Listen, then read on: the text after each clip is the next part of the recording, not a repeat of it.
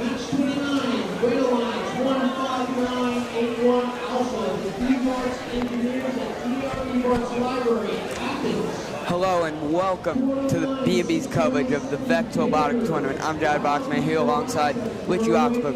Richie, what are you looking forward to seeing today? Looking forward to see a lot of people collecting these rings. Yeah, it's going to be very interesting now with this new format. As you see, there are all these different stakes around the ring, which people are trying to get their rings on. There are 2 positive corners, 2 negative corners. If you get in the positive, it is going to double your score if it's on the stake. And also, there's the normal 15-second autonomous round, which both teams have their own stakes, which they can record points for that. And also, you see in the middle, there are the big stakes. If you climb to level 1, you will pick up 3 points if no part of your robot is touching the ground. If you hit level 2 and your robot is still up there, you will get 6 points. And if you somehow reach the top, you'll get 12 points. And then up there, there is also 1 stake that can hold 1 ring to recruit you as many points as you possibly can. 25 seconds. So yeah, what are you looking forward to the most?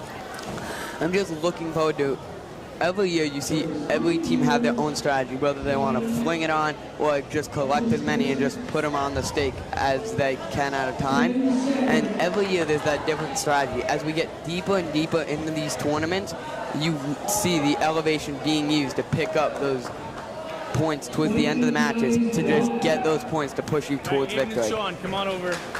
It's going to be pretty interesting today to see these robots crash into each other, pick up the rings and climb. Yeah, and another interesting thing every year is after your robot falls apart, you go back to the repair table and you have to make those quick edits on the fly and repair it to make sure it's ready. And halfway through the day, there will also be the alliance period, which teams will get their choice. The top team with everything and all their points today will get the first pick of any team who they want to be their alliance for the playoffs. So that's just pretty cool, getting a bond. Sometimes you end up with your own school, sometimes you end up meeting new people. So it's just the connection of everyone throughout this whole tournament. That's pretty cool, especially a lot of people getting meet up. Some people are going to make some friends, and it's going to be a blast for these people. Yeah, as just every year, it's the new rules, so you have to adapt on the fly. Every year, nothing stays the same other than normally an object that you have to do something with. Like there's also the stakes that you can go on your robot and you move into the corners to secure those points in those corners, and just how you strategize. Right now it looks like red team's winning. Do you know who's playing right now? Yeah, as so far the red team has couple rings on the stake in the corner, and blue team trying to turn that around, as it is red team is up right now 26-11, as they did also win the autonomous round and won the autonomous bonus points. It's pretty interesting how some of these teams have big differences in the games, just dominating the others. Yeah, because every team has their own way. They prepare in their own way. The people who you are allied with for these matches aren't from your school, so everyone has to work to adapt to what their teams can do together. As we are now under 30 seconds here, as the red team leads 35-14. Just dominant performance so far by the red team, but still anything can change. If they somehow get those elevation points towards the very end, the blue team can maybe turn it around. As now 8 seconds left and counting. Red team up big, 37-14. As that'll do it here, and it looks like the red team will come out victorious. Now they're in the next round, right? As that as that match was a qualifying win to try and get you in those standings, as you work to the top to try and get it towards the top of the top to be able to make those picks for the ally round.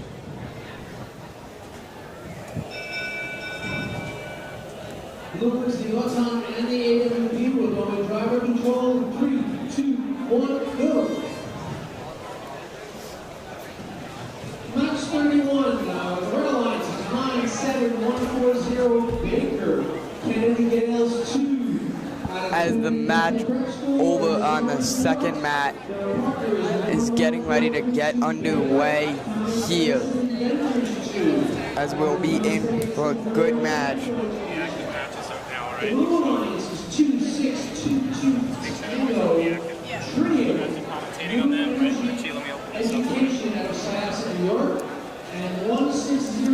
As it will be a school from Syosset just ready for another tough matchup, as all these matches have their own excitement to it, and every match has its own different way that a team can pull away and win. Whether even if they lose the autonomous round, they can bounce back if they are that good at controlling their robots they built with their controllers.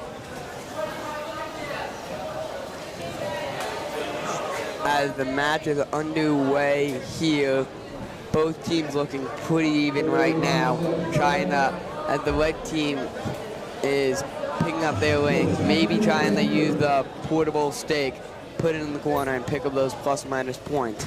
As the blue team is up 25-14 over red. As 19 seconds ago here in qualification 31 match. As blue team still leads, red not doing much right now, only 10 seconds left, and the blue team won the autonomous round, so they will pick up those bonuses. As the blue team, as they'll take it to the final tally, blue team wins 25-14 over red. Big 11-point difference there.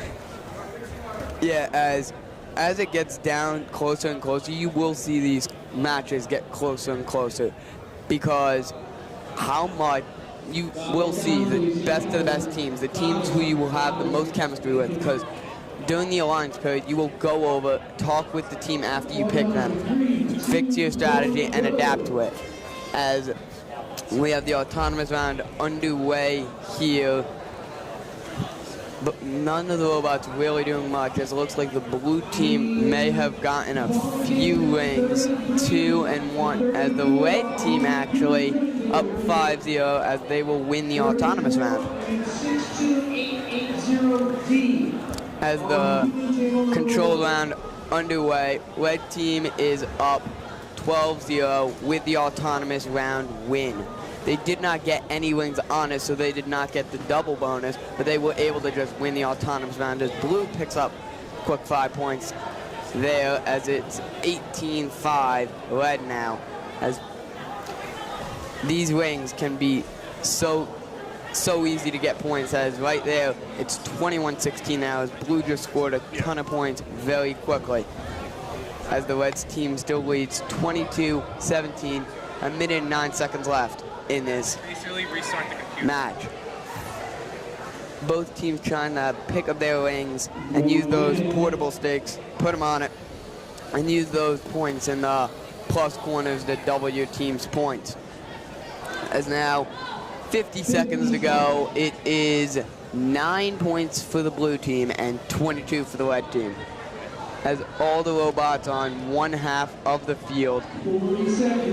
One of the red robots had a full thing of rings, but that one will fall over, so they will not get anything for that. 25-23 blue, looks like it's blue with a big comeback. 20 seconds left. As just the robots are in the middle, looking for maybe elevation points, as that one looks like it is off the ground, so that could be 3 points unless someone knocks it down in the final 8 seconds here. 5 now left, as blue is picking up their points, as it looks like blue came back, as they won 32-23 while losing the autonomous round. So you can see there how even if you lose the autonomous round, you're still fine if you're that good at controlling it, as they racked up point after point after point. As this new match is underway here, 8 seconds to go, pretty even autonomous round. Neither team able to fully gain control, as that'll conclude the autonomous round. As getting ready to start the control round here, as that is now underway. The control round has begun. All the robots looking to grab those discs and grab those portable stakes, to try and score their points. Minute 30 left here as the red robot now is 2-3 on its portable stake, moving around, trying to maybe drop in the corner, but first they have to clear that corner. Minute 19 left as the red one now is 4 on it, as it's trying to force its way into the positive corner to score up those key points. Minute 8 left now. Both teams playing it tight here, as it's neither team fully pulling away in match 34. Just pretty impressive so far, as it's the red team and the blue team just trying to find their way to the goals. As 40 seconds now left, as the blue team picks up one of the wings as they try to put it on the side goal, not able to get it now. 30 seconds left. Red team is up 21-6 right now. As the red team has just been picking up the wings, and at one point they had 4 wings stacked on top of each other, and they were able to get that in the positive corner, so that got them their big key points, as they're now 21-14, 21-11 red, as they won their autonomous. 27-12 now. Now they have 5 seconds left. As blue running out of time to mount a comeback. 27-12 red, as that'll do it, as red wins the autonomous round and will win that match.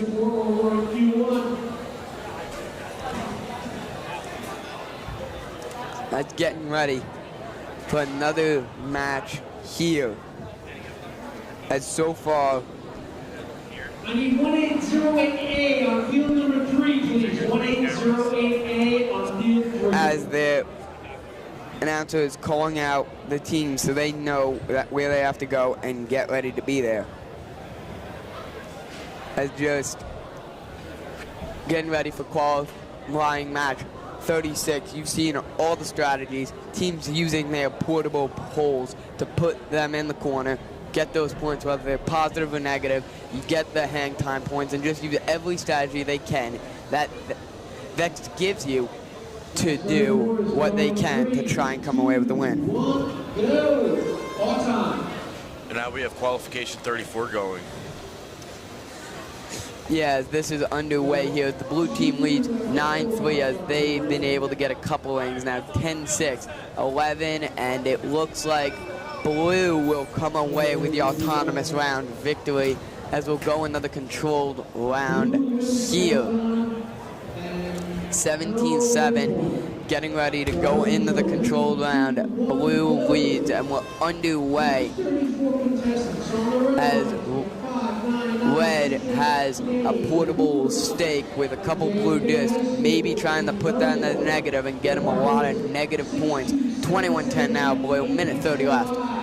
The Harvey School at Katona. A minute 30 left. Blue is up by 16 points right now. Yes, blue is just racking up the points. 25-10 now. 27 as they are just using those wings and just making sure they go right on the stake. Minute 8 left. Blue really pulling away now. 35-10. As you see, they just put those rings in the positive corner and their points just went up drastically. Yeah, those rings in the positive corner will double your score, so red can make a big comeback if they can do that. As it's 35-17, 50 seconds left. Blue trying to find something so they can just hold on to this victory and just end up getting a big win. 38-17, 40 seconds left. Red running out of time, now of 24.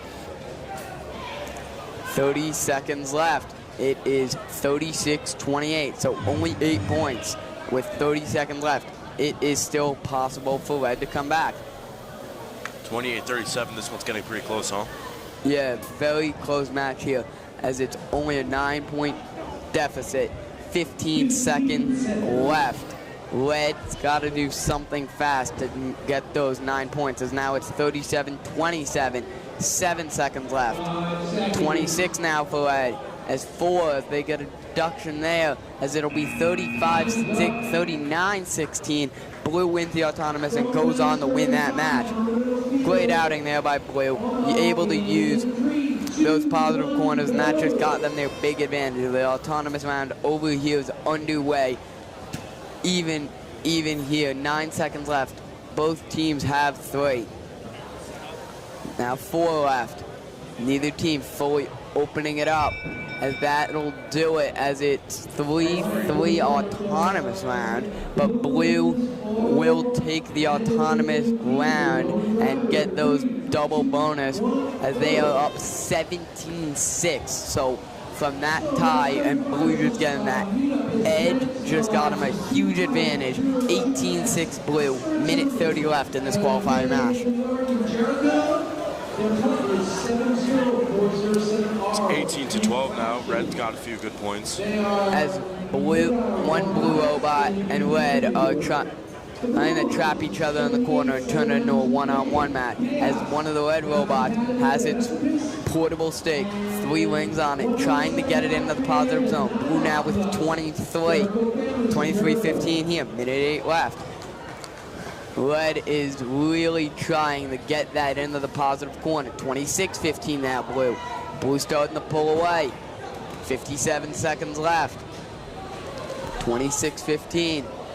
As you see the blue robot trying to just defend that corner and make sure red cannot not knock down any of their wings.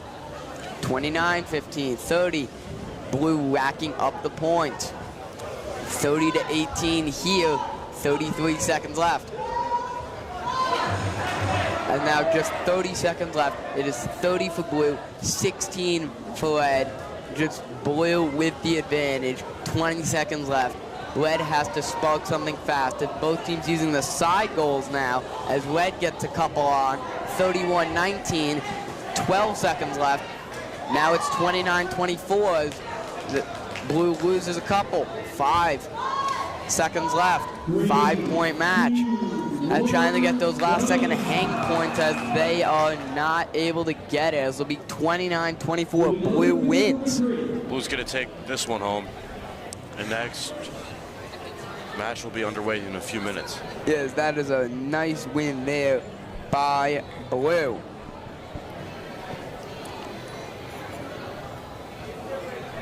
As we are getting ready to start our next match here. All right, we're setting up for qual 36 right now.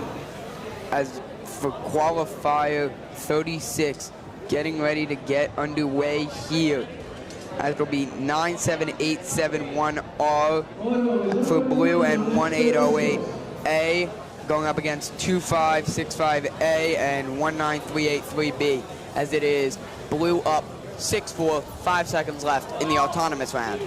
Blue trying to get their advantage here in the autonomous, as blue up, as it looks like red may have snuck in there at the end to come away with that autonomous round, as it shows they're up 8-7, as red with a late push wins the autonomous, up 14-7. They will take one of the bonuses from the autonomous, as the controlled round underway. Red leads 14-7.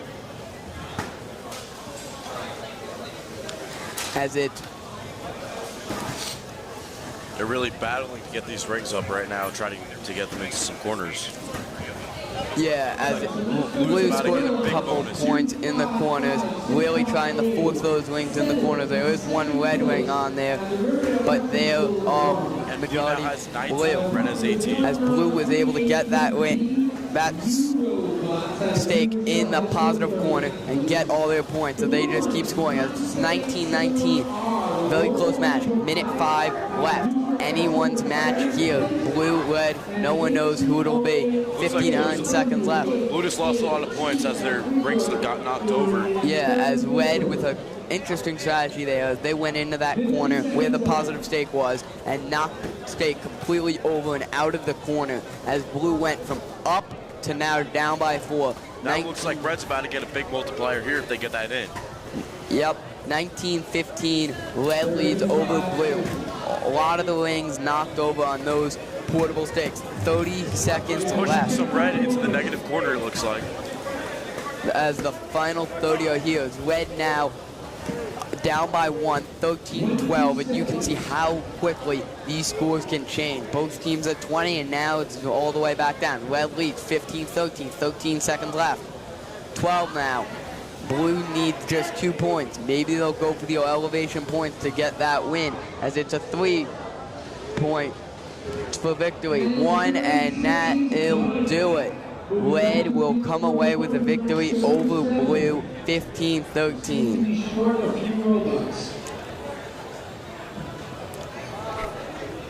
As here we are, as qualification 39 is getting prepped. Both teams making their last edits and getting ready as that last match concluded.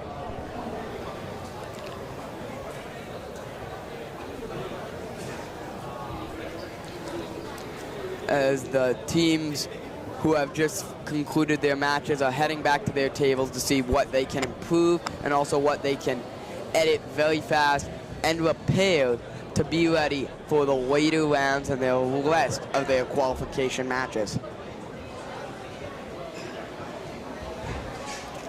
There's still plenty of matches to come today, as these are only the qualifiers. You still have the quarters, semis, finals, and of course that alliance period in the middle. So very exciting day in front of us. Plenty of action all around. As you see the teams placing their wings where they want on their robots, talking over their last minute strategy before this match begins for qualification match 37.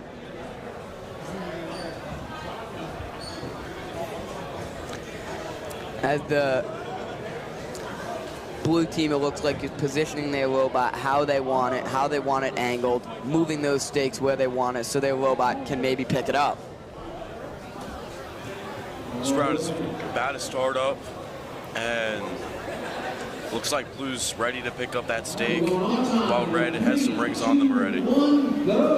As the autonomous has begun here, Blue with an early 3-0 lead. Red ties it right back up. Blue picks up more quick points, as now 11-4. Blue pulling away, just very fast points by Blue, as Blue is victorious 12-4 over Red. 18-4 heading in, as Blue was able to get those rings on and pick up those double bonuses, which are key to give you a big lead out of the gate. And he just lost his stake there when he swung around. Yeah, as that was not intended, as he just tried to pick it up, not able to fully control his robot there, as that stake did fall. Minute 29 left, Blue still leads 18-4. Red has a lot of rings on that one stake right now. If they can get it into a positive corner, they're going to get a lot of points.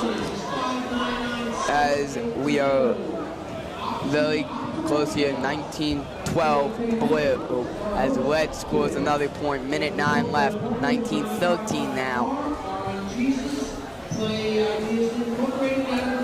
Minute left now, as looks like Red's about to get a lot of points right here. Both teams are getting ready. Red trying to use their stake as Blue picks up their points, as it's 22 now for Blue, 25, as they are using their stakes to their advantage. 26-13, Blue with the lead. Red trying to reverse, as they have one stake with 3 of their rings on it, very close to that positive corner, as they are able to convert on that. 5-point lead for Blue, now 9, as just Blue has a big stake right there, about to get into a positive corner, it seems like. As Blue, it looks like, has a full stake trying to force their way through. As Blue now 41-22, and that is without that full stake getting into that positive corner. Now 15 seconds remaining. Red running out of time here, as Blue just trying to play defense and make sure. Red has a stake with 4 on it, trying to navigate their way, not able to find it. 2 and 1, and Blue with a big win, as they were able to get those stakes into both positive corners with plenty of their rings on it. I feel like we're going to see that Blue team later on in this tournament with how big they just won that game, and everyone here is skilled.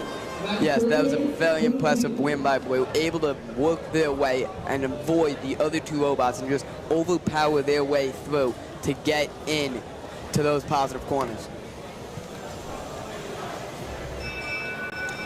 And at the next matchup, qualification 38, Blue is going to take the autonomous round, 8-4. Yeah, as blue is leading now 14-4 thanks to the autonomous round bonus points as they receive one of the bonuses. Minute 40 left. 14-4, good difference for blue here. As Red trying to mount something here. Red has a full stack, but one of them are blue. They got that in the positive corner, it seems like. 19-7 now for blue. Minute. There's a lot of rings staggered all over the ground in the right corner. Blue is now up 21-7, over a minute remaining. As there's still full stacks of wings in those far corners, as you see a robot now over there. Got it on a stake, trying to push its way into the corner as the stake is down, but has a ton of blue wings on it. 22-7, blue is up. 50 seconds left. Red's been stuck at 7 most of this match. Let's see if they can change that. As 45 seconds here, blue leads still, 22-7. Most of the stakes here are knocked down.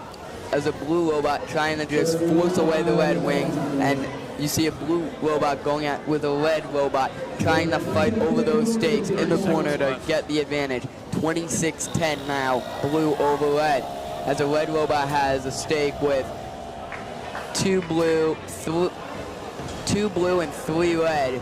So that'll benefit them, but also hurt them, as a red wing is now on that side one partially. Don't know if that will count. 30-14, blue leads. 6 left now. Red running out of time to come back. 3 seconds left, down by 16. And blue will come away with the victory there, as 30-14, blue will win. Just so far today, it doesn't mean much, but you've just seen a lot of all the blue teams winning. So that could be something, the blue color, I guess, just maybe inspires that and makes them just determined, and their robots are really working well today. As we're waiting here for the match over on mat 1, the next qualification match, and that one just started the autonomous round. As nothing yet happened here in the autonomous, as red and blue alternate. Blue 3, red 4, red now up to 8. Trying to pick up those 6 points. Red's gonna take the autonomous round. 5 difference, and they get a big bonus, 15-3 now. As red will pick up their 6 bonus points there with that 1 bonus. 15-3, red now leads. As red robot, you see with now 4 rings on that stake, 1 blue, 5 red now, as they look to fight for that in that corner, as they nearly have it, as they get some, as they did get it, 20-3 red. Big play there by red, able to get that stake into that positive corner. 20-4 now, minute 10 left. Red lost their stake there. Looks like that one robot is having some difficulties picking things up and losing its stakes. As the blue team has not shown much so far this match.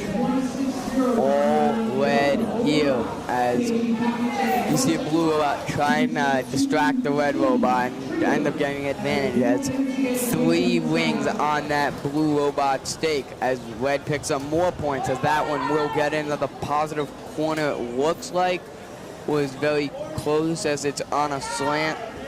That one red robot is having a lot of trouble here, but the other robot is bringing them to 24 points, while blue's only have 4 points with 30 seconds left. Let's see what happens here. As blue not able to establish much here, as they have that one slanted one in the corner, so don't think that counts. 24 for red over blue. 14 seconds left, and red's got a full stack on its stake. As blue now picks up its points, 27-10, but it could be too little too late. 30-10 red, 2-1, and red will win 30-10 over blue. 20-point difference there. Yeah, as blue was not able to establish much in that match.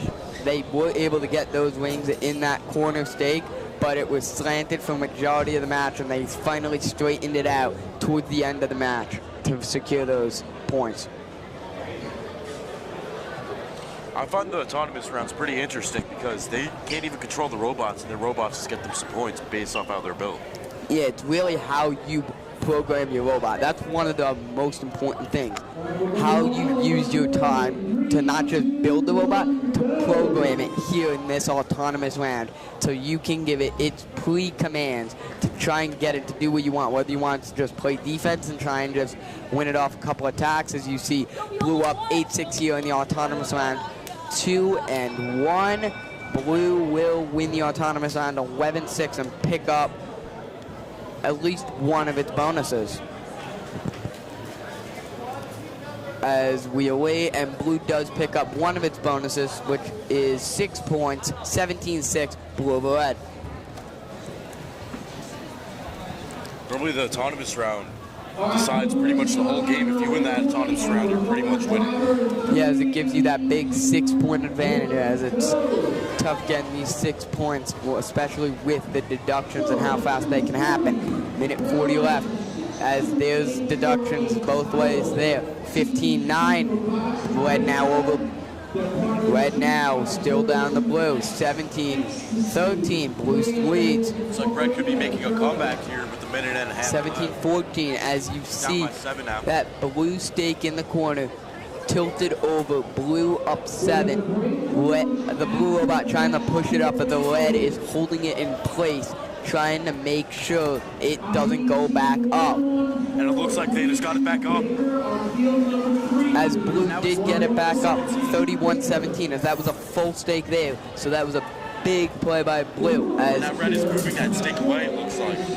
That Red has that stake floating, 24-23. As that stake has been a key part in this match, switching it both ways. Blue leads, 25-23, 40 seconds left.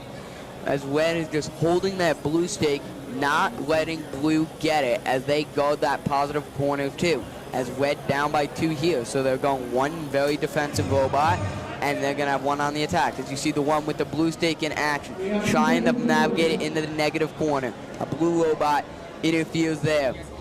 And it looks like he may have gotten into that negative corner. We'll see in a second here. As it's a lead now for Red. Tied up now, final 10. Very close match, as that is in the negative. The Blue team trying to knock it over, and they did, as that did get in the negative corner, 26-14. Red takes that away. As Red was able to get that into that negative corner late, Blue was able to get it back up, but after all, they lost all their points and got down to 6. They were not able to fully come back. As the Red team is winning this autonomous round so far, 12-3. That's a big difference there. 15-5 now. 17-8 to the final autonomous. Now we'll see some bonus points come in. As the Red team will take that autonomous round, and it looks like they got 17 all by themselves, which is huge, because now they're all the way up to 23 thanks to that double bonus. But Blue did pick up a bonus, so it's 23-8 here. Now Red already has a pretty big stake, pushing it into one of the positive corners. Looks like they're going to go through some more rings, though. They have 4 on it, 5 now. As a minute 30 here, as you see a Blue robot now with 2 on its stake, heading towards the negative part of the field. Now 3, and now 4, 5 Blue rings. Positive corner. See those points climb up in a second. As the Red team has that Blue stake knocked off. Right there. 2016. As you see that Blue stake just floating, there are still wings in that negative corner. The Red teammates are trying to force it into the negative corner as it's tilted over, trying to straighten it out to make sure it stays. As the Blue team now picks it up and tries to drag it back into the positive corner now. 50 seconds left. Red up by 10. As it's still 26-16. anyone's game with these positive and negatives, as a red team had their stake knocked over with 5 rings on it, and that is very crucial to this right now. And we have 30 seconds left with a 10-point difference, 26-16 here. As big points by blue as they were able to get theirs into the positive corner. 26-24, 20 seconds left. 19, 18 left. That's Red leads 28-24. 13 seconds remaining. 9 left. Red still leads by 4. Red now up by 7.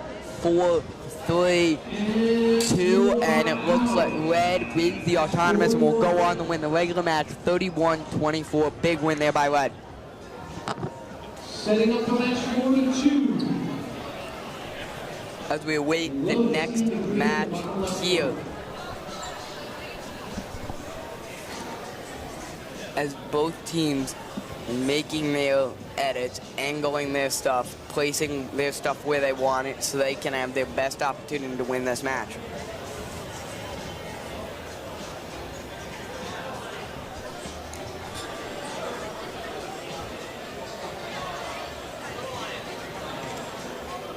As teams are planning and calling out what they want to go for and their strategies, the autonomous is underway as blue got 1 wing on it, looks like, as they're picking up more. 5-3, blue leads. 5 seconds left on autonomous. Red now takes control. 2 and 1. That was 8-6 blue. As a back and forth autonomous there, blue double bonus gives them now 16-6 as qualification match number 42 is beginning. Blue's gonna try to collect more rings onto that stake. It's overthrowing it though. As Red picks up 4 there, 16-10. Looks like Blue's got a full stake into the positive corner. Now it's 26-10. That's a big 16-point difference with 1 minute and 20 left.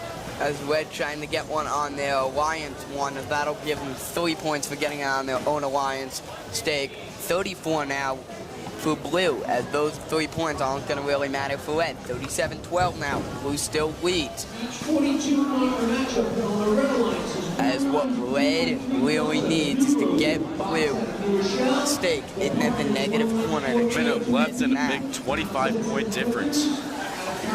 We now have 52 seconds. Score is staying pretty steady here, 37-13. 40 left now. Blue still up big. As you see a blue robot in the corner, trying to navigate its way. A red robot with a full stake, trying to get into the positive corner and take it, as it's 41-17, blue over red still. 17 left. Now we have 44-17 with 12 seconds left. 47-17 now. That is a big 31-point difference now.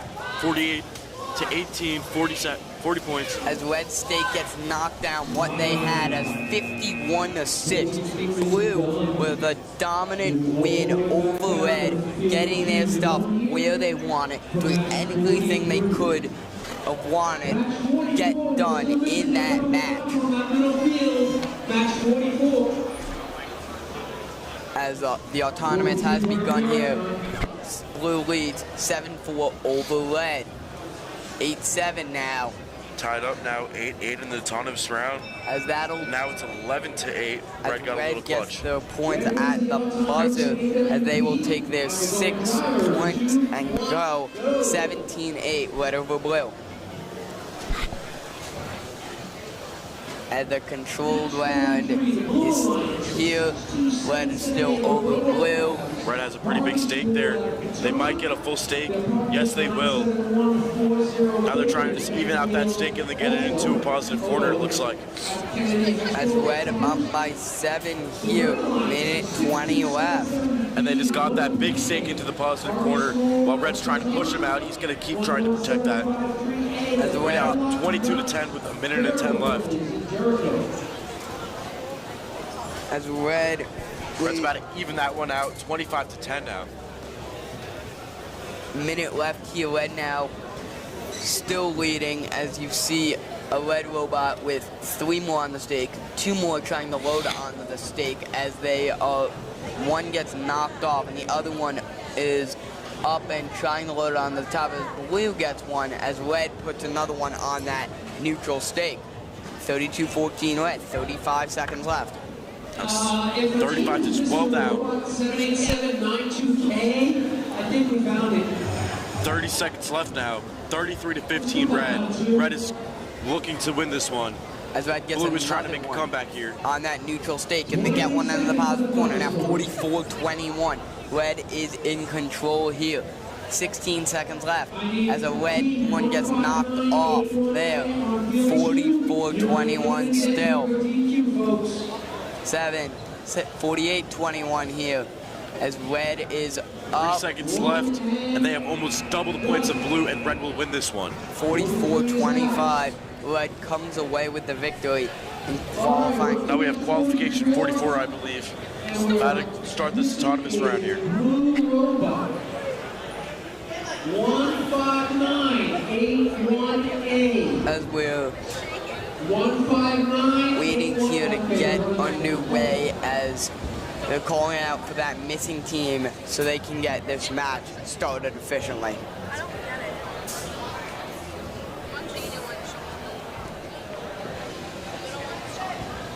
And teams are just making sure their robots are ready, making sure nothing's wrong, putting their last piece on it. Looks like an interesting strategy they're trying to do. Put something that can go inside the ring, maybe, or at least measure the distance between it to see how far they have to go in this autonomous. I feel like that piece, if they ended up putting that in, that could have been to push other stakes down, and then the other robot just collect stakes. They were not able to put that stake in, put that in there for their strategy, as resetting the playing field here. Looks like both blue bots are ready and red is ready, so this match should be getting underway soon.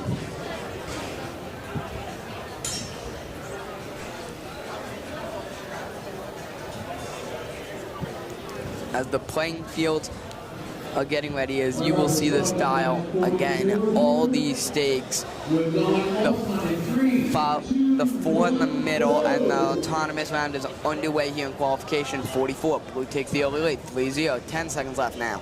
9, 8, 3-3 here, 7, 6 now left, blue's up, 4-3, 3, seconds left now. 2, 1, blue not able to get anything at the buzzer. Red will take that autonomous round. As they ended up tying that one. Blue did get that one, so red will pick up one in the bonuses, and blue down 13-4. 13-4.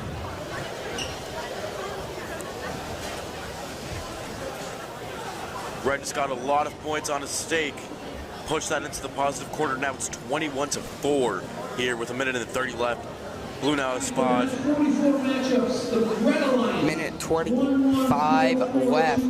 Blue trying to navigate something as they're by that neutral stake with 3 wings as one falls off. Still with a couple.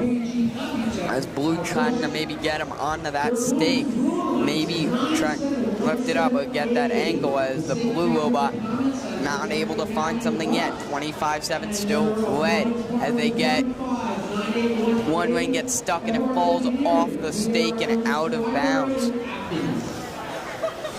I want to see one of these robots try to climb to the top. We haven't seen that yet.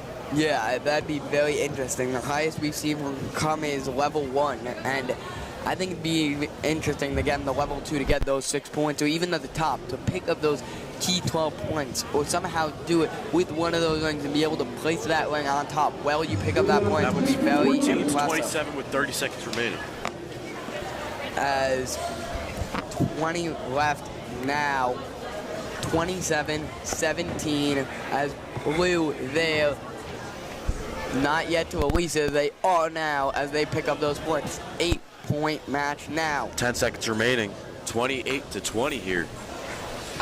6 left. Red gets one on the corner again. 31-23. 2-1. And Red will take this one. Qualification 44 is now done.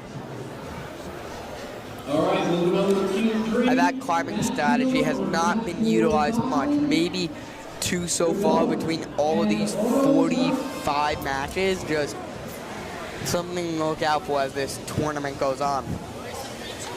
That's qualification 45 underway. Blue tied at 3 with Red 2-1. And Red might get that final point, and no, Blue will take that autonomous round 9-3 after bonus points. Yeah, as They got a double bonus there. Now it's 15-3 after autonomous. Big point difference from an autonomous round. As underway here, minute 35 left. Blue leads Red 15-4.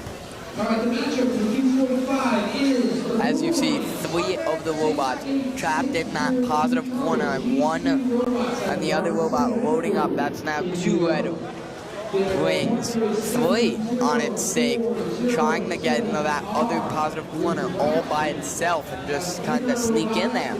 15-6 now. Now a minute and 10 seconds remaining with a 10-point difference. Blue is up 15-5 here.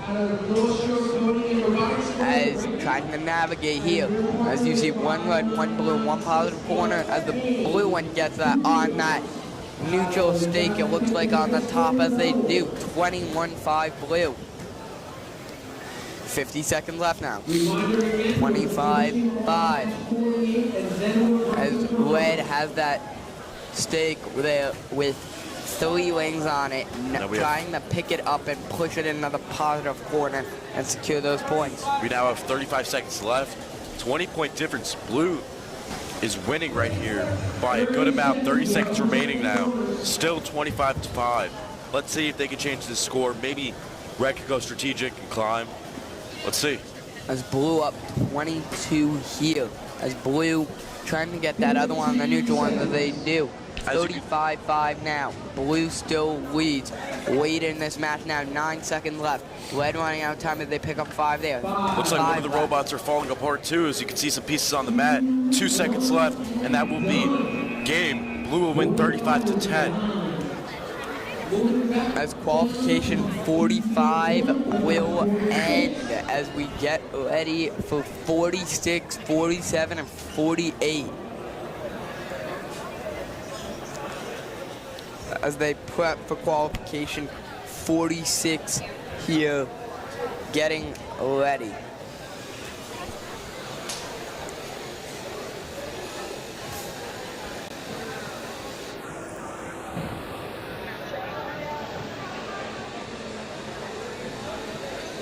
As only 3 more matches until a break here in action here.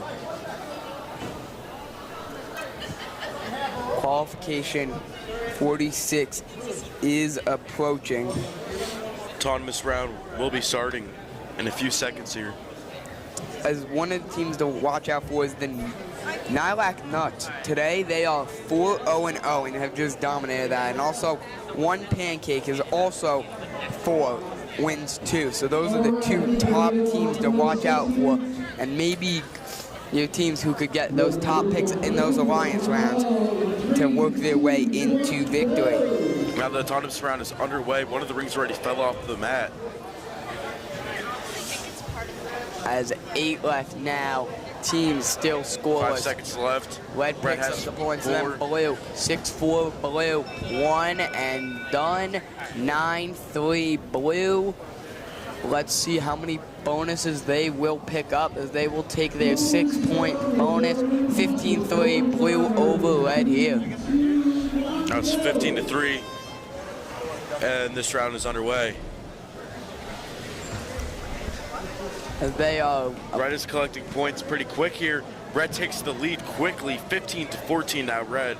Now it's 16, 1 minute, 30 seconds remaining, 16-14. As minute 20 left, Blue now takes the lead, 18-16. Minute 10 all the robots trying to find their opening to secure those points. As you see that red robot all alone in the corner trying to get those. As blue gets it in the power corner, 25-18 now. Red trying to get something going as they get some in that corner, 23-22 here. Under a minute to go. 1 point difference, and now boom, red just made blue lose a lot of points. Now it's 15-22, 50 seconds remaining. Big point difference right here, 7 points. They're going pretty back and forth here, pretty close matchup. It's now 22-18, 40 seconds remaining. As you see that blue robot picking up a couple in its launcher, 6-point lead now. Blue down 6, now down 12, 30 seconds left, back to 6. Trying to get it, 7-point deficit now. 28-19 now, 9-point difference. Red is really getting a lot of points here. As Red has that full stake, trying to maybe get it as they're next to that neutral one. Try to get the folks one. That one doesn't go. 6 seconds left. Red leads by 10, 3, 2, and Red will win 27-23, even though Blue won the autonomous.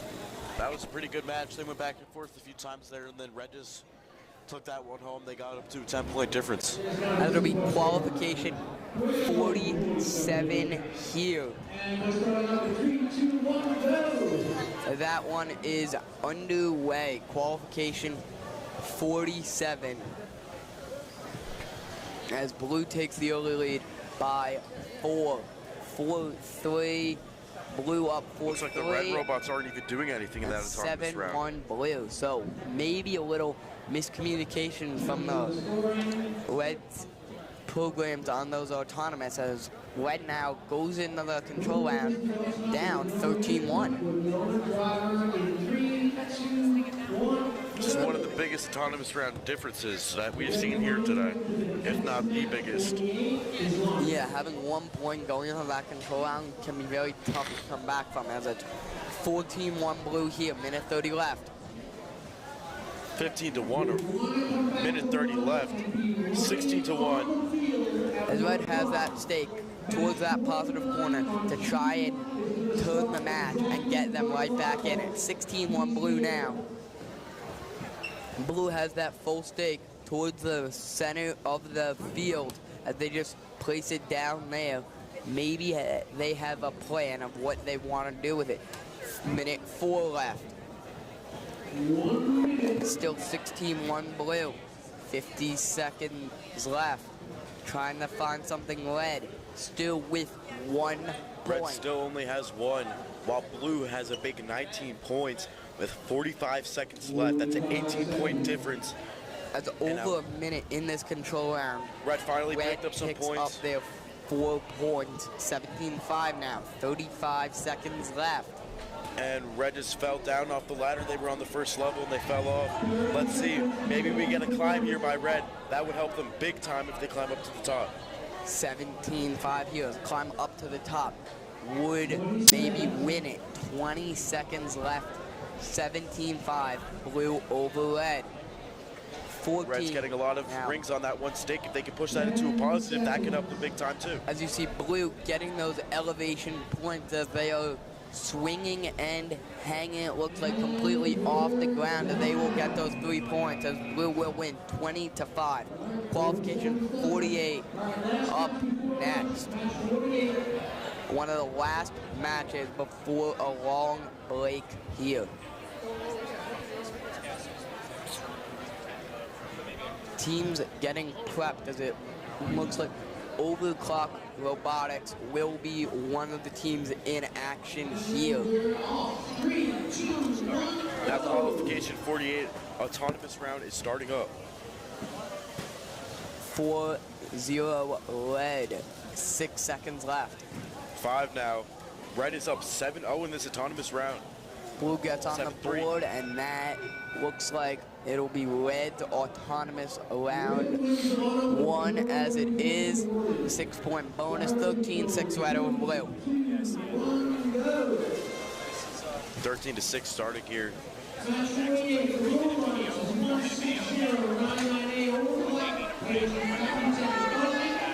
has 13-9 here, minute 30 left. Red has 2 rings on that one stack there. As Blue gets that positive stake, Blue takes the lead, 15-13, minute 20 left. Red right back in it, 22-15 lead now. Back and forth matches here, 25-15, minute 13. 10-point difference with a minute and 9 seconds remaining. 12 now. 13-point difference now, 28-15. 1 minute remaining, 28-15. Red has a full stack floating around. Looks like it might knock over here though, and Blue will knock that stack down. As it'll be 28-18 here. Running at 48 seconds left, 28-21. Still anyone's with these positive negative corners, 28-22. Blue only down 6. That hang on that second level can tie it, 27-26. Blue takes the lead. 30 seconds now left, 26-27. Red is getting a lot of points stacked up, but it has lost a few now. It's 23-27 with 22 seconds remaining. Let's see what they can do here. It is now 27-29. As Blue is up by 2 only. 10 seconds left here. Red just needs 2 to tie it, 3 to take the lead and maybe win And it. Red just put that stake down. As 27-29, 1 1 second left, and Blue will win that one. As that'll conclude qualification number 48 and start the break in action of these matches. The teams from match 49 on Q1. As match 49 and match 50 competitors are getting queued up and making their changes during this long break. As so far we've seen all different things that were match included Fallsburg Robotics in it as that ended that match. We're gonna run the video. And you guys talk about the rules after that, okay? No, you can take a break for a minute because we're not running runs. All right, see if you can play that from here. Welcome to the 2024-2025 VEX V5 Robotics Competition and this year's game, High Stakes. High Stakes is played on a 12-foot by 12-foot field by 2 alliances, 1 red and 1 blue, made up of 2 teams each. The game's primary scoring object is a plastic ring. Rings have an outer diameter of 7 inches, an inner diameter of 3 inches, and a thickness of 2 inches. There are 48 rings on the field, 24 red and 24 blue. There are also 5 hexagonal mobile goals that can be used by either alliance. Mobile goals have a maximum diameter of 10 inches and an overall height of 14.5 inches. Points are scored by placing an alliance's rings onto 1-inch PVC pipes called stakes. There are 10 stakes located around the field. 5 stakes that are part of the mobile goals, which can fit 6 rings each, 2 wall stakes, which can also fit 6 rings each, 2 alliance wall stakes, which can fit 2 rings each, and 1 high stake on top of the ladder, which can only fit 1 ring. Rings that are stored on stakes are worth 1 point for that ring's alliance. The highest ring on each stake is called the top ring and is worth 2 additional points. Matches begin with a 15-second autonomous period, where robots operate without input from their drivers. Robots begin with 1 ring as a preload and must stay on their side of the autonomous line. Alliances also have the opportunity to earn an autonomous win point by completing a certain set of tasks during the autonomous period. The 1-minute 45-second driver control period begins once the autonomous bonus winner has been determined. In high stakes, object possession is limited to 2 rings and 1 mobile goal. However, rings that are stored on stakes do not count towards this limit. And rings can be descored from any neutral stake at any time. At the end of the match, robots can earn additional points by climbing the 4-foot tall ladder. Using the first bar of the ladder to get your robot off the ground is considered a level 1 climb and is worth 3 points. Passing the first bar gets you to a level 2 climb and is worth 6 points. Getting the entire robot above the second bar is considered a level 3 climb and is worth 12 points. Note that the ladder has 4 sides, but there are no Alliance-specific climbing locations. Robots may climb up any side that they want. One more thing. At any point during the match, mobile goals can be placed into the 4 corners of the field, which will modify the scores of both alliances. 2 of them are positive corners. If a mobile goal is placed in a positive corner, all rings scored on that mobile goal will have their point values doubled. The other 2 are negative corners. When a mobile goal is placed into a negative corner, all rings that are scored on that mobile goal will effectively be changed to negative point values. They are now worth 0 points and remove an equivalent amount of points from the Alliance's other scored rings. High stakes can also be played in Robot Skills Challenges, where one team competes against the clock, and the collegiate-level VEX U Robotics competition, where teams design 2 robots using advanced materials.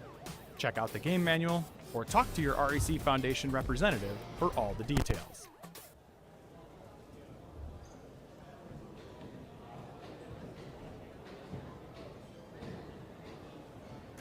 All right.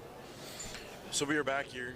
As those were your rules for this tournament, as you saw how there are all these different stakes, how there are 4 around in the middle, the ladder in the middle with the bottom level 3 points, middle level 6 points, top level 12 points if you hang on it. You have the 2 neutral ones on each side, and then also your own side, you have your own alliance stake. If you get it on that, it is worth 3 points. And What do you think the most interesting rule is? I think the most interesting one is definitely the positive and negative corners. How you can just get it in there, and just if you get it in that positive corner on that stake, you can double your points, and if you get it, you can just turn it right back around and subtract however many from the other team scores. I feel like the most interesting rule to me is how if you get all the way to the top, that's an easy 12 points, but you hardly see anyone hanging past the first level. Yeah, because of how much work it takes to ramp up from that bottom level, and how, especially the time that you have. While you have those other robots that can go after you and knock you off, you can just get stunted completely off of that, and it can end up backfiring and maybe end up harming your robot and maybe hindering it for the rest of the tournament.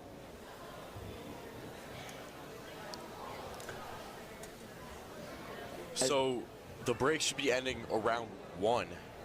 That's a big hour-long break. Yes, teams will get to also talk to other teams during this break, maybe try and think of alliances ahead of the time, even though we have plenty of qualification matches left. But just start game planning for the future, coming up with maybe new game plans, and just working towards how they can come away with the victory of this tournament. You know, these teams came out at 6 in the morning to start doing this. That's pretty early, and that shows some dedication with these teams, and it shows how hardworking they are. Yeah, being here from 6 o'clock in the morning all the way to 7 o'clock at night, and plus, not only that, all the work they put in this whole entire year, building these very creative robots. You can only imagine how much time that takes, and they probably started prepping their robots right after last season ended. At the end of last year, you started talking about how we want this for a robot, we want that, how we want this, how do we want that, because this prompt dropped 10 months ago. This prompt has been out for a while, so you've known what you needed to do, what you need to strategize towards, whether it's climbing or just making sure you can pick up all those rings a lot and a lot. So we're going to do technical check to what? This video really quick for you guys. We're going to do a technical check, so we're just going to play this video for you guys. We've been on air for a while.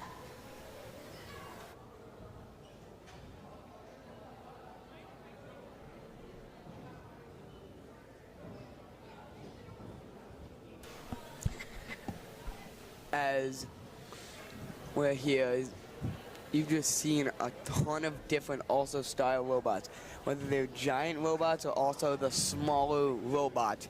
You can never underestimate your competition, because no matter what that robot is, it's about the people who are controlling it. And it's also a team thing, because you've seen when one person is controlling it, another one is coaching them. And you have that for all the teams. So it's staying focused too. When you have all that going on, you have to stay focused on your competitors and try and work your way to victory by getting those rings. And you know, a lot of people came from far away too, so it's not just like they woke up at 6 to come here. They woke up early in the morning, maybe even 3 a.m. so that they can compete today. And they're still doing very good. You can see a lot of talent, and it's pretty impressive how they're able to do all this. Yeah, the amount of time and effort put in by everyone, all the competitors, everyone who works through VEX here, and just all the coaches too, the dedication they put in, all the competitions throughout the year. This is one of the biggest competitions this year that everyone works towards. Trying to win the region championship, trying to get that honor and be able to say that we were the region championship. 2024-2025 VEX V5 Robotics Competition. As we're working through some stuff here, as teams getting ready, bringing their robots over to the repair table and edit table so they can add what they want in this amount of time that they have. Yeah, we're there. As teams are doing whatever they can from the materials they have here to make the changes and improve their robots. I feel like this game takes a lot of skill too with the remotes that they use. It just seems like they're having to control these robots, bring them to the corners while they get crashed into, and it's real life. The robots are breaking down mid-matches even. Yeah, as we've seen in a couple matches, pieces of these robots go flying off and the robot still competing. But another thing that's very underestimated and that people think is so like easy and not that impressive and just normal, is the autonomous rounds. You have to put a code on your robot for those big 15 seconds that can just sway that match. And it takes time putting that code, what you want, how you want to strategize, whether you want to go offensive, defensive, play the physical game, try and knock off and hurt your competitor's robot, maybe try and do that strategy. And just the thought and time that goes into getting that done is just very impressive.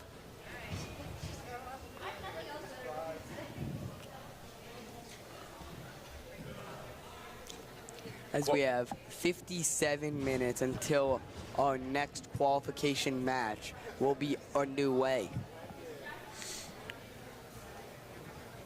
The next match will have teams 19383D, 5996D8T versus 38211B and 62880A for qualification 51. Yeah, as that match will look to be good here, as the Nahuac Nuts are the top of all top teams right now, 5-0, as they have not been defeated at all, and all their wins in very dominant fashion. As they won their matches just in all different ways. 43-23, 39-1. 38-22, 45-27, and 32-27, as they have 3 matches left here. And they are coming in from Jericho. So that is one of them. And just one of these creative team names also, just all different names on how you want to like express yourself through this thing. Like from Bayside you have, come on man, just all these interesting names.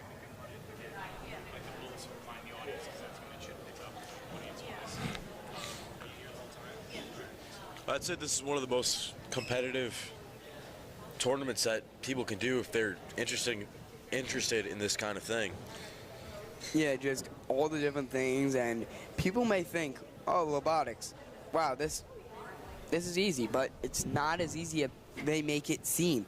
This is the Southern New York State Championships, one of the biggest things out there. People might think it's easy, but how they're doing it, it's also adapting on the fly, and these just hour deadline, just being able to get that done, make the repairs, because even if your whole robot's down, you still have to try and adapt so you can go on to still compete, because you never know who could maybe pick you for the Alliance round. Because that's where all of those are very surprising. A lot of people expect, oh yeah, we're the 1 seed. We're gonna pick one of the top teams out there. But no, they take a chance on one of those lower seed teams, and it sometimes ends up panning out.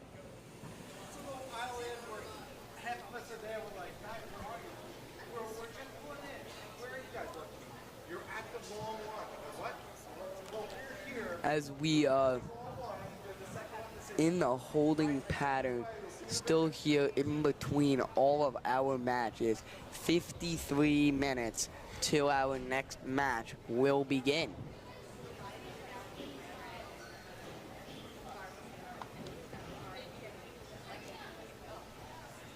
You know, all these kids here are high schoolers too, and they're still doing all these impressive programming skills, and I'm pretty sure it's mostly extracurricular too.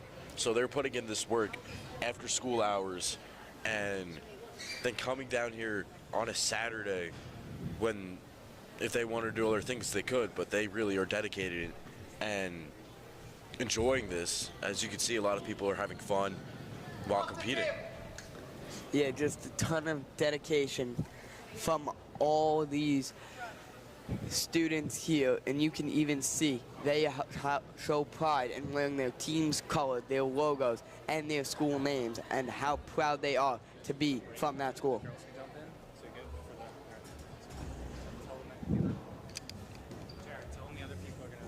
As now we're gonna send in our next crew. Okay, so we're back here today. Hi guys, I'm Allie Redican and I'm here with Sophia Whitaker. So far we've been watching, it's been incredible watching all those teams work together and see like all the trial and error in between matches. I see the teams picking up their robots and running back to the tables in the back that they have, trying to fix any problems that they saw. It is definitely cool to see like the teamwork that is being held here together at this school, and how all different teams are working together for alliances and using teamwork to help their skills with their robots. Yeah, I know. I was walking around before and I just saw like other schools who just talking to each other.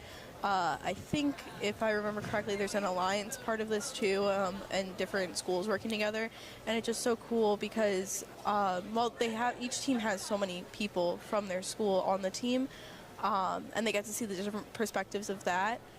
Kind of seeing how other schools approach the same challenge with different eyes, different mindset, different maybe support from their schools. Seeing that and how like they were all given the same task, but how differently all the different schools like approached it, and seeing how they can like work together in that alliance round, like that's just gonna be very interesting to see. It is very interesting. I was also walking around later, and I was looking at the different types of robots that they were building, and how every single school has like a different kind of technique to completing this challenge and trying to really get those rings on and complete the task of it in the short amount of time, because they only really have like a minute or so to do this challenge. So it is definitely interesting to see the models and the different types of robots they have here. Yeah, and one thing that really stuck out to me was like the sportsmanship that's here. I mean, you know, obviously it's a competition. Somebody has to win in like the individual matches and overall in the end. But, you know, you never see a team getting like super angry or anything that they didn't win. No one's like blaming each other or anything like that. It's just really like everyone's like congratulating each other, and like, you know, making everybody like excited, like, because they have worked on this for so long that even if maybe they aren't the ones that won the match, like just being able to come here, being able to compete and having a product that they could show off, I mean, that's a win within itself. Yeah, some of these schools traveled from like upstate New York to just see and experience this, and there are definitely many things doing at once. So it is definitely cool to see teams working as fast as possible because this is a competition, and their goal is to win and come out like as the best. So it is definitely cool and interesting to see how these teams are, because some teams have some people on the court while other people are like trying to find the problems and the solutions to things that are not working as best. Yeah, I think what I really like about this whole competition is just that as they are starting to, go up against other teams and use their robots and everything like that, it's just really interesting to see how they're able to see the problems that they have and under pressure. I mean, we're in the middle of a long tournament. We're here for a while, but their stamina never stops, and they're all here ready to start fixing those problems, make everything better, and just keep doing the best that they can, no matter the outcome of whatever they had just experienced before that. Yeah, I totally agree with you. There's so many teams who've been trying to like find their solutions because maybe something's wrong with their robot, or even them, as soon as it's over, they'll fit their right with the robot, fixing it, adding air to it, or using tools to help adjust things to make their robots better and improve them. Yeah, and I think it just really also speaks to like the collaboration that needs to work for this, because in a time like this where again there's time limits to when like how long breaks are and what's happening in between matches and things like that.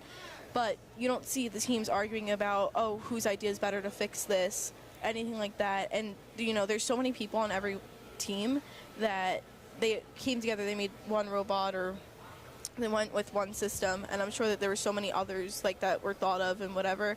But nobody is upset that their idea wasn't the one that got chosen to go with. And it's just cool to see how all those different brains, all those different people can come together and make the one robot that hopefully, fingers crossed for them, will win. Yeah, they've been preparing for this basically all year long. So it's really cool to see the ability of how they discuss and problem solve together instead of just screaming at each other. They have a great teamwork, and there's great leadership roles that I've experienced today watching all these different types of challenges and competitions throughout the event. Yeah, and another thing I love to see is when, there's only one match happens at a time, and then 2 other matches are getting set up in between that. But that, again, only accounts for 6 teams of all the teams that are here. And it's just really cool to see, when other teams are up and some other ones are just, kind of standing around they're watching. They're not just talking or, whatever. They're invested in what else is going on around them. And it just really shows, the passion that people must have for this kind of thing. And, it's not easy. I mean, sitting here, they make it look like, oh, it's no big deal to have a robot working by itself to move things around and get the rings on the sticks and everything, but it's really a lot goes into it, and it takes so much just thought and problem solving, which is just so impressive to see. It is extremely impressive to see these teams work together, because even though it's a group of 5 or 6 out there you see them rush out there to try and get everything reset up, because they only really have 2 minutes to get the court set up again. And it's really impressive to know exactly how they do it, and when they work together, because both teams have to work together to reset the court, it's really impressive because they all help each other out and put the places exactly where they are so the next teams can come and compete and they don't have to wait. And yeah, it's really interesting and cool to figure out. Yeah. One thing I also noticed just looking around is obviously, these clubs at schools, they need teacher advisors, and there are teacher advisors here with their teams. But when you're seeing who's going around, who's fixing things, who's looking at things, testing things out, resetting the court, you really don't see much teacher activity. You see the teachers invested in watching and paying attention, but it's really the students that are taking the lead and taking control. And it's just so cool to see that happening, and being able to, really let the students take the passion that they have, take the skills that they've built, that they've learned so much and that they have so much to offer, and letting them take control of that and really put their best foot forward, it just makes the experience so much more rewarding for them, I think, too. Yeah, it is definitely cool to see how students' hands-on this is, and how the teachers are really just there to make sure that everything is going smoothly, and they're just there to support their team and to make sure that everything is safe for them. But it is really cool to see students in leadership roles and working together with all different types of people from all different ages to help maintain one goal. Yeah, So, yeah. I think I've seen a mix of, like, freshmen, so like a decent mix of everyone.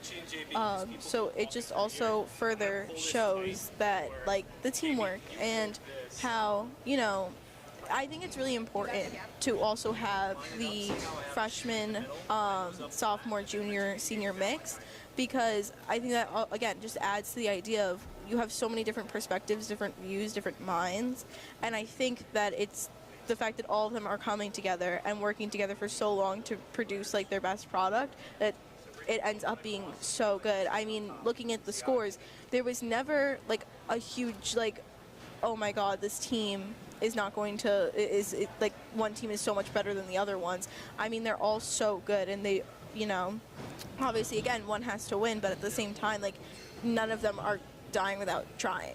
Yeah, like, there was never one team that was extremely dominant over the other team. It was all pretty close scores, and they were all really working together to complete the goal and get the rings onto the sticks and get as many as possible. And it was really actually cool to see how other teams were supporting each other and other teams were watching, and there was some videotaping and just really encouraging. And the fans too, the parents who came out, were really encouraging to their students and making sure that they are being supported throughout this and have been encouragement.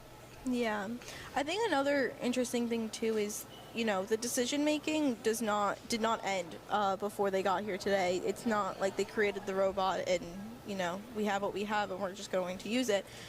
We already touched on the fact that they are making changes to their robots as they need to throughout the event, but also, I mean, you'll be looking at teams, and some teams during these matches are more focused on getting as many rings on the poles as they can, while others are trying to, get it to that corner that adds extra points for them.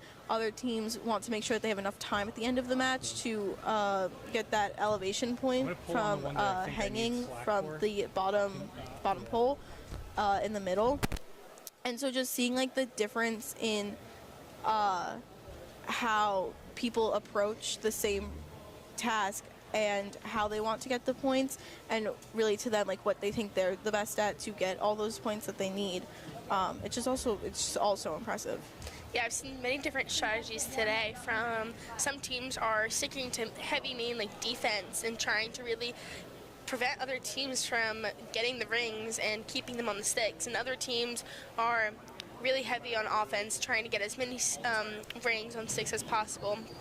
But you also have to think that the time that they have, it is definitely strategies they have to work together as a team to find, and they have to figure these out as a team with effort, and how, like, everybody is from defense to offense is using those to come together as one unit and not multiple different ones. And this is actually really interesting. This is my first time watching robotics, and it's definitely really interesting to experience and be here today. Yeah, I mean, I agree with that, because coming from somebody who, I'm not super invested in robotics, I'm not in a robotics club at school or anything like that, but it's so entertaining and interesting to watch how, again, that collaboration, that teamwork, the problem solving that has to go into all of this, it's really impressive. I mean, as you guys have seen, we've had a couple tech problems on our end ourselves, and we're working through that.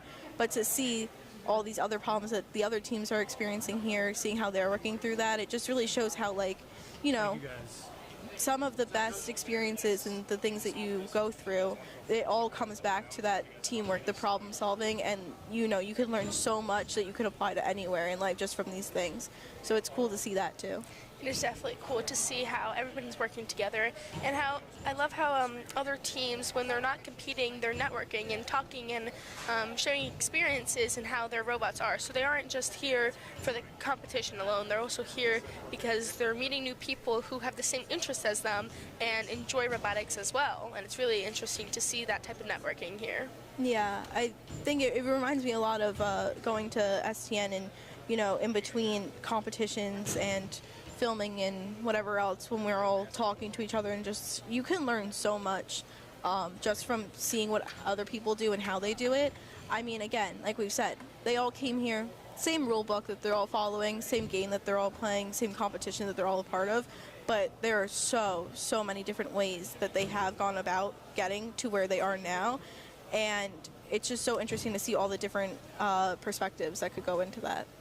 Yes, there are so many different perspectives from like different techniques and also their strategies on their robots. Some robots have design factors that are like to prevent other teams from getting rings, while I've seen some robots that use like scooping to help pick up the rings, which is really impressive because I've never personally built a robot, but to see these types of robots are extremely like amazing, and the structure and the build of it is definitely impressive for everyone here today. Yeah, what I think is actually really cool is, well, my favorite thing that a robot has done is throwing the rings at like the poles and trying to get that to work. That was fun to watch. But it's the fact that these robots, they are getting the job done. They're doing what they're supposed to do. I mean, like we've seen the scores. I think one team had 40 points at one point, which was really impressive.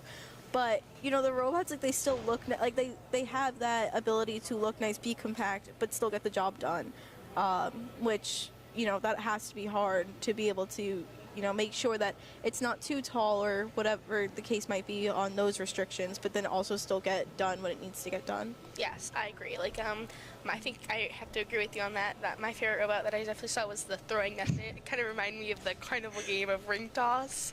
So definitely some fun memories watching that. And also just see like how everybody, because there's different like points and different strategies to do. Like, do you aim for the higher one in the corner, or do you want to try and get as many on the lower stacks? And it's also like I've seen teams try to pick up the sticks and kind of just stack them all on it, and by scooping or tossing or like using a crane type structure to lift them onto them and actually throw them. So it's definitely cool to see how all these different teams come together and build different robots to do the same task. And it's definitely interesting. Yeah, I mean, there's so much thought that has to go into it. I mean, obviously, I'm sitting here and I'm just kind of thinking about what I've seen and the different aspects of it. And I've already had so many, questions in my head and different things that I've seen, like, how do they figure out, how do I pick this, how do I make a robot able to pick up the poles and move them around with rings on it, but also without the rings on it? I mean, that changes the size of what they're picking up, so they're still able to do that. Pick up the rings and put them on versus throwing them on, scooping them up. Some of them can do a mix of all those things. Some of them are just really good at one in particular, and just kind of figuring out how to design that, but also which is the most successful. Like, it just shows how much practice that they had to put into this and how much time and dedication really went into it. Yeah, and there's also different size rings. The red ring is like 3 inches, while the other one is 2 inches. So it's like, do the teams be able to plan and strategize to see which ring is better to pick up, or do they only go for a certain color of rings rather than just one, with just all of them together? Yeah, and I think that it's just, again, you're starting to see as the lunch break is continuing, but you start to see people coming in and out of this room, and they're still, all with their equipment, their robots, just seeing, just how proud they are too, that they are. I see other teams, showing off their robots to others, and it's just so cool to see like that sense of pride where, again, regardless of who comes out on top as the overall winner, again, just being here, being able to produce a robot that they're proud of, that can compete, especially if you make it past the qualifications and, we get closer and closer to those finals. It's just so cool to see that, all the time, all the hard work, like, really pay off today. Yeah, watching all these matches has definitely been really interesting and entertaining. I've never really watched robotics, and seeing the robots like slam into each other, they're really cool. And there was like 4 robots at once on one court, and I just watched it. Like one robot was just mainly on defense, while the other robot was trying to get the rings and put them on the sticks. And it was really cool to see all these robots at the same place using different methods to complete a one goal, and how students are controlling these with remotes, and how there are other people not just controlling them, but there's other people next to them directing them what to do. So it's not just a one-person job, it is definitely a team effort here. There are like multiple people doing different jobs, and even though we may not see it, but even though we may not see it happening on the field, there are many different roles taking place here today, and how everything from building it and making a plan to problem solving and doing everything, it is definitely cool and interesting to see all the problem solving happening today. Okay, so we have another video here for you guys to watch, so we'll play that for you now, and we'll be right back after that.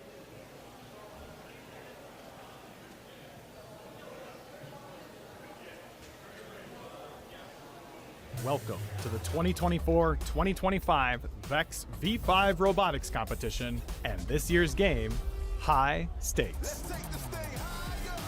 High Stakes is played on a 12-foot by 12-foot field by 2 alliances, one red and one blue, made up of 2 teams each. The game's primary scoring object is a plastic ring. Rings have an outer diameter of 7 inches, an inner diameter of 3 inches, and a thickness of 2 inches. There are 48 rings on the field, 24 red and 24 blue. There are also 5 hexagonal mobile goals that can be used by either alliance. Mobile goals have a maximum diameter of 10 inches and an overall height of 14.5 inches. Points are scored by placing an alliance's rings onto 1-inch PVC pipes called stakes. There are 10 stakes located around the field. 5 stakes that are part of the mobile goals, which can fit 6 rings each, 2 wall stakes, which can also fit 6 rings each, 2 alliance wall stakes, which can fit 2 rings each, and 1 high stake on top of the ladder, which can only fit 1 ring. Rings that are scored on stakes are worth 1 point for that ring's alliance.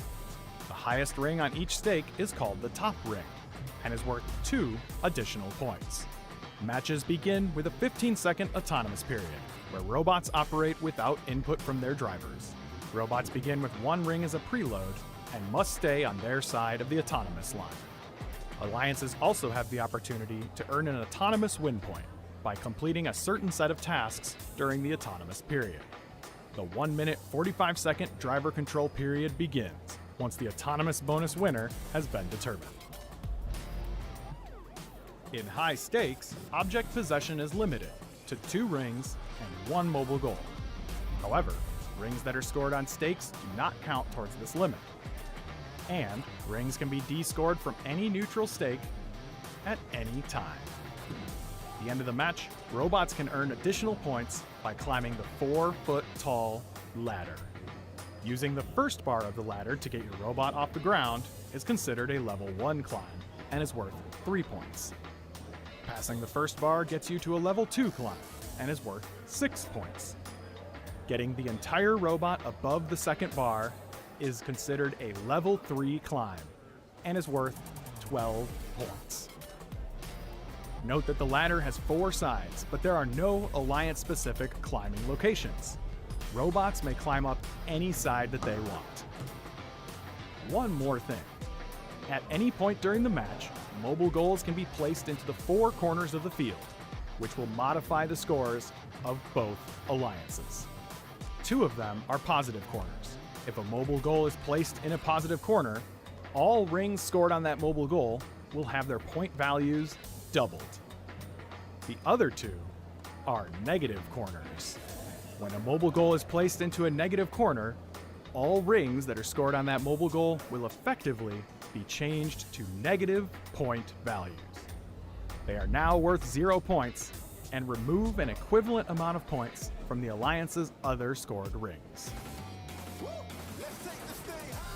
High stakes can also be played in Robot Skills Challenges, where one team competes against the clock, and the collegiate-level VEX U Robotics competition, where teams design 2 robots using advanced materials.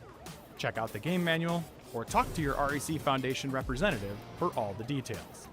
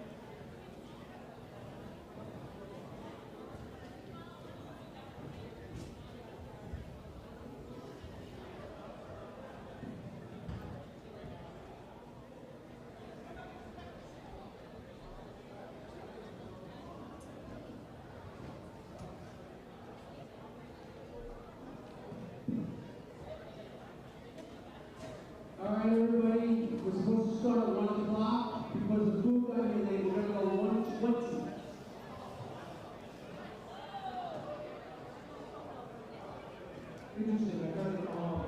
Okay. 120, match 49 on Q1.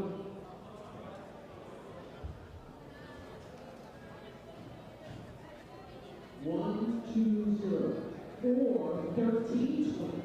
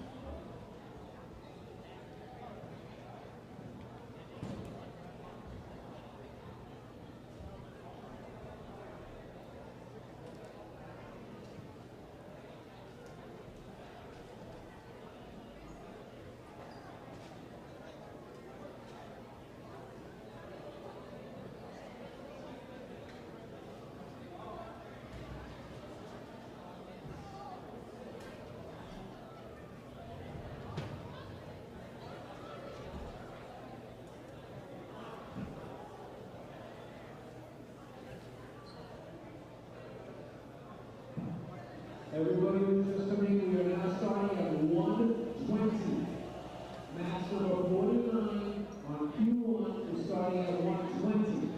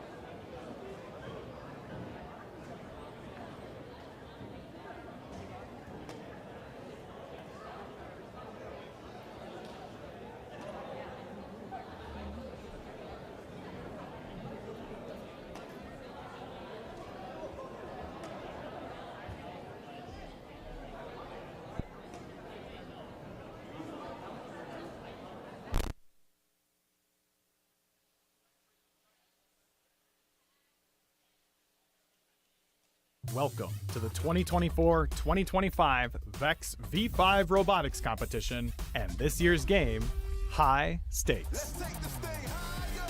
High Stakes is played on a 12-foot by 12-foot field by two alliances, one red and one blue, made up of two teams each. The game's primary scoring object is a plastic ring. Rings have an outer diameter of 7 inches, an inner diameter of 3 inches, and a thickness of 2 inches. There are 48 rings on the field, 24 red and 24 blue. There are also 5 hexagonal mobile goals that can be used by either.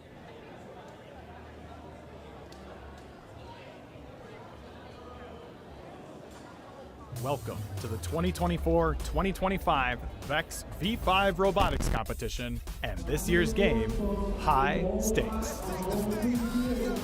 High Stakes is played on a 12-foot by 12-foot field by two alliances, one red and one blue, made up of two teams each. The game's primary scoring object is a plastic ring. Rings have an outer diameter of 7 inches, an inner diameter of 3 inches, and a thickness of 2 inches. There are 48 rings on the field, 24 red and 24 blue. There are also 5 hexagonal mobile goals that can be used by either alliance. Mobile goals have a maximum diameter of 10 inches and an overall height of 14.5 inches. Points are scored by placing an alliance's rings onto 1-inch PVC pipes called stakes. There are 10 stakes located around the field. 5 stakes that are part of the mobile goals, which can fit 6 rings each, 2 wall stakes, which can also fit 6 rings each, 2 alliance wall stakes, which can fit 2 rings each, and 1 high stake on top of the ladder, which can only fit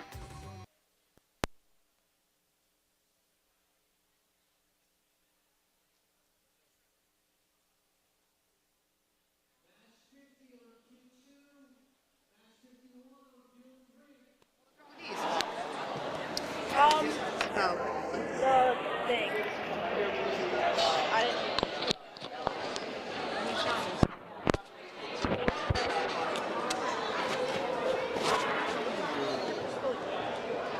Killer shit's on. Done? Yeah. She doesn't have the headphones, I will see. Did you turn that on? Yeah.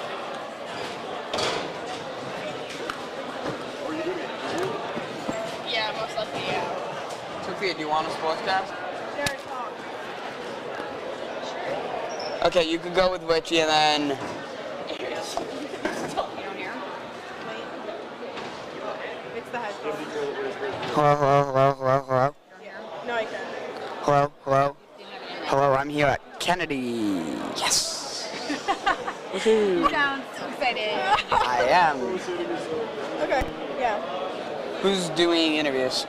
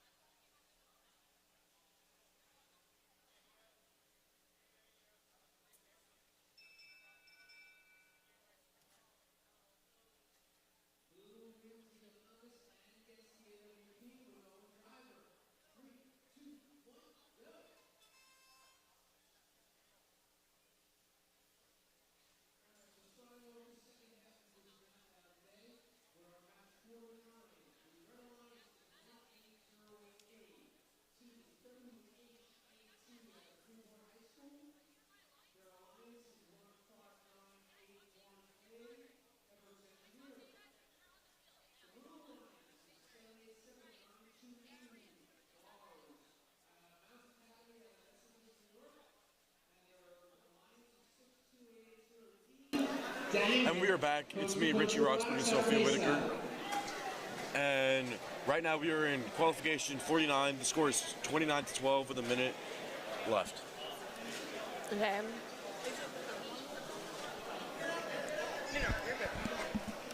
Can you move the PTC over a little bit? 50 seconds left. We now have 45 seconds left. It's still 29-12. Looks like they're doing good. Red is moving all those blue rings to the negative corner, trying to make blue lose a lot of points. If they get that, that could help them a They're lot. trying to play some defense. 30 seconds now looks left. like Red has more That touch was in the corner. 36-21. Red got a lot of points in the positive corner. Looks like Red's trying to trap blue up in the corner.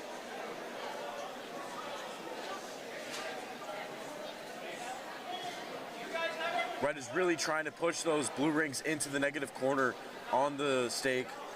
There's 7 seconds left. 21-41. 20-point difference. 3, 2, 1, and blue's going to win.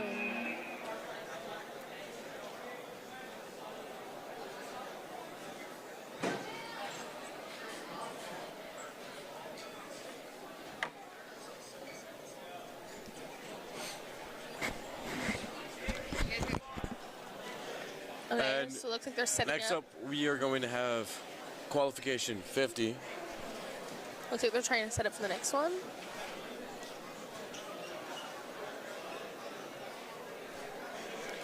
And the Optimus round is going on. The game has started where Red is 3-0 up 3 Red right now. with 5 seconds left. 6-4 now Red. 4, 3. Blue is up 7-6. 2, 1, and blue is going to get the bonus points. Looks like that game was pretty quick. Blue won with 13-6. Bonus points make it 13-6. A new game has started.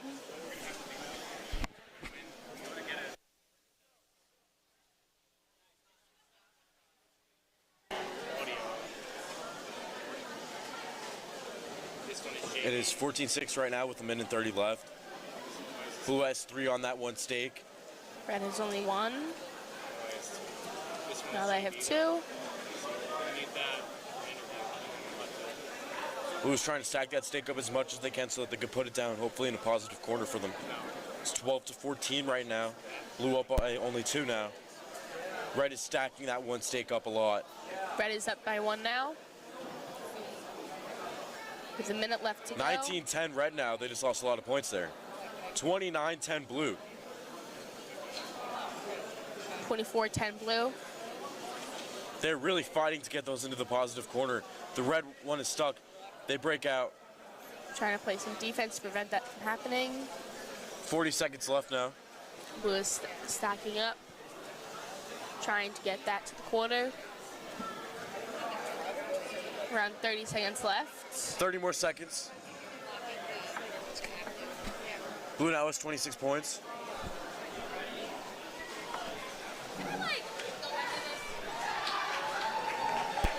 We have 20 seconds 16 left. to 32 now. 16 to 30, 20. 15 seconds left.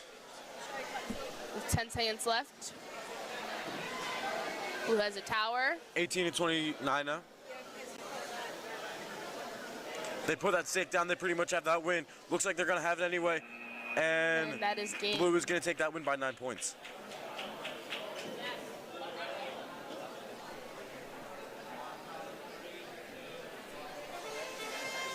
The game was pretty interesting, and the defense that they were playing, both teams were doing pretty good. And now we have qualification 51 going on.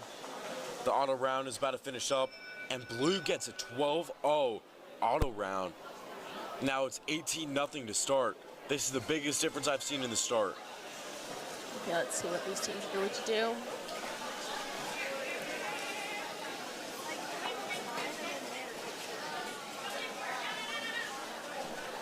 It is now 18-0 with a minute 30 left. Both teams trying to get some points. Blue has a few on both stakes. Red doesn't have anything. They don't even have stakes right now. Red's trying to get that stake. it's not really working out for them. They just gotta recover. 20 to 8 now, blue. Big difference. Blue has 6 on that one stake. Red's The other still stake trying. has 4. Red still doesn't have a single stake on one of their robots. They're still trying to pick it up and trying to. They picked up a maneuver blue things stake around. now. Looks like they're trying to just get as much points as they can in the time that is needed. 29 to 8 now, and they just got a few points. 28 to 12 now, with 46 seconds remaining. Just trying to 31-12. stack them on the tower up on the side. Blue has a lot of points in that right corner. Remember, the bottom corners are positive. It multiplies those points by 2, and the top ones make you lose the amount of rings that are in there. 30 seconds left, 31-15. Both teams are doing good. Blue's trying to just get another tower to the positive corner. Try and gain And more points. they accidentally knock down their own tower. If those rings fall off, they will lose points. Red also knocked down one of their towers. Oh, wait. While they attack that one with blue rings on it, it is 39 to 20 now. They're trying to play some Looks defense. like blue will win this one. 2 seconds, 1, and blue will win. Blue won by 19 points with a 19-point difference, so 39 to 20. Let's see what's up next. Looks like all of the teams are setting up and trying to prepare for the next game.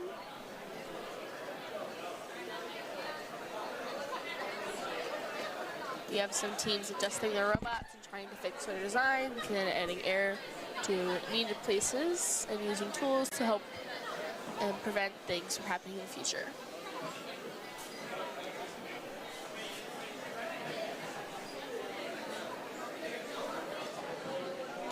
Looks like the teams are just about ready, replacing their robots and making sure that their maneuvers and cranes and rotations are working well.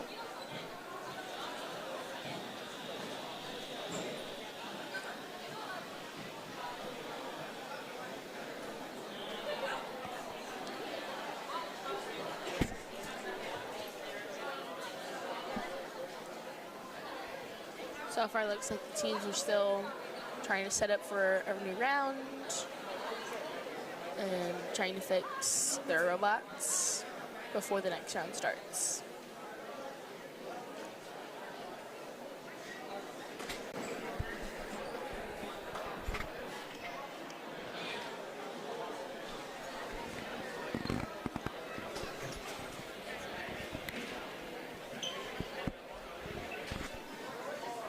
Looks like the team in one of the corners is trying to reset things quickly and get ready for the next game. Wow, we have 2 teams almost ready to set up. Looks like one team's trying to add air to their pump to try and improve their robot for the next challenges and make sure that their adjustments are making a positive impact towards their playing time.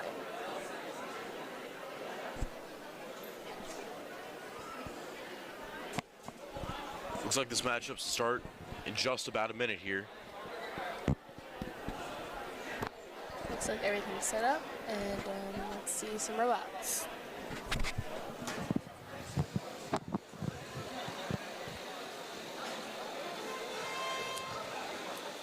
Okay, looks like we just started a auto round. On 10 The auto round minutes. is going on right now. Blue has 10 already, while red has none. Big difference going on. It looks like the red robots aren't doing too much. And that is game. Blue has won by 11. So pretty Blue big. scored 11, so that's probably going to make it 17-0. Yes, it will. 17-0 to start the controlled round. Qualification 52. Our wide shot has our audio, and the other one's going to be our interview cam. These guys. Okay. Blue has a stake with, it looks like 6 on it or 5 try right to get now. it to that corner. They have another stake with 2 on it, not on one of the That's what they're robots. trying to do. They got the 6 into a positive corner. Red has a tower too, and they're trying to get that to the corner as well. Looks like Red they have has some a defense going on, Full stake. and they just They knocked just it over. accidentally knocked it over. If they fall off, they will lose those points. Let's see if Blue tries to defend and try and play some defense. Red has started a new tower. They're trying to pick up as many as possible. Blue's trying to defend that tower in the corner, trying to prevent Red from playing defense and trying to take away their points and knock over their tower. It is now 30-15 here with 1 minute remaining. Like when we go live, Red has almost a full stake, but they're putting it down in the neutral area. We're going to try and eventually toss. They're trying to get those points. These are your control. Let's see what that robot's gonna do. There's around 45 seconds left. The blue is still up by 11 points. They're putting a lot onto the side rings there. That could help them big time. Looks like 30 seconds left, 20 to 30, down by 10. Let's see what they're trying to do right with that They're tower. crashing into each other over there. Yeah, Zach, I'm glad you didn't come. That's kind of why I took my time. That was smart. 'Cause I got here. Looks like we have two red towers. One ring just fell off. Let's see what Red's trying to do. Red is the tower with 6 in the neutral there, down by 13 though. Now 14, 33 to 19, 3 seconds remaining. We got 18 2, to 33. 1, and blue will take this one. Blue's gonna take this win for us today. Blue is playing some good defense, trying to prevent Red from getting that tower into the corner.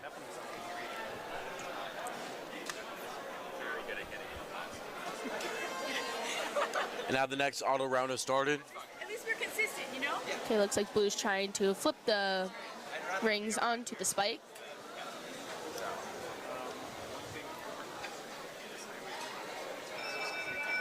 And Red will take away the auto round 9 to 3, making the score 15 to 3 to start the controlled round. And it will go right now. The match has started.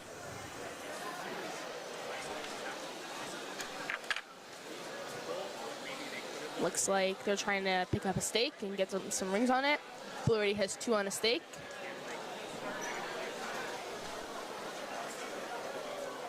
Red's winning by 16 to 7.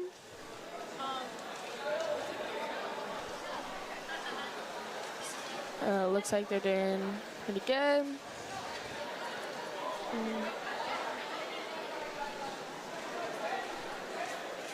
There's lots of movement here at the school. Many teams trying to fix their robots and improve them, and using teamwork and networking to help them out.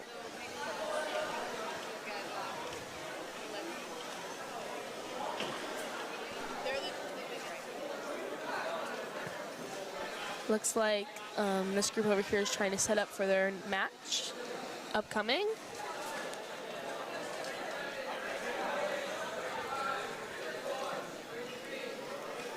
They look pretty good. It is 23 to 11. Now 21-17 Red. Looks like Red took that win, and I guess they played really well.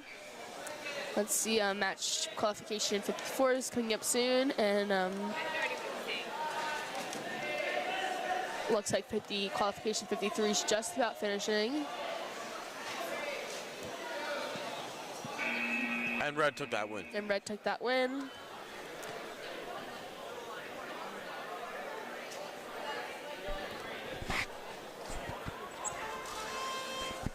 And qualification 54 is now underway. Red has 3, blue has 0. Looks like we just started an auto round. Red is up by 3. And Now they're Red's up by going 6. to take that auto round 6-0, and that should make the score 12 to nothing to start the controlled round. Let's see their strategies and see how things play And out. here we go. Okay, blue picks up the spike. Next match.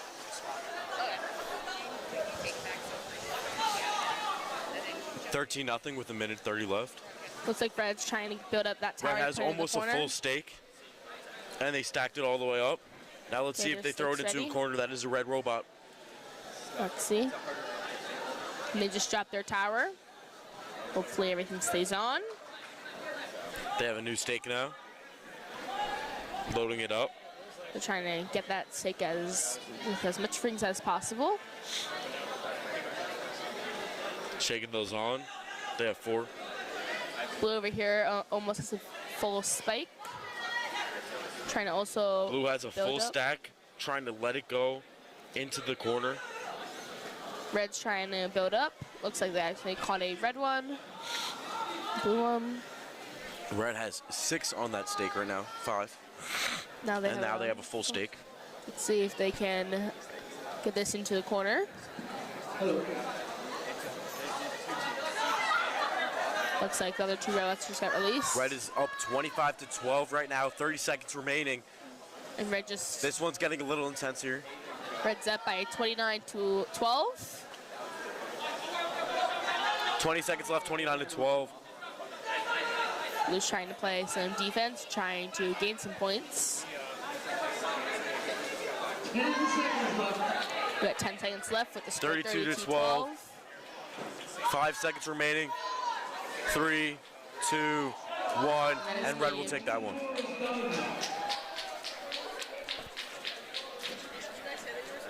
What's your name? Zach.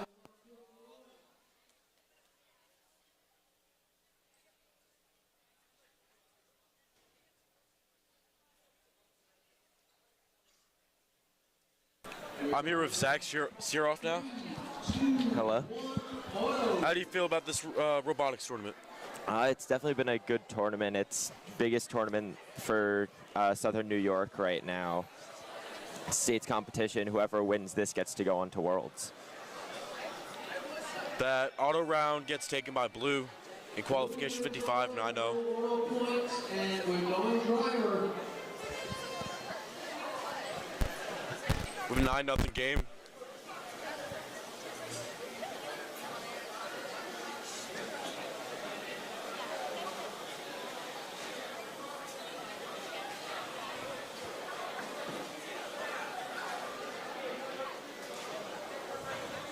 You could see the blue team here trying to hold one of those positive corners, blocking Red from being able to access it, letting their teammate try and fill in one of the towers. Blue is almost a full stake there. They have 5 on it.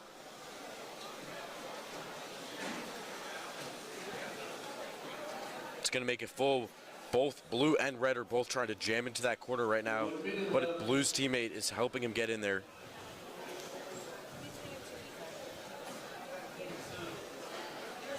You're going to see Blue here now just kind of trying to protect this stake that they got in the positive corner until that 30-second mark where they'll be protected. It's 22-7 now, 40 seconds. Red has got a lot of points in the left positive corner. It's now 24-22 Red. 27 now, 25 again. 30 seconds, we're protected. There's now 30 seconds left and it's tied up.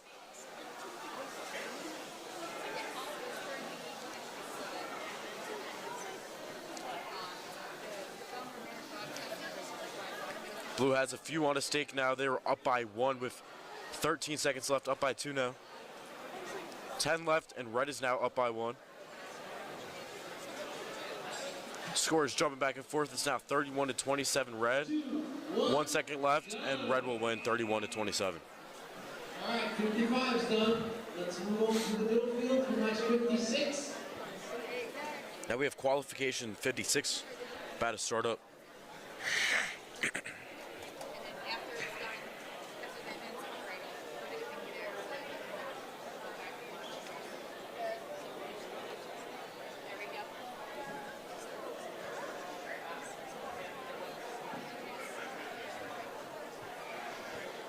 All right, match 56. Auto is going right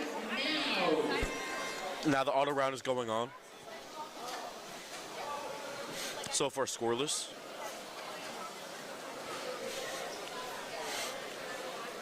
Anytime you have like insight on what they're actually looking for, right? You can add on what that's actually a good point. And Blue got 9, Red got 7. Blue's gonna get those bonus points there, 15-7 now, going into the controlled round. Blue wins auto and the win point. We're going drop in 3, 2, 1, go. And here we go into the controlled round, starting 16-7. Blue has almost a full stack going into this one.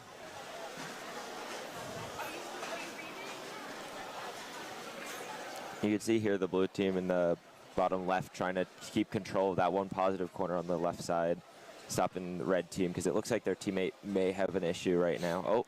And they just collided in the corner, both trying to push in there. Blue's blocking from getting it in, but it looks like he's going to get those positive points. Right now it's 25-20 with 1 minute and 12 seconds left.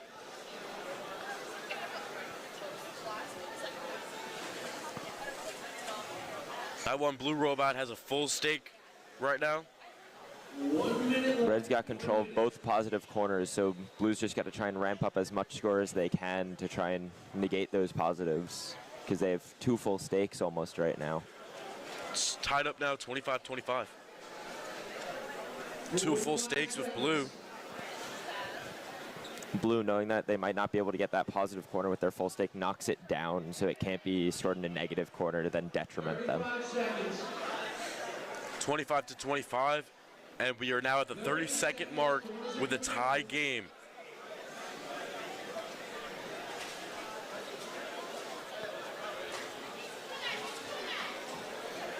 Blue is getting some rings on the robot. 29-28 now. 15 left. It's now 27-28. 7 seconds left. This is a close one. 4, 3, 2, 1, and Red will take this one away. All right, now we're on field 3 for match 57. Now we are at the qualification 57.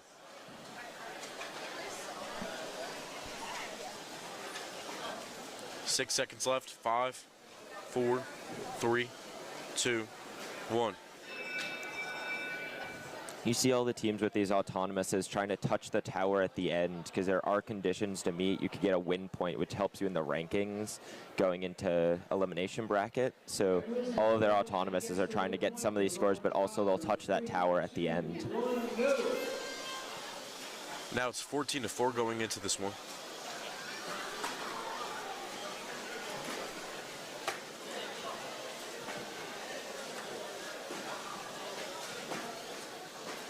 (15-7) now, minute 30.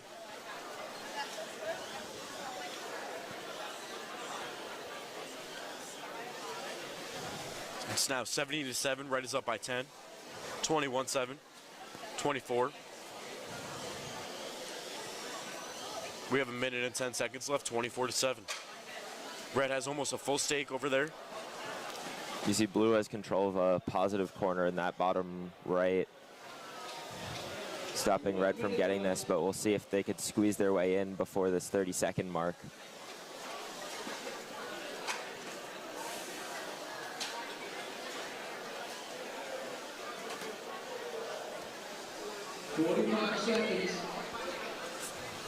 We have 43 seconds left, 25-11 right now, Red.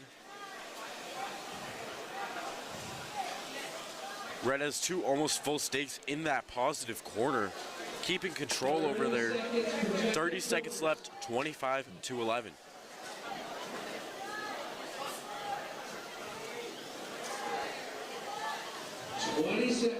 You see at the bottom there, those 2 teams fighting over that wall stake. Whoever gets that, it's 3 points if you have the one on top, so this could make the game. We'll see what they do. 37-18, Red. 6, 5, 4, 3, 2, 1, and Red will take this one. Moving over to match 58 over field number 1.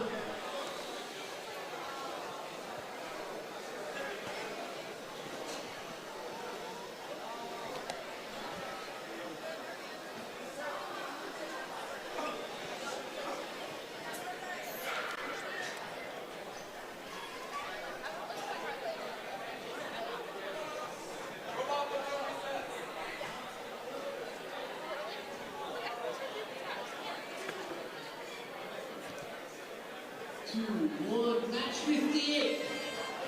Now we have qualification 58 going on. The auto round, 11 seconds left. Red has 6. Blue now has 12. Climbing up quick, 12-6. Blue right now. 2, 1, 12-7, the final auto score. Blue there with the strong auton, grabbing from that corner in the negative. Allows them to get a lot of stakes early on, which will help them out a lot going into this, into the actual driver control period. Now we have an 11-point difference going into the controlled round. Looks like Blue is pushing that into the positive corner. They now have 26 points, while Red only has 10. Looks like Red's about to put that stake into the positive corner. That will help them big time. You see blue right now also in control of the third stake right now, even if they're not doing anything with it. That third stake is such an important piece of this game because it's just more points because there's only 5 on the field. If you have 3 of them, the other team just in the base will have to focus more on wall stakes in their alliance stake to even have a chance if you're able to fill those 3 stakes. Blue is up by 9 with a minute left, 29 to 30.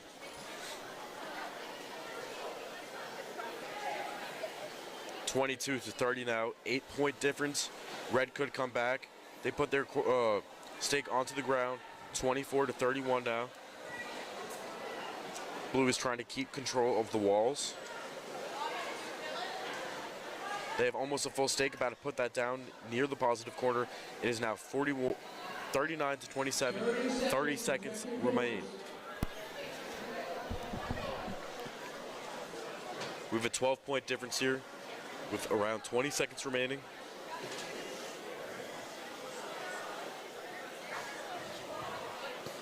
You see blue trying to defend that stake in the bottom corner, not letting the red team grab it and bring it to the negative corner. We'll see what red can do here.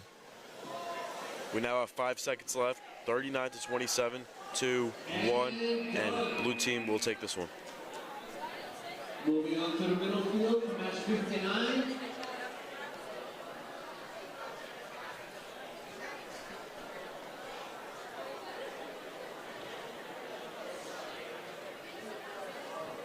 Looks like we're ready.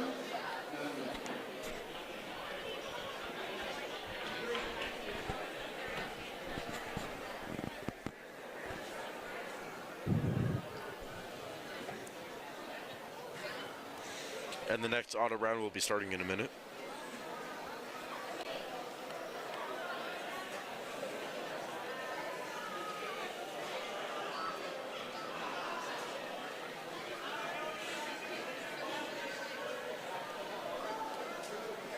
All right, we're going on. 3, 2, 1, go. And the auto round is now starting. Qualification 59 is underway.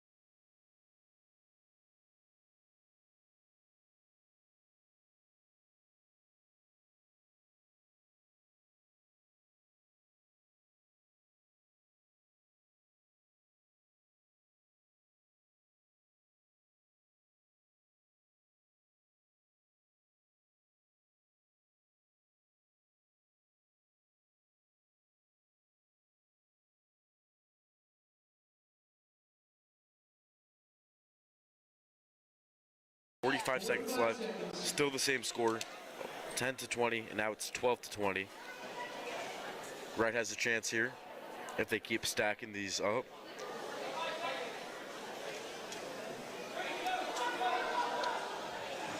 Thirty seconds now remain. It is 20 to 13. Blue up by only 7 now.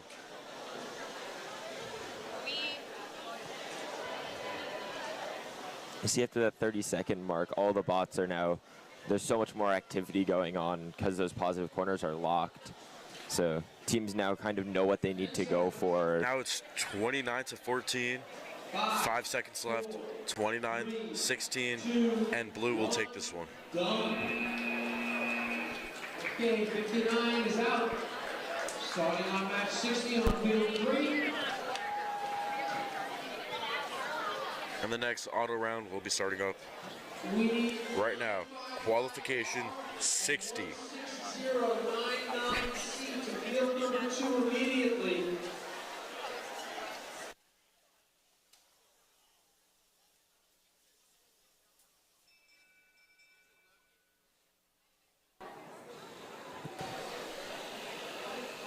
Red will take this. It is now 12-5 before bonus points. And that will make it 18-5 for the controlled round. 13-point difference going into the controlled round. Here we go. Red has that one stack, trying to push it into that positive corner. Something to keep an eye on there that we saw, that blue team on the top of the field right now has a climber mech, so red team's going to need to keep an eye on that, so they have to score even more to even counter that out. Trying to push that into the positive corner. It looks like they're going to get that.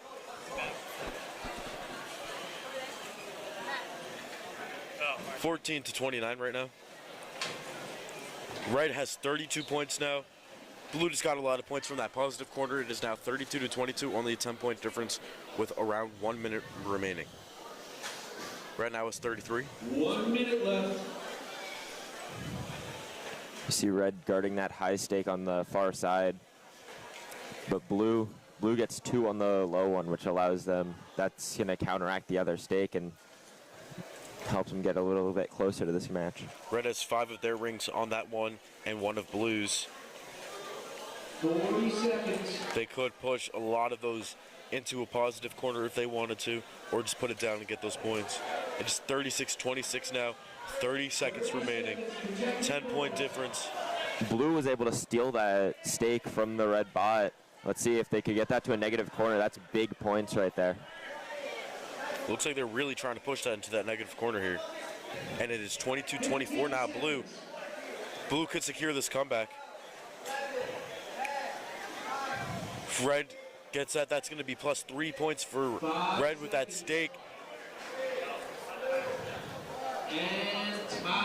And red will get that win by just 3 points. Just be careful there.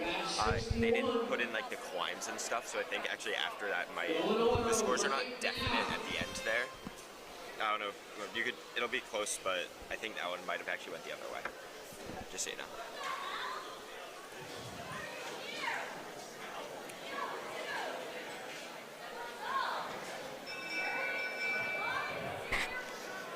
Blue is the order. We're going point awarded. We're going driver. 2, 1, go. And this round starting off 10-5. That autonomous bonus point is always so important in these matches, especially when there's such more lower scoring games. We'll see those points from autonomous usually can make or break a team's match.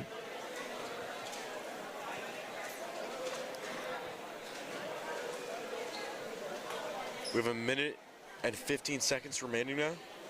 5-18. 20-5 now, 15-point difference.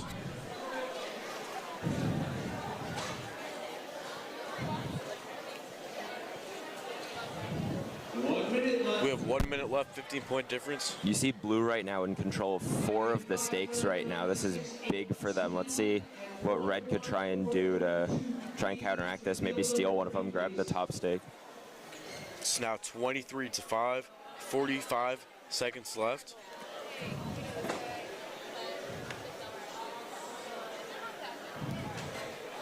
We have a solid 35 seconds left. It's 23-5 right now.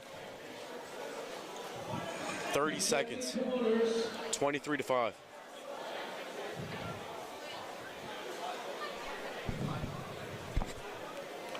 $20 seconds now left. 23-5. 15. 31-8. 10 seconds. Red going for the wall stake at the bottom, just trying to get any points they can. 5. They're going to lose that ring. 3, 2, and it looks like blue wins this. 0.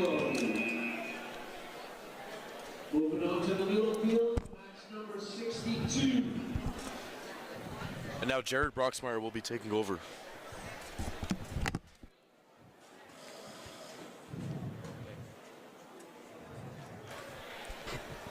As we are back here and getting ready to get the next match started.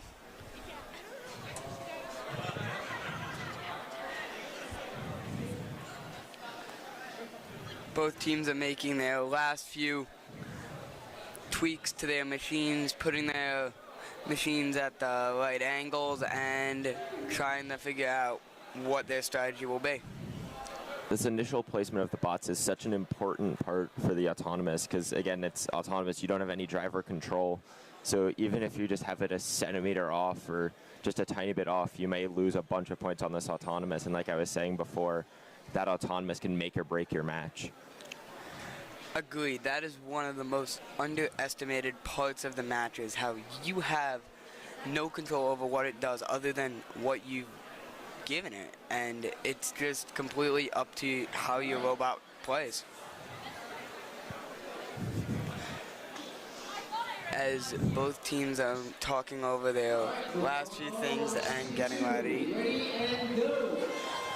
as we're underway on this match in the autonomous round.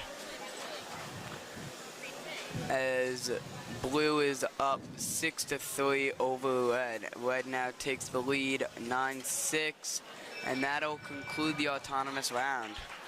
Blue is able to pull the autonomous win point there by getting at least three on 2 separate stakes while touching that middle tower. That helps them in the standings later on when we get to eliminations.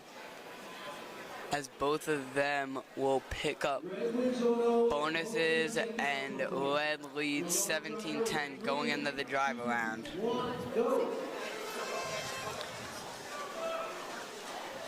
As here we have the blue bot trying to stack their wings in the positive corner and rack up those points, as it's the red team up 26-16.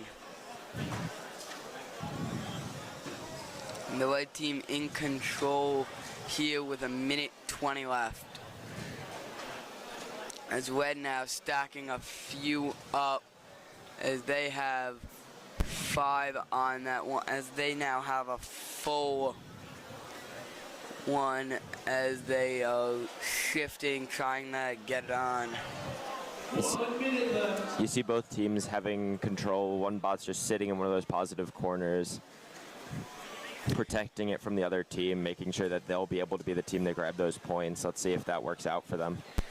Yeah, and red is leading 37-19 with 45 seconds left here.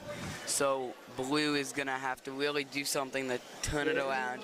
Maybe try and grab some red ones or knock over what they have in the positives, as it's 39-20 with just 30 seconds left here.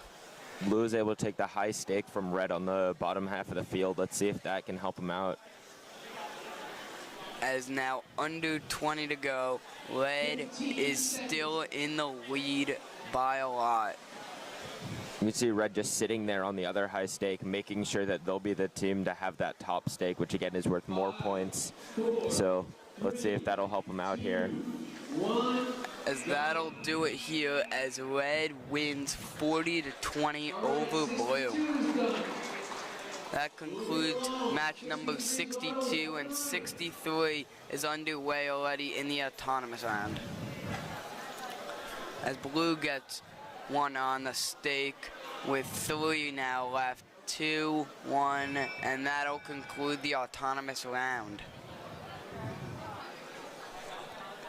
And they're tallying up the scores, and autonomous will be tied, no points awarded, 9-9 going into the drive around. Let's hear if the game plan, if we have anything different here, if it's going to be the same thing we've been seeing all the time. Oh, we see a double possession there with the blue team. You can't be holding 2 of those stakes at once. That will be a penalty if you keep doing it. It looks like their teammate was able to help them out there.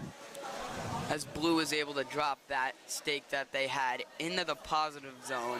So we'll see if they can get a few rings over there, as blue leads 12-9. Blue has controlled both of these positive corners right now. Let's see what red's going to try and do. Let's see if they could get to the other one, or if blue's just going to kind of hang out there for the 30 seconds. As red picks up some rings, as it's 12-10 now, as red ties it up now, under a minute to go. 12-12 here. Just 50 seconds left. Blue still control in both of the positive corners, as red now has one on, as it's 12-3 here. 13-12 now, red leads. 14 now for Red. Red's trying to steal that positive corner right at the end, but I don't think they're going to be able to get in time. Corners are locked, but Red now, Blue has both positive corners, but Red still has that full stake. Let's see if that'll help them keep it going. As Red drops the stake and nearly runs into it, Blue now up 24-14, 15 left. Red still has that stake full. We'll see if they can do anything in the final seconds. 7 now left. Blue still leads. Red not able to do anything with the stake as Blue will win 24-14. That positive corner control, again, it always is so important to these matches. Yes, the amount of points you can just rack up from having those positive corners is just huge. As teams are waiting, match 64, Autonomous is about to begin. Teams getting ready.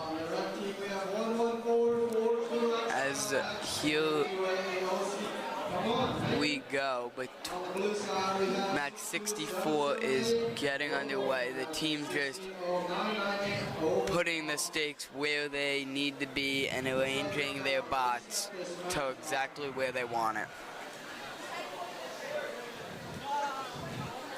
You see all the teams setting up their preload because every team starts with one ring in their bot, which is so helpful to them. It'll let them, they could score that, they can hold on to it. It's, for any team, it's such a helpful bonus because it's basically a free score if your bot is consistent enough. Yes, and every score matters. You just need to just keep on racking up your points while playing also very good defense. As the bots are ready, the rings are placed, 3-2, and we're underway here in the Autonomous round. As the Red team dropped their ring, 8 left now. Blue up 10-0. You can see on the Blue team, the one bot that's just gone into the side. That's usually a strategic play because the other team may have had a better Autonomous to run. So they may have purposely went in so they didn't get any penalties, but that's usually a helpful thing. It just means your teammate might have a better thing for that side. As the Blue team leads 13-6 right now, as Red trying to take control of that corner stake as they're loading up their mobile stake with 3 rings on it. And the other Red bot right now has got 4 on it.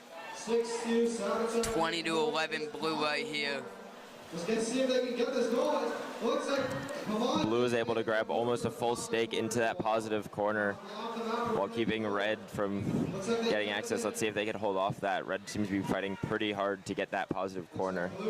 28-17, under a minute to go. Red needs that positive corner to really change it. Blue grabs control of the Red stake, keeping that in the negative corner. As a great play there by Blue, now making it 28, but Red takes that stake right back, so it's still 28-19 here. 35 seconds left as the stake gets taken out of the corner. 21-19 here, 25 seconds left. That blue stake getting pulled out right before 32nd is so big for Red. That's a ton of points that Blue just lost there, but let's see. They still have that full stake. Let's see if that'll help them out. As Red is now placed in the negative corner, down by 15 here. Can Red get it out with time to still score more?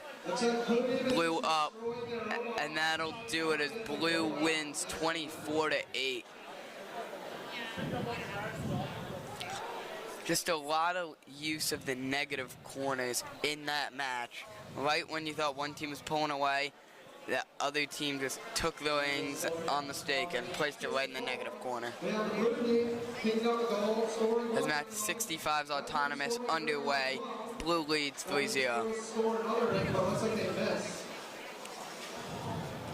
And that one will go out as it'll be Blue and Red tied at 6 as the ref looking it over now. Looks like there'll be a tie with no win points. As it's a tie with no win points there, as it's 6-6 going into the control round. And blue with control of that third stake right now, which again is so important to this match. Let's see if they could have that help out, grab a positive corner. And as blue gets it in the positive corner, blue up 17-12. And now they're just having one bot over there guard it and try and get more rings on top of it. Looks like red team is now trying to 17-13 here, blue leading. And now it's 20 for blue, 21-13, under a minute to go as red picks up 3 there. 21-16 as red's got almost a full stake, trying to take that other positive corner, down by 2. See blue trying to pull out that red stake in the bottom corner. Let's see. Oh! As the red knocks over the blue there, as the blue one now back up. Red needs to be careful with that. That could be called as tipping, and that would be so brutal for them to get called on a penalty there. As red's trying to knock it into the positive corner, down 26-19 as they got it. 29-21 here, 15 seconds left. Red's got a full stake still, looking for an opening, up 20, down 28-26, 5 seconds left. You see blue going for these climbs, that's... As it looks like maybe his bot is on it, as red wins 24-15 with the comeback win. Right at the end there, that negative corner could have made or break the match. We'll see. As we're getting ready to shift it over to the next match here. As match 66 underway here in the autonomous round. Blue leads 3-0. Red ties it up here at 3. 3, as it looks like red is going to win the autonomous round 7-3. As red goes in the control round up 13-3. As blue grabs the stake, but red knocks it right off, as red's already got 3 wings on their stake, trying to take that positive corner up 15-3. Minute 30 left here. Blue looks like they might be a little stuck on that tower. Let's see if their teammate can help free them off of it. Get their wheels some traction on the ground, but this work, oh, they get him out, but now red has control of both positive corners. As red just places it down that positive corner, up now 39-3. Both red bots are just right in front of those positive corners and just protecting it. A minute left here to go. Red leads 39-4. Looks like a bit of a stone with this match here.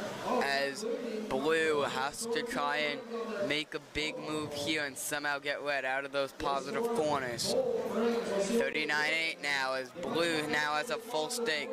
Trying to do something with it now, trying to push its way through past red and knock the reds down and replace it with their stake. Red is going to have both these positive stakes, so let's see what blue can even try and do here to minimize those points that red gets. They're going to focus on these wall stakes.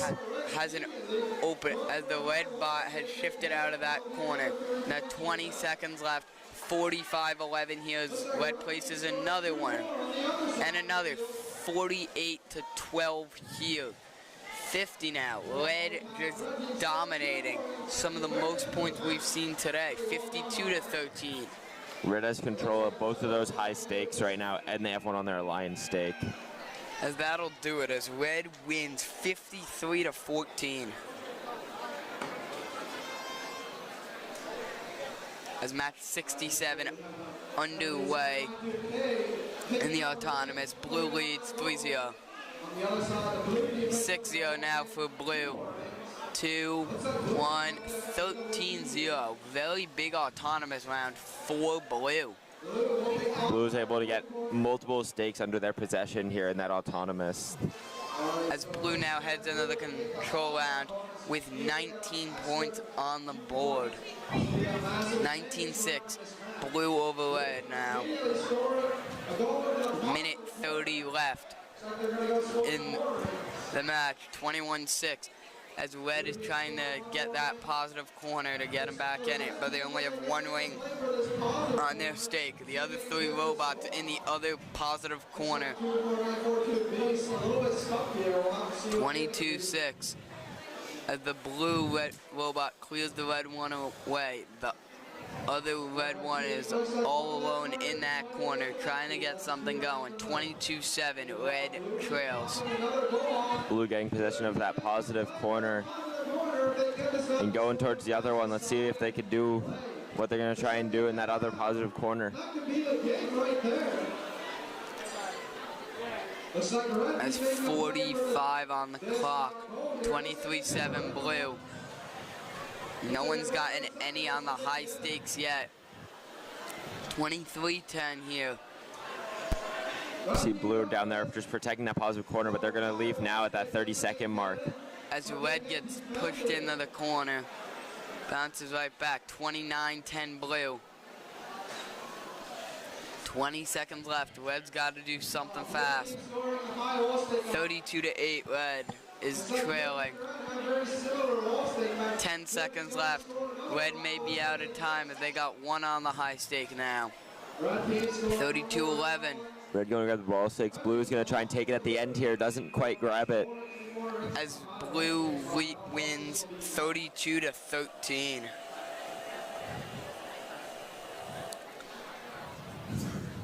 As match 71 is going to be underway soon.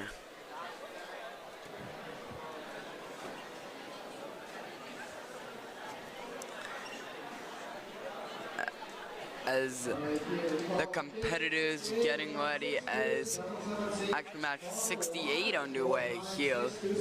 3-0 Blue in the autonomous.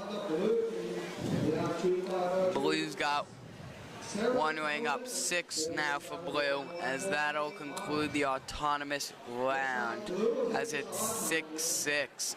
But Blue gets the bonus and is up 12-6 here.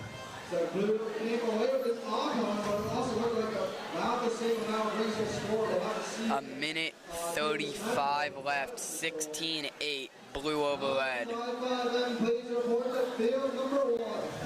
See Red trying to fill that stake in the top right. Let's see.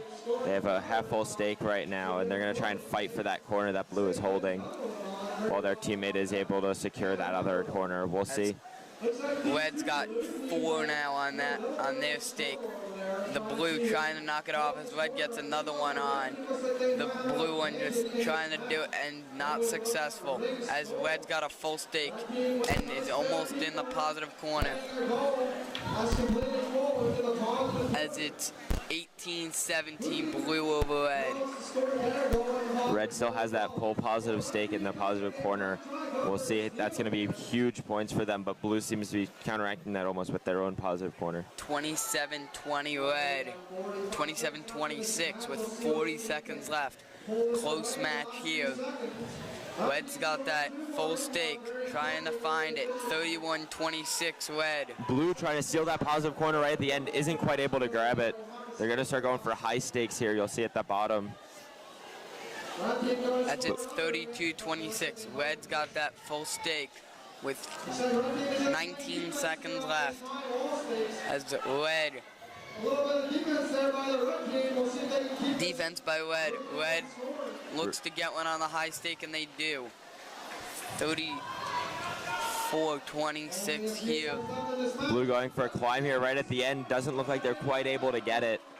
As it'll be the Red team over the Blue team here.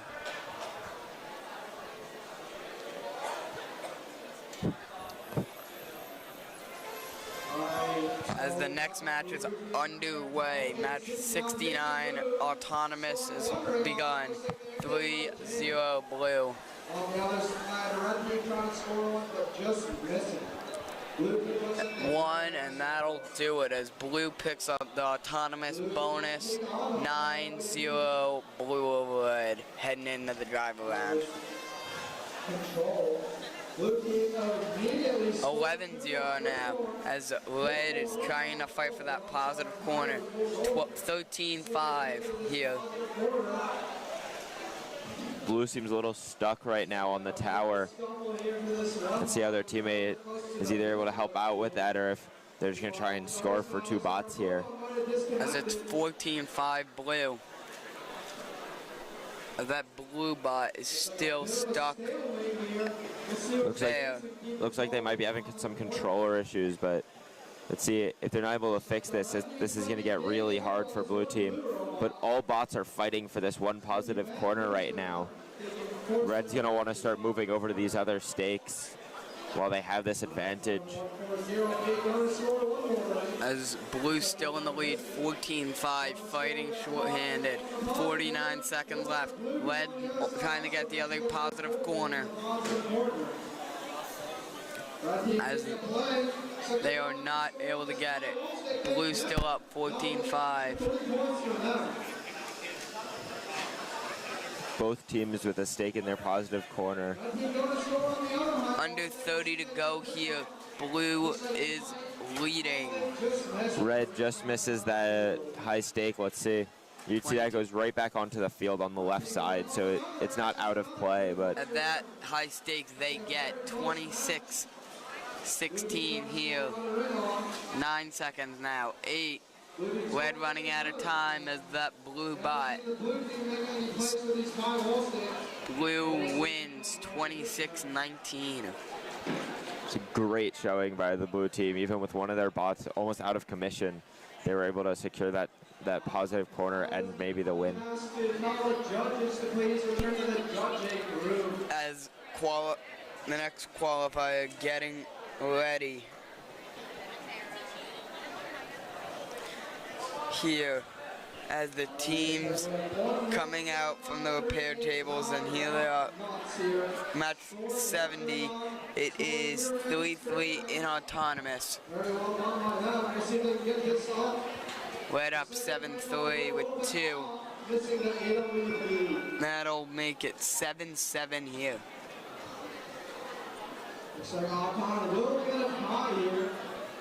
Both teams getting that autonomous. It means they're on an even field going into this actual match. We'll see how they... You see blue and red both fighting over that pylon. Red takes control, having control of 3 of these stakes right now.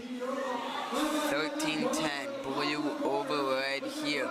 Minute 30 left. Red was able to sneak in there. They have both positive corners right now. This is huge for red. Blue's gonna need to figure out something, try and steal one of these corners.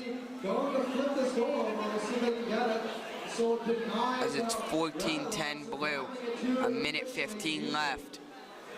Blue knocking over their own pylon, so red's gonna have a much harder time trying to get that onto a negative corner. Trying to secure just any points they have right now. 24-14, red over blue. You see blue here taking advantage of, even though red does have these positive corners, they have basically a full field right now to just try and score however they can. But red is trying to take that stake of blue, see what they could do with it. 24-18, blue trying to come back here. And that full stake of blues is knocked over.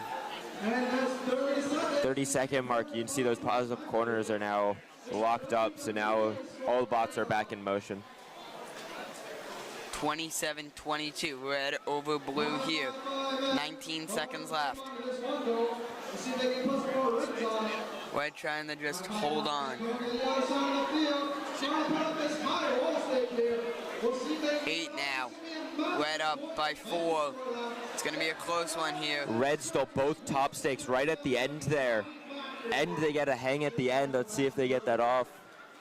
As red will, does look like they did get it very close. See, regardless, red will win that one. If you see there with the paper, they're testing if there's any clearance under there, but we're at the autonomous for qualification 71. Another side, it looks like 9-5 getting 2 rings for it. Blue will take 1 point. Blue takes the win point, and they have a ton of control right now on these pylons. Already 20 points after just the autonomous is crazy. Minute 40 left. Blue trying to just keep their control.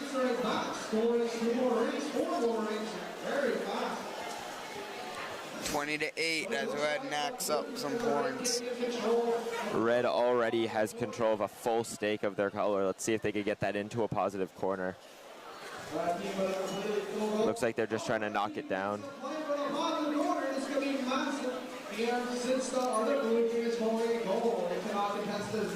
As a minute 10 here, Blue still leading Red. Red looks like they were able to slide in and grab control of that positive corner. But Blue is looking to try and grab that red stake. They'll try and move that into a negative corner before the end of this match. If they could get that, that's a lot of points that they're negating from Red. 50 seconds left. The Red team trails by 17. Now 28-8.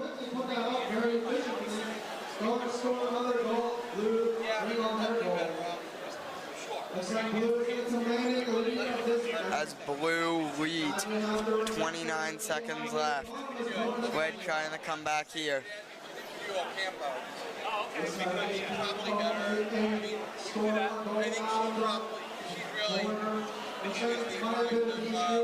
15 left. Blue still leads. Both blue teams look like they're going for these high stakes. Let's see, in these last 7 seconds, 5 seconds, let's see. Blue grabs both positive stakes in the high stake.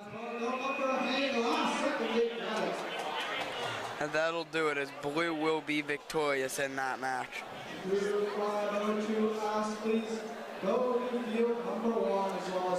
You can see there how much of an advantage just having that good autonomous gives for a team.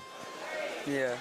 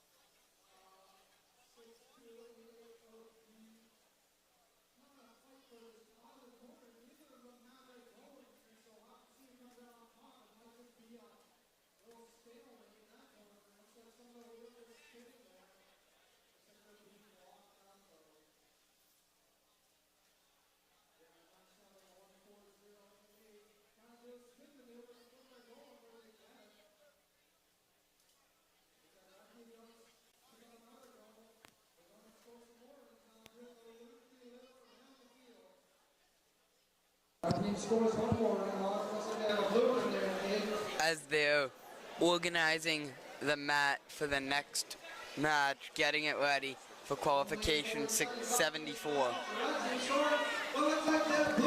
As in action here, very close match, 18-18, back and forth, under 30 seconds here. Hit that 30-second mark, positive corners are locked. We'll see Blue going for that high stake.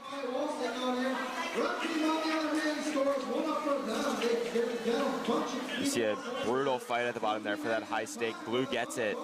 They're going to try and hold on to that, not let Red go over them, but we'll see what Red's able to do. 6 now, Blue down by 2. Buzzer beater. Blue grabs positive corner, or not the positive corner, they grab the high stake right at the end there from Red.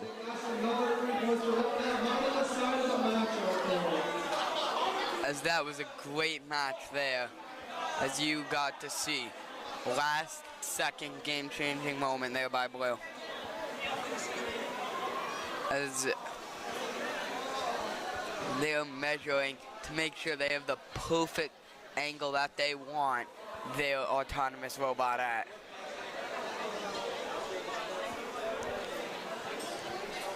And that'll be for match 74. You see teams with C channels or rulers literally measuring out to the centimeter where they're placing their bot, because centimeter off and they might miss a stake, they may miss a ring.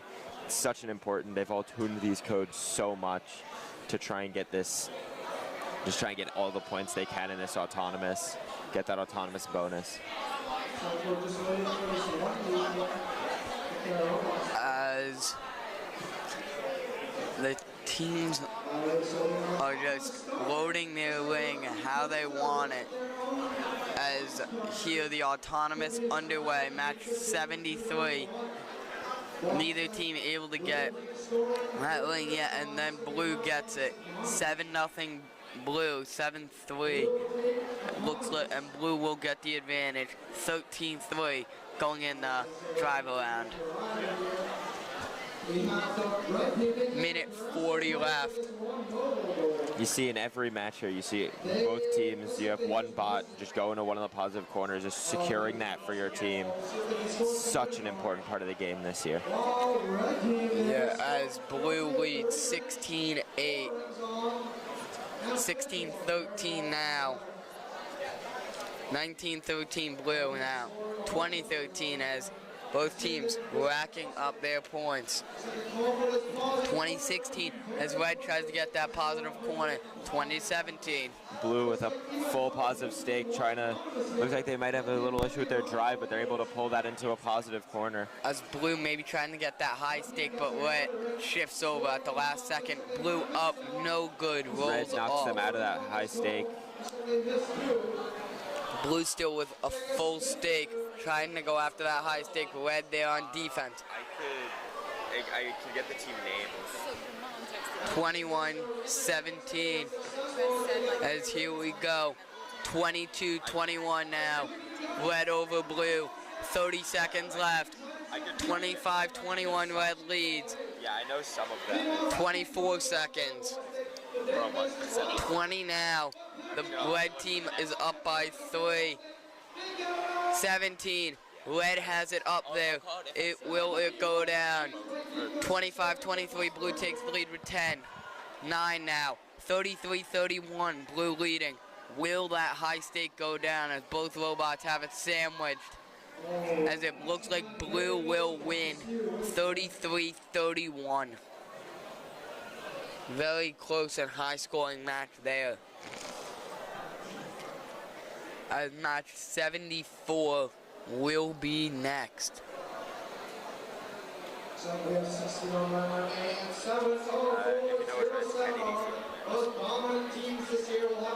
As the teams getting ready here, as match 74 underway in autonomous round.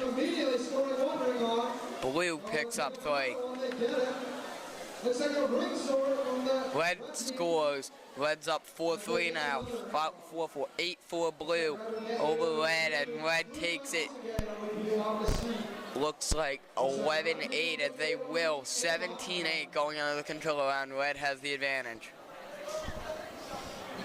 And we have a little bit of arguing over in the corner.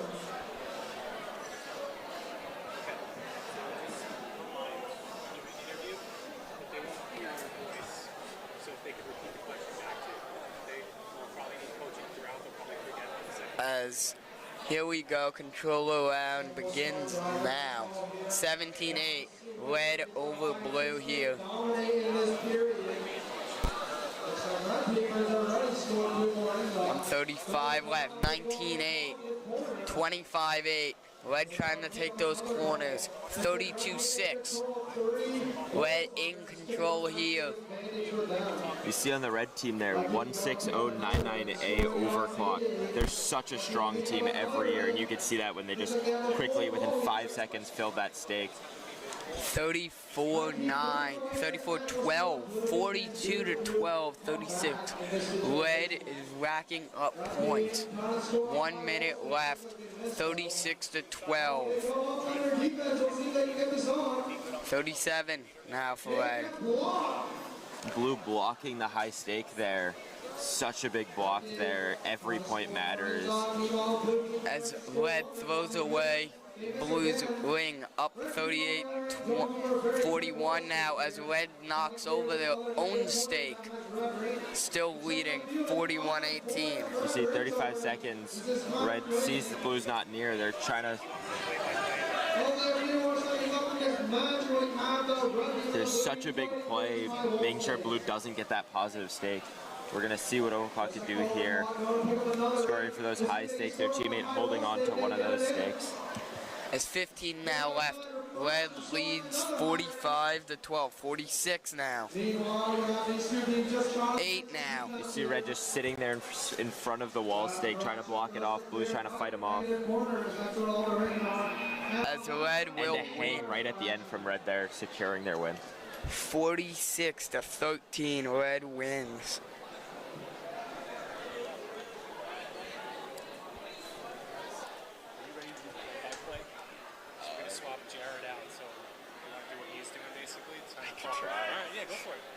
Someone else swap for Jared in a second. All right. As this match is getting ready to start. You see 59968T here. That's a Kennedy team. One of their better teams. Let's see what they can do here. You see them scoring that autonomous. Blue is able to get a ring on each of the stakes, but Red.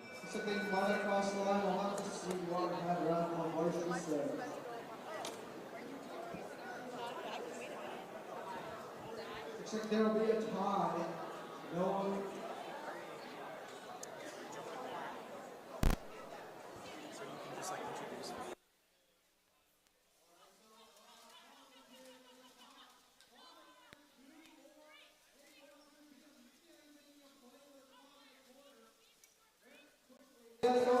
Ellie's gonna hop on here as we get into this qualification 75. So it looks like our red team from Harvey is trying to possibly get it in. You see Blue in control of both of these positive corners right now. Such a big thing. Red seems to be able to fight them off. Let's see. See if this Kennedy team is able to secure this corner. Keep the score close. Looks like 5. Looks like our 277C is able to grab that positive corner. 50 seconds left. We'll see that you're probably going to hang out there, try and protect that. Blue Alliance is trying to get the other positive corner. Blue there, you see them swapping out for their better one, for their higher, more point stake. Blue's also trying to get this control of a heavy red stake. If they move that to a negative corner, that could be so many points lost for red. With 6 seconds left before the positive corners are off hand. 2 seconds, 1 second, positive corners are locked. Looks like Blue are going to start being going for. Let's see what else comes. Blue Alliance is trying to get it in to a negative. The ring was just thrown off the field. Red going for high stakes right here. They grab one. That's good points for them right there. But Blue's going for the negative corner with these 8 seconds left. Can they get it? 8 seconds left and another field is off. They get the negative corner. So big for the blue team that could even it out. But it looks like Red might still take this one. Be very close with maybe a few or one of the offenses.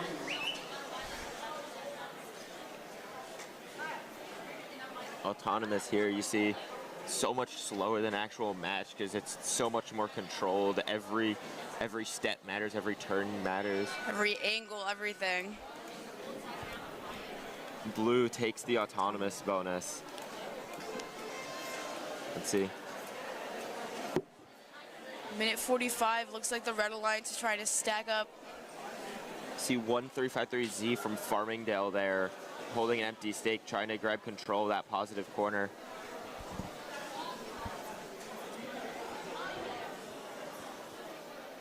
Red quietly filling up a stake on the left side. Blue Alliance too, 4-7, trying to read that plate. 47114A. Both teams look like they might have a positive corner. However, Farmingdale 1353Z is able to grab that positive corner. Red is fending off both positive corners right now. Let's see if Blue's gonna fight them off or just try and rack up some score while they're in these last 30 seconds before they're locked. Maybe we'll see some hanging from some of these teams. You see Red is right here trying to go for a wall stake, get any points they can here. 15 seconds until positive corners are locked. You see a stalemate in the bottom right there, fighting over that positive corner. The 135Z is not budging. You see Red is filling up another stake. Positive corners are locked. It looks like Blue Alliance still trying to fill up some stakes. Blue gets an almost full stake of their own color. That could be big points for them, but Red looks like they might be trying to pull that to a negative. And they do get a hold with 9 seconds left. You see a Blue hanging. Blue gets a negative though. Red with a great match there. All the games, they come down to those positive corners. Just if you have control of them, it's so helpful for the rest of the match. Especially with heavy defense. And we have a hanging ball, which looks like some more points for the Blue Alliance.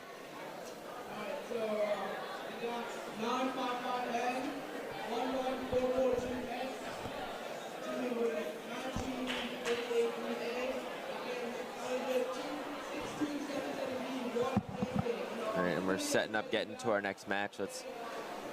We'll see what we're getting into. And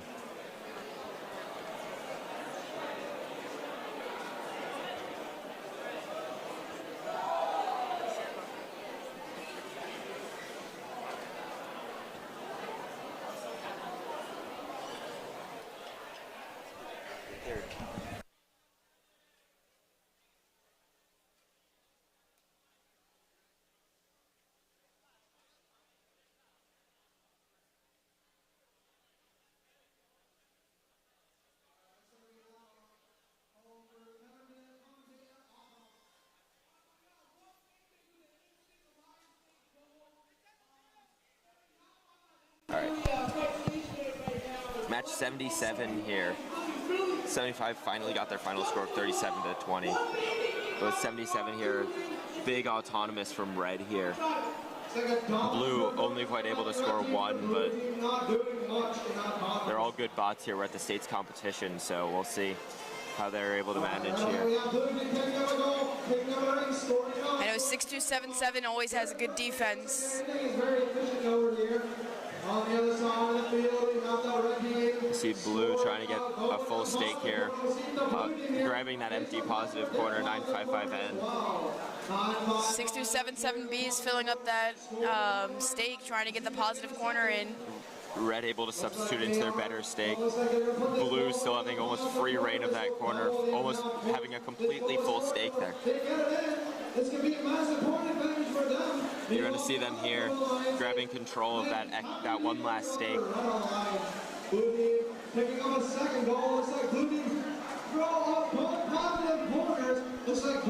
Blue able to actually block off that positive corner. There's no pylons in there right now. They're probably just going to sit there until that 30-second mark, stealing much needed points from Red right here. Oh, Red is able to pull the Blue stake out of the positive corner. That's so many points. Red now grabbing another high stake. Blue Alliance trying to stack onto their stakes in the positive corner, 30 seconds. Positive corners are locked, not many points in there. It's just going to come down to raw scoring power here.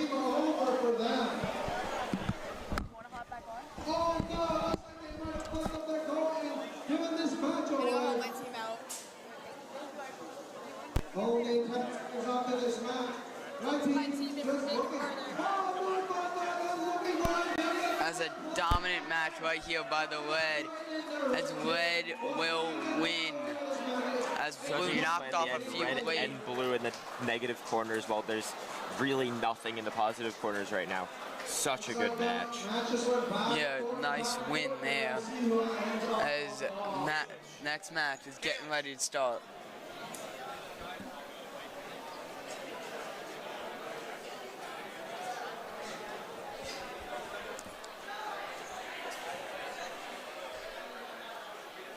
As here we go, getting ready.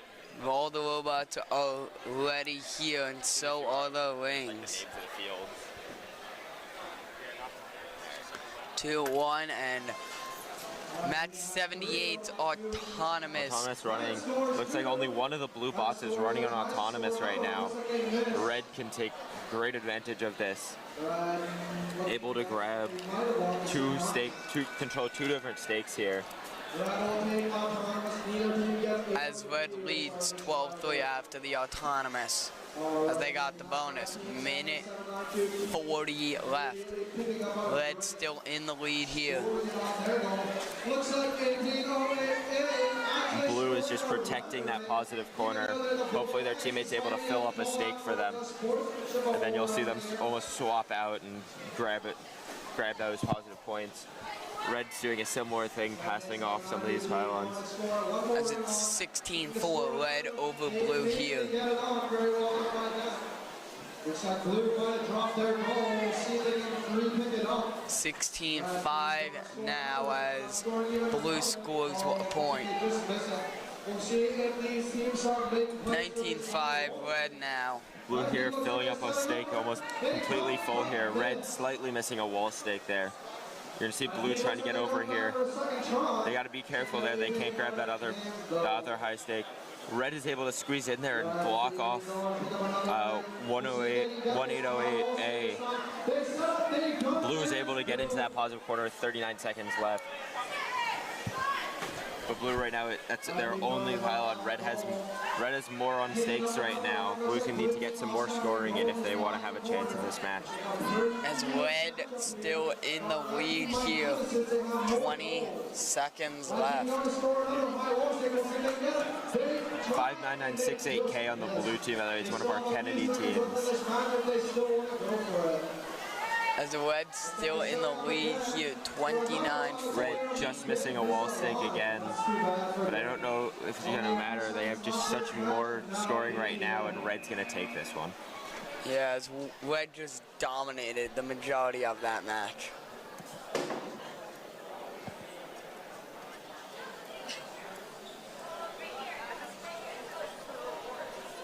As we await our next match here.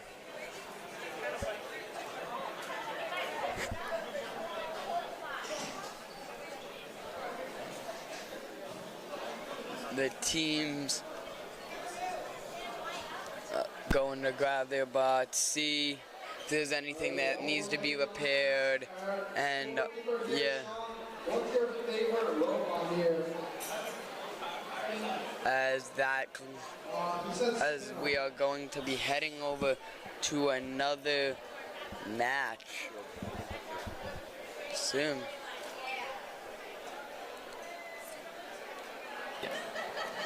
See field setting up, making sure everything's ready for these bots.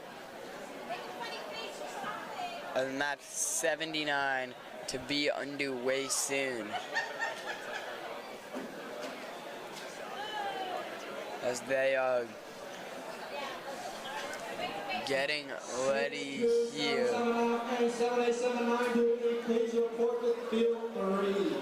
The autonomous for match 79 is underway. The autonomous here. Blue with such a strong autonomous there.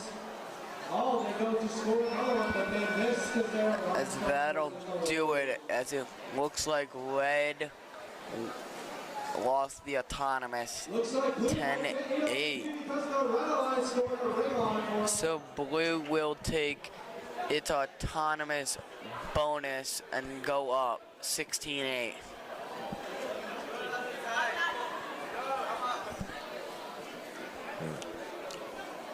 At the controller round, getting ready to to go underway here. You can see the scorekeepers right now just making sure they have these scores right, making sure teams who deserve this autonomous point in the win, they're scoring it correctly. Interesting strategy here by the red team, scoring a blue ring for the. So making sure they're doing everything right here. Teams are able to ask for clearance, and here we go into the driver control. Blue's still in the lead, 16-8. Blue team scoring 1 up. 17 now for Blue, minute 30 left. 17-9 here as both Blue bots are in the corner trying to take those positives. You see red right now holding a stake with 2 reds but a blue on top. It's gonna be a little bit hard for them. They got to make sure they have their own team on top, because that top stake on each of the top ring on each of the stakes is such an important part of this game. It counts for more than anything else. There they go, they cover up that blue. It's 3 more points than anything else on that stake. As red knocks over their stake, and now they have a stake with 2 blues and 2 reds, and red trying to push its way through the corner as they lead 22-13. You see blue blocking off both of these corners right here, just trying to almost suffocate red from any of these positive corners. And at that 30 seconds, they get it. Blue's still gonna need to get some scoring here if they're gonna be fighting against all these points that red just has on the field. Red now 28-17, 15 seconds left here. Red going for wall stakes. Blue, you see here. Red's gotta be careful there. That is pinning. You gotta be careful there. That could be a penalty if you keep doing it. Red. Blue right at the end there may have gotten that negative corner, but they gotta have made sure they released, and I don't think they did. As though scores will be checking that out to see if they got that negative, because if so, that changes the result of the match.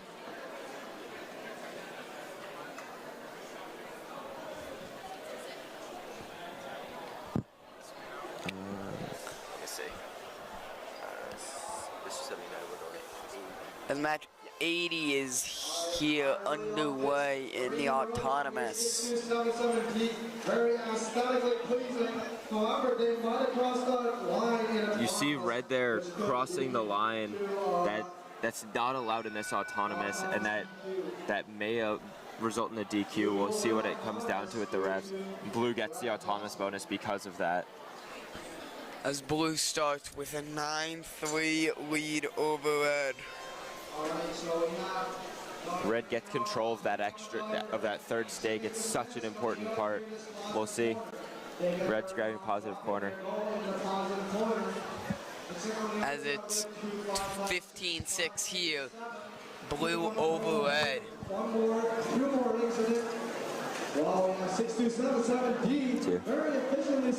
Red filling up a stake quite quickly here. We'll see if they can get this one into the positive corner, which could help them win this round. As it's a minute 10 left. Blue has 15 here. A minute left now. Red here with claim on both of the positive corners right now. It's, again, so important. Let's see if Blue is able to squeeze their way in here. As red trails 15-9 right now. Red moving that maxed out stake into the positive corner. So many points right there. It's so good for them. We'll see how that's going to affect the score here and what Blue's going to try and do here. Positive corners are now locked. Blue's going to grab that right at the bottom there, try and grab that goal and just get any score they can. As it's 19 seconds here. 30-21, red over blue. You see that blue goal, red fighting with that blue goal, trying to stand it up, because only goals that are completely stood up will score in those positive corners.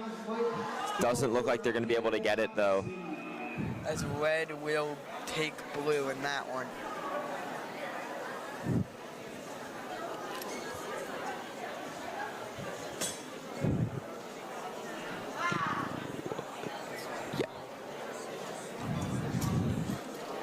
the next match, getting ready to get underway.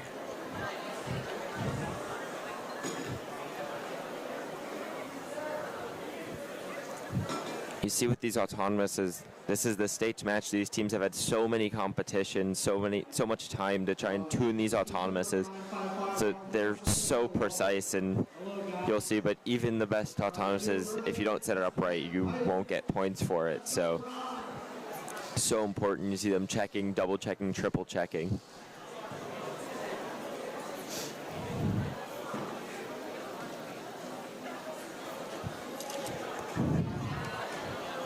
Soon we're going to be underway for Q81.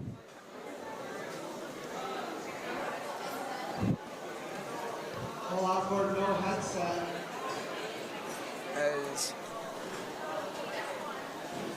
looks like the refs are talking to both teams before this match begins. We'll introduce the teams here. We have 62778 from RBN 7879 from Bellmore-Merrick Academy. It seems like one of the teams might be having some issues connecting to their bot, and we'll see if they're able to figure that out. But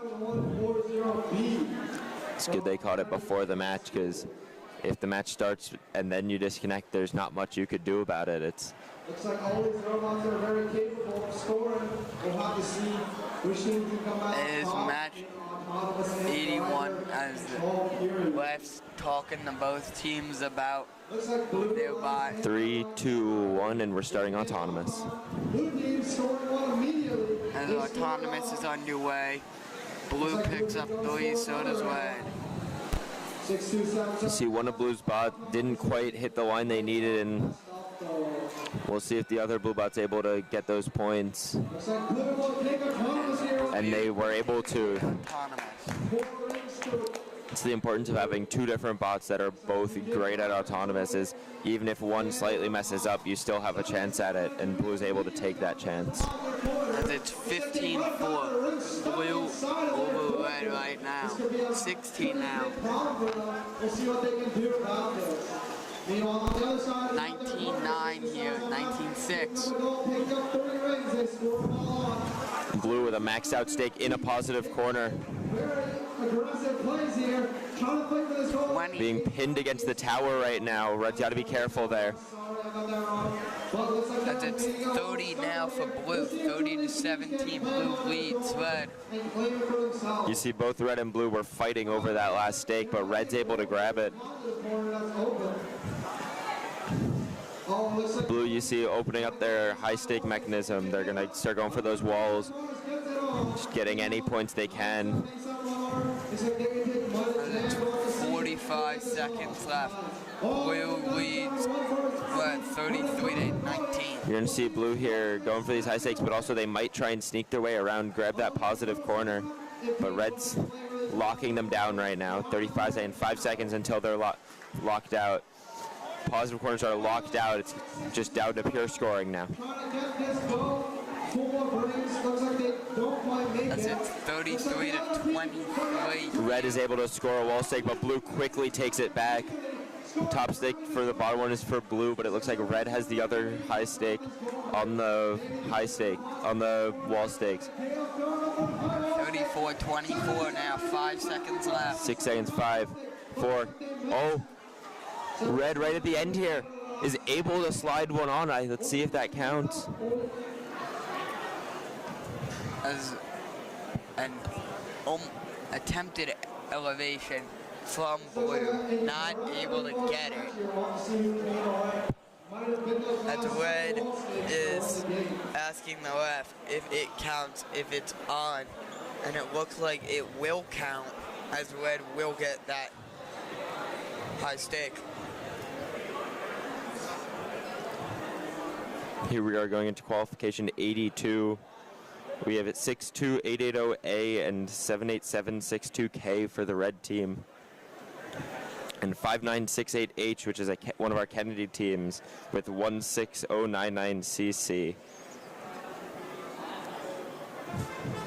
It's going to be a good match. Let's see what they're able to do. Both teams' autonomouses seem to be working pretty well, but let's see.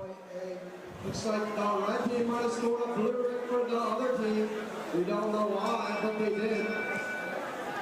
Looks like blue just missed the autonomous point, but they might still pull off the autonomous win.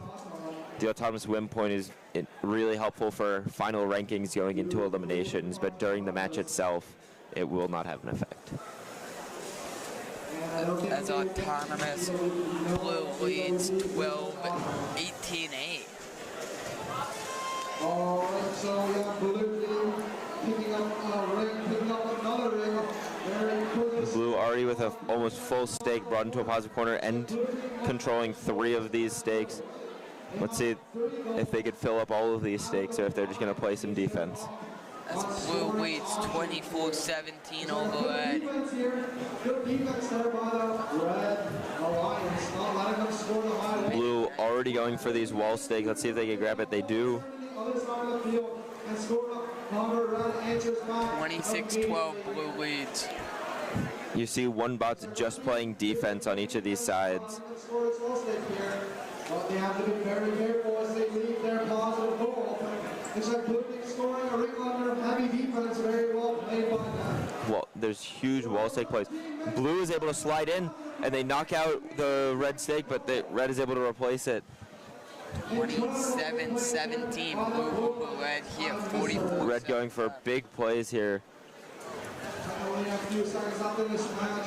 We'll have to watch for double possession on this blue alliance. Make sure you are... Blue 3 seconds trying to see what they could do here.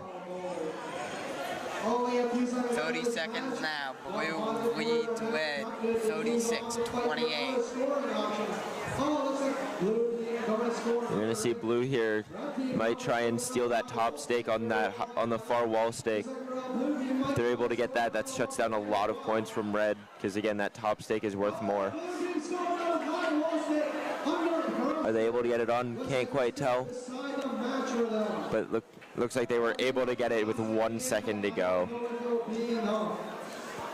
Blue wins 43-26.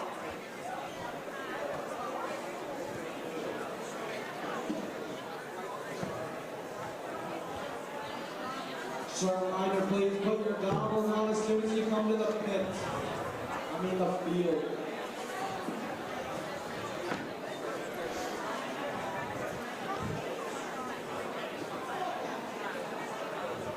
Time beginning. 3, 2, 1. Here we are with another autonomous in qualification 83.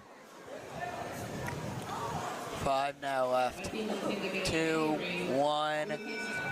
This looks like blue's gonna come away with the autonomous.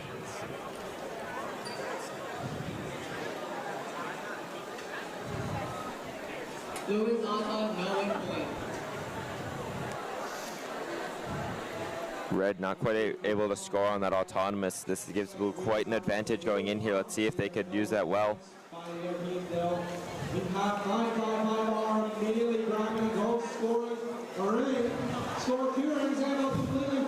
Blue with control of 3 of these mobile goals right now, but red is starting to get some score on that far one. Blue has control of both positive corners right now. Red, you need to fight for that or get a lot of score on their own. Let's see what they try and elect for. Blue is able to steal one of the red goals, though. Red's down to 1 goal possessed by their bot. Blue is in a great spot right now. Blue leads 31-10.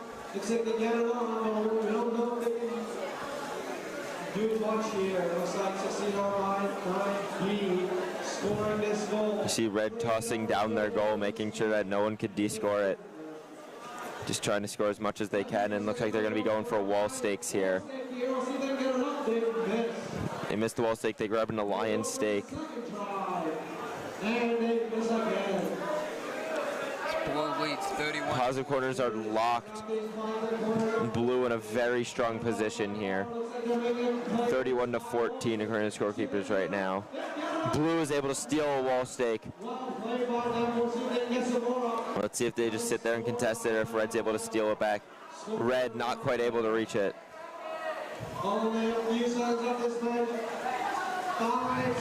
Red is able to grab a wall stake on the close side. Both teams have one of the wall stakes. As blue will win 37-15. Blue with a great match right there. As match 84 is underway. We're officially into our last 10 matches of qualifying. We have two acts scoring a bunch of rings on. We don't know. We'll have to see if that's enough for AWP. 7-6 red. They get the bonus for autonomous to take the lead. 13-6. Red already almost at a full stake. Such fast scoring you see going on here, and we'll see. Red already has a full stake. Let's see. Grabbing a positive corner. Let's see. Their teammate's going to be playing some defense there as they try and score on another one. Trying to go find more red rings here and see if they can score them on to their goal. Helping out their team.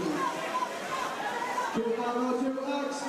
Looks like they're trying to score some more rings on. Meanwhile, on the other side, you see 99516 or 99551B playing great defense there, pushing the red bot away, allowing their teammate to get onto that. 2 wall stakes for red out there, looking for a third.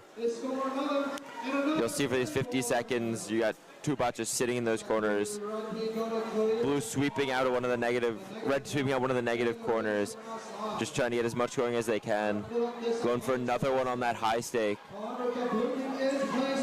Blue playing great defense on this wall stake though. As it's 31-11 red over blue. 30 seconds, positive corners are locked. Let's see. Red has a ton on that wall stake, so important right now. And going for the other one, grabs the...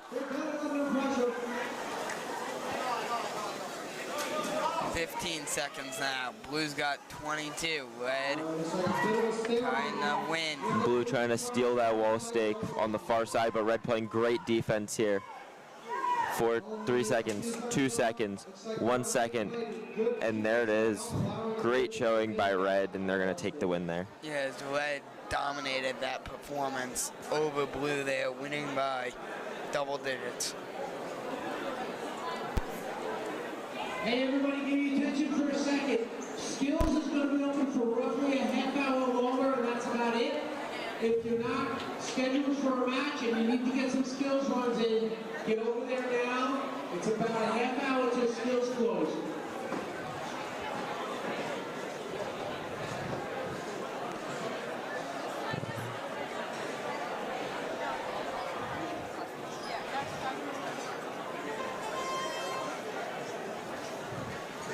All right, we're on to the autonomous of qualification 85. Looks like qualification 85 has already started. Red seems like they're going to be taking this one. Weren't quite able to get the last score, but that alliance stake might push them over the edge there. Red does take autonomous. The controller underway. Red leads 13-4.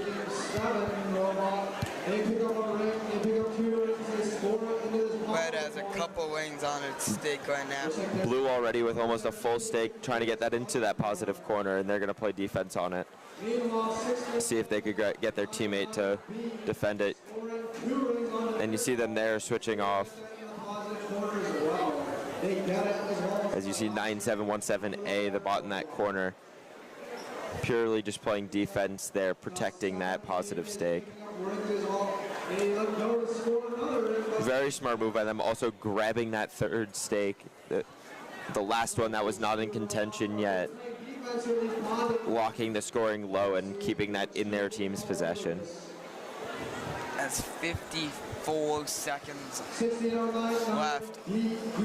Red leads 33-21. This is a really even game right now, and it may even just come down to these wall stakes that you see red scoring or that autonomous bonus that red got. 30 seconds, positive corners are locked. Red leads 37-21, 20 seconds left. Oh, looks like 69 P. Monaco scored inside wall sticks. We don't know if they can get this on though. 40-21 now at 10 seconds left. You saw Red there being able to get a score onto that stake that the blue bot was holding. That's so important for them. And it looks like Red will end up taking this one, even after a great showing by the blue team. Yeah, Red wins 40-21.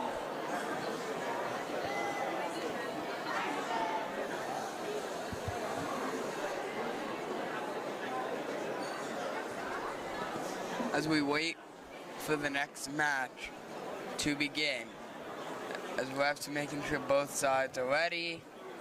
And they're going to be starting up in right here in 3, 2, 1, and here we go in autonomous. All right, looks like we have 3-0 for blue there. Red gets 3 back. 7-3 blue now. With 2 on the clock. 1. I see blue taking the autonomous bonus here. The hang off. Blue wins 16-9. And they get the win point, which is great for their placement.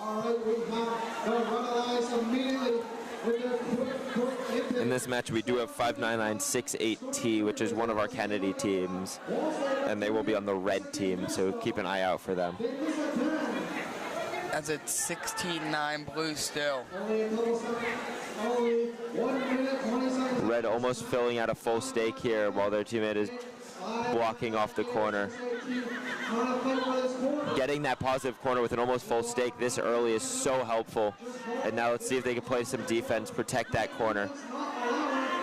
20-13 blue here, 23-13 blue.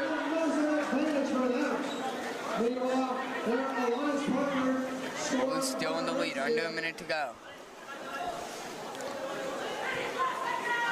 Red looks like they might be going for some wall stakes here in a second. Wall stake here from Red. Grabbing the top stake on both sides, such a huge play.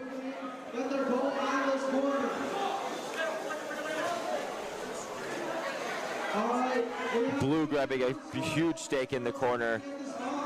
Positive corners are blocked. Let's see what teams can score. Blue leads 23. 22. 16 seconds left. Wow, that replaceable. 29-23 Red. 29-29. 8 seconds left now. Red takes the lead. 4 now. Blue gets a hang right at the end there. That'll do it, and blue wins 32-30. This might just come down to the autonomous.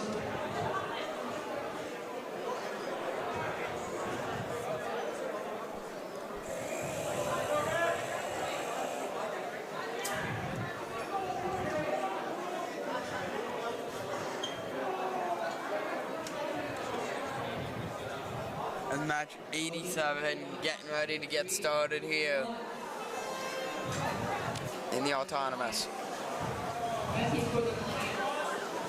Blue getting nice scoring on this autonomous, but Red's almost matching them out here. This is a big autonomous for both teams.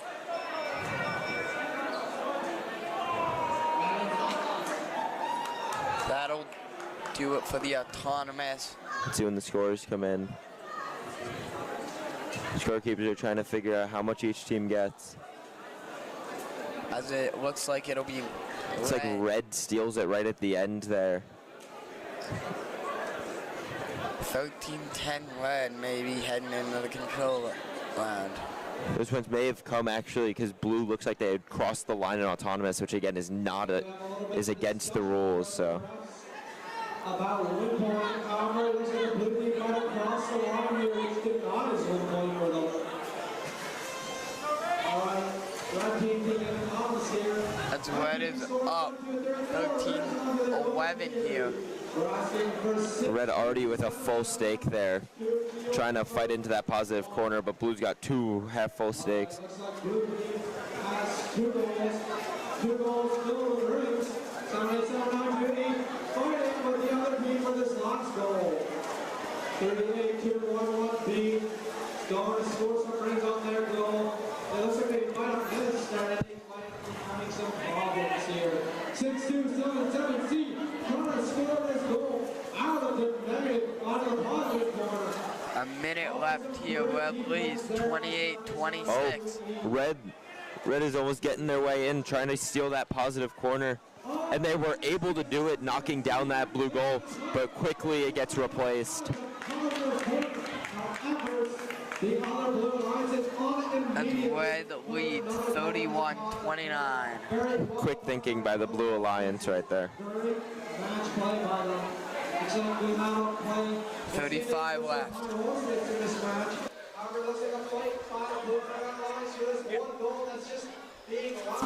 30 left here. 31-31.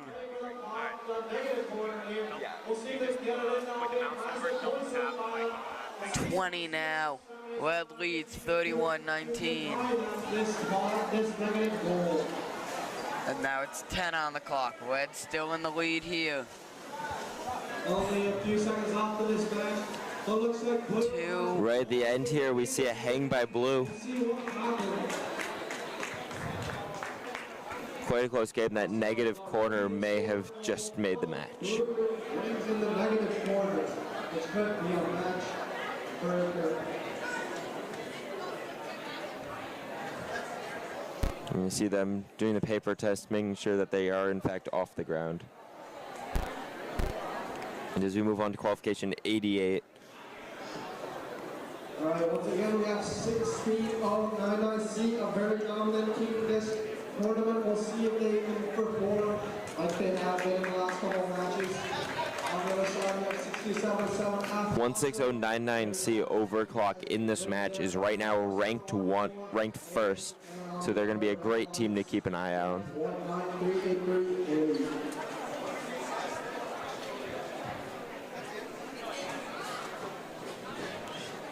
Looks like both teams are ready. We'll be getting off autonomous. Right away, we have this red team scoring one on, scoring 2-3. As Red takes the lead here. But looks like they just missed. Oh, looks like their partner might have blocked them from grabbing that last goal. That's unfortunate. Red takes autonomous, but doesn't get quite what they wanted out of it. After you see this team getting almost blocked by their own teammate, but you just see the speed at which this team can move. We'll see Blue with full control over one of those corners.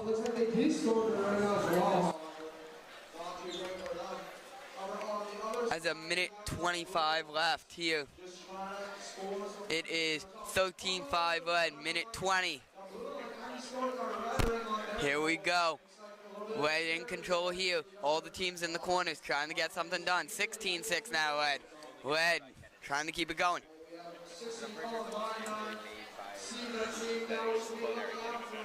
As a minute 2 left here. Under a minute to go. Red leads 16-12 over Blue. Let's see here. You see the contest over in those corners. Blue being the only team there right now, just trying to get whatever scores they can. Looks like we have red lines here with the command. As Red's still in the lead, trying to take the positive corners. As we're getting down toward the end of our matches before the alliances today. 21-18, Red over Blue. There goes the positive corners. Blue's going to have to do a lot of work here because Red did claim both of those corners. As it's 34-21, Red over Blue.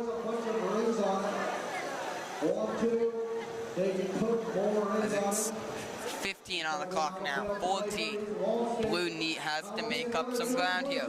Down by 24. 6 now, 5, 4, 3, and 1, and Red wins 40-16, match 88 in the books as we wait for our next match, match 89.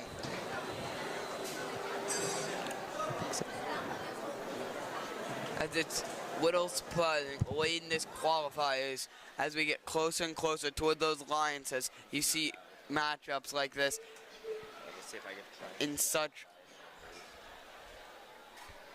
blowouts. The other one should say 89, the other one should say 88. As we're getting ready here. Hi. My mom asked me to. And here we go. I'm commentating. We grabbed the professionals. How's judging going? I had to have a conversation with the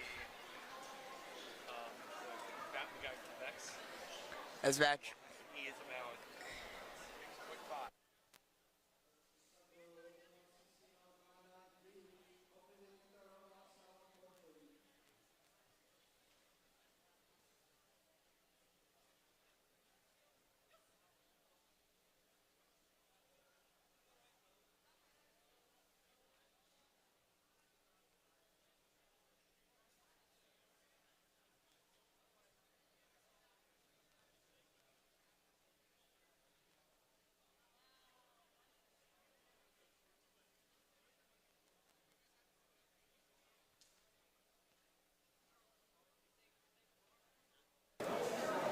As we're getting ready to get match 89 underway here.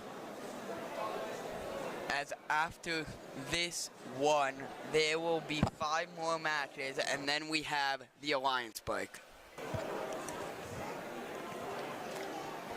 As teams making sure late in this late, you have to make sure your measure up size, because these wins could end up leading to you maybe getting chosen to be an alliance of one of the top teams.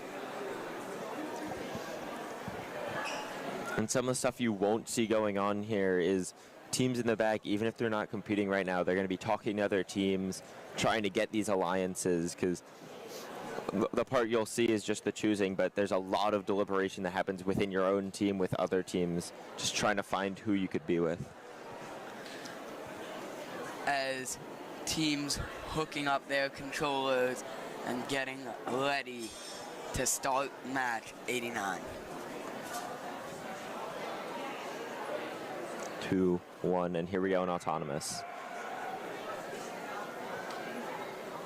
As the clock did not start there, as both teams are now giving the go-aheads again, as we'll get ready to start the autonomous momentarily.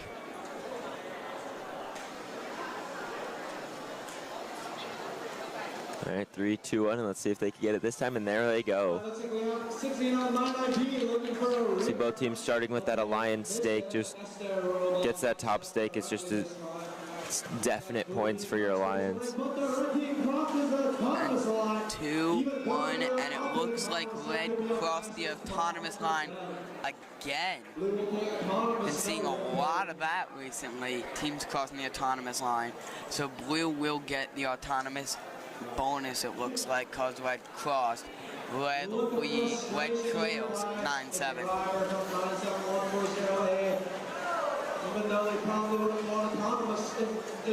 It's 15 now. Blue. Red here already has a full stake almost. Blue matching them though. Let's see. Blue full stake in the positive corner. Let's see if red could match that over there, and they do get their full stake. And you'll see them slide into that corner there. As 1:15 left, blue leads 29-10. See, blue here now has control of 3 of the stakes, and they're going to fight over that other positive corner. As a minute left here, blue leads 32-23. Red has to find something big here.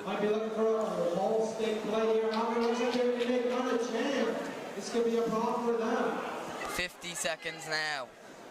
Blue still in the lead here. 15 seconds, 10 seconds until these corners are locked, and then you're going to see all these bots quickly trying to score, rank up as many of these rings as they can. As blue still leads, under 30 to go, 32-23. Those corners are locked. Let's see what blue's going to do with these. They got these 2 pylons. Trying to knock it down, doesn't quite get it. Can red take advantage? No. Red does have a full stake though. Blue places a... Blue gets on the wall stake. Red still has a full goal on them. 6 seconds, 5 seconds left. Let's see if any teams can make a big move here. 2-1. And Blue will take this one, 35-28. Nice win there by Blue.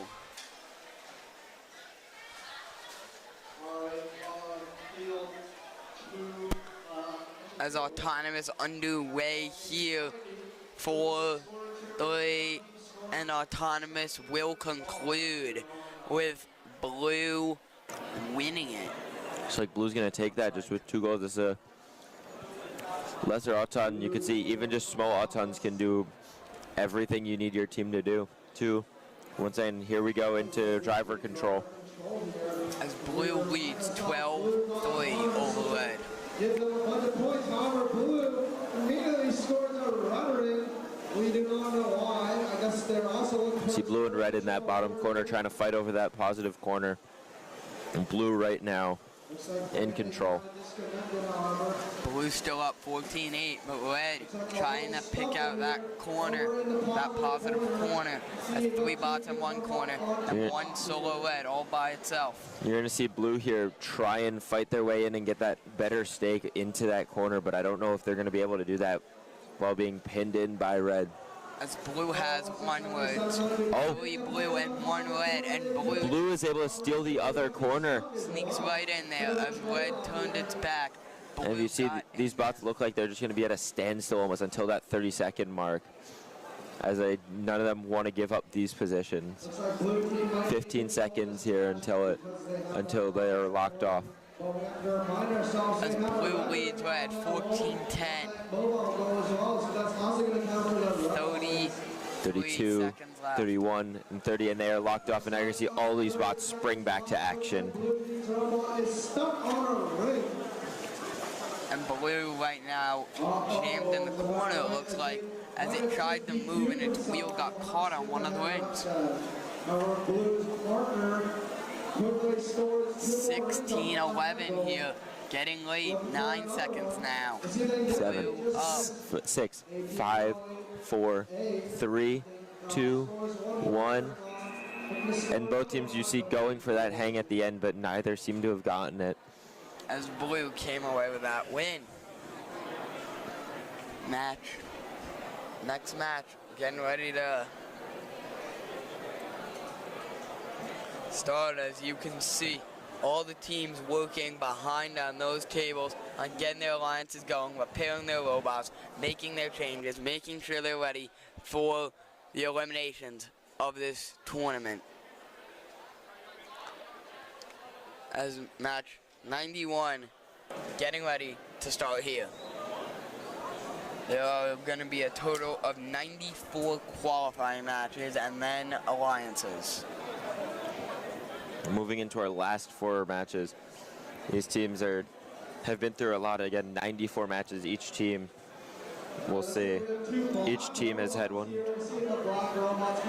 has 7 or 8 matches. So they've been putting in a lot of effort, and it's all going to come down to these last matches before we go into alliance selection. So quick reminder from coming here to have fun, whether you're winning or losing. On the Red Alliance, we have 16099A and 6277B. Versus the Blue Alliance, 6277D and 7502S. See, 16099A is a great team that we've seen throughout this whole thing, so we'll see if they could keep that going. It's their 3rd overall right now. As here we go, teams getting ready on the mats right now.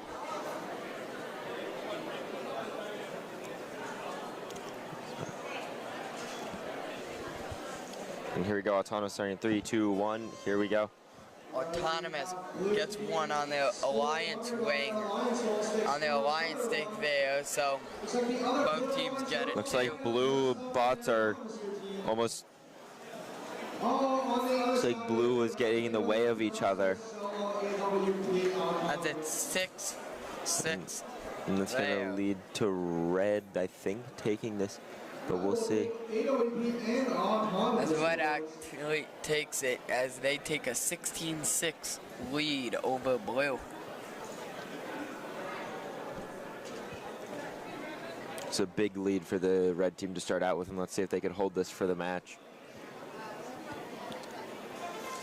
All right, let's begin driver control. Nearly 16:09 picking up a goal, scoring 1-2 is on. A minute 30 to go here. Red leads 18-6. Behind this team's fighting for these positive corners. Looks like the red team might have given up both of them to the blue line, so see what they can do. Red now leads 20-9. Both teams fighting over these positive corners. Red knocks down one of their stakes. Meanwhile, 16:09 Oh, looks like they grabbed the other positive corner. As a minute 8 left. Red leads 27-10. Blue has a stake with all blues and one red. As Blues trying to get that positive corner. Both Blues trying to secure both positive corners. 50 seconds left. Blue trying to get this positive corner, and you see these fights 45 seconds here. Red looks like they've been able to sneak into this positive corner. Let's see if they can do anything with that control. There is 35 seconds on the clock. 28-17, 37. You see here, blue looks like they might try and, or red here at the bottom gets 2 more on the wall stake, and now is now blocking off the blue team from getting any more. As red now up 35-17, 15 left. Red almost filling up one of these wall stakes, and you can see that cover making sure the blue team does not have access to scoring. And red gets the hang at the end there. What a great showing, and I think red's going to take that one. As match 92 getting ready to start soon.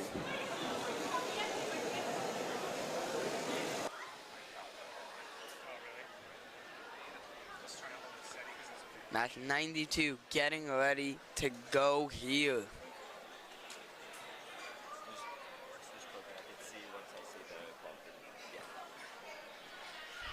As teams getting ready for action in match 92. Heading into our final 3 matches here.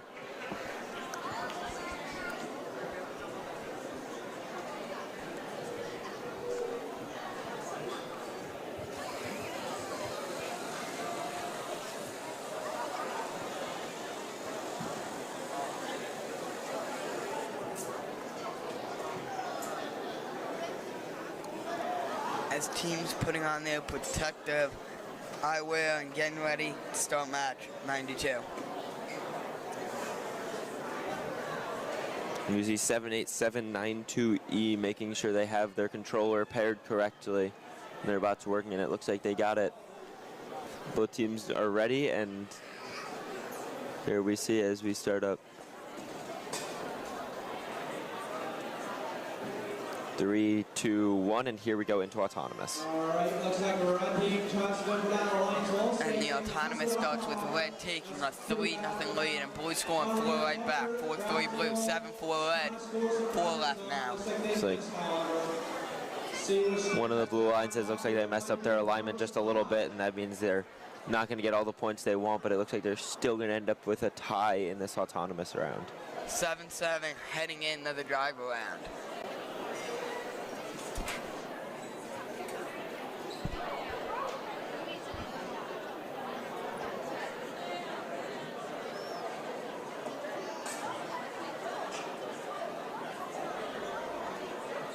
As red lost their ball. Here we go in the drive-in. 10-4 blue. Looks like blue was going autonomous because the red team there was triple possessive. 13-4 blue.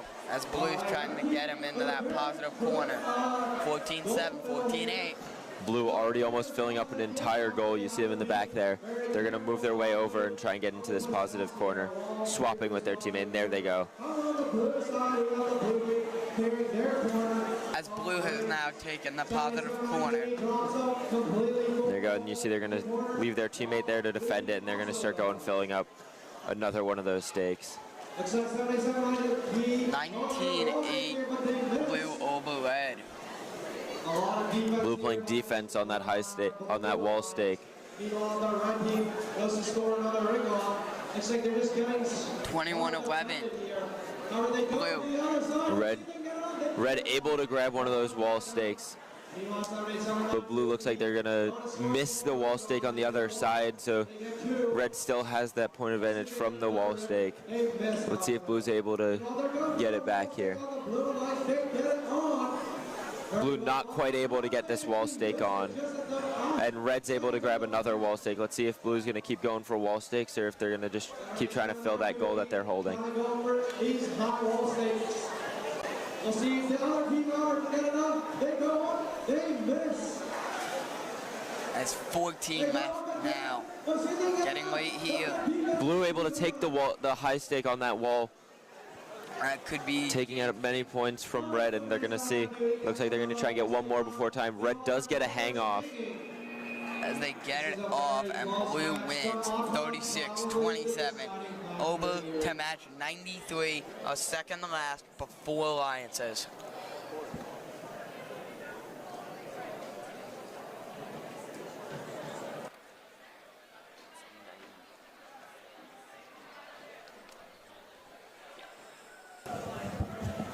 '93 is about to start as two autonomous underway. 3-0 blue here. With 8, 6-3, 9-5, 10-5 blue, 10-8, 2 and 1, 13, 11-11. We'll see here as the scorekeepers do this last count, see who takes this autonomous. And if they stay tied, this is going to be a really intense match. As the scorekeepers tallying it up, making sure they have the right score and the right bonuses to see who got what bonus. Really looking it over here as the left ruling will be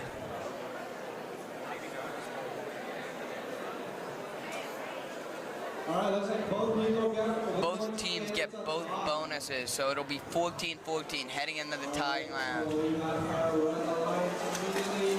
Scoring one more ringer on there. Trying to fight for this positive corner. Looks like a little bit of a stalemate now.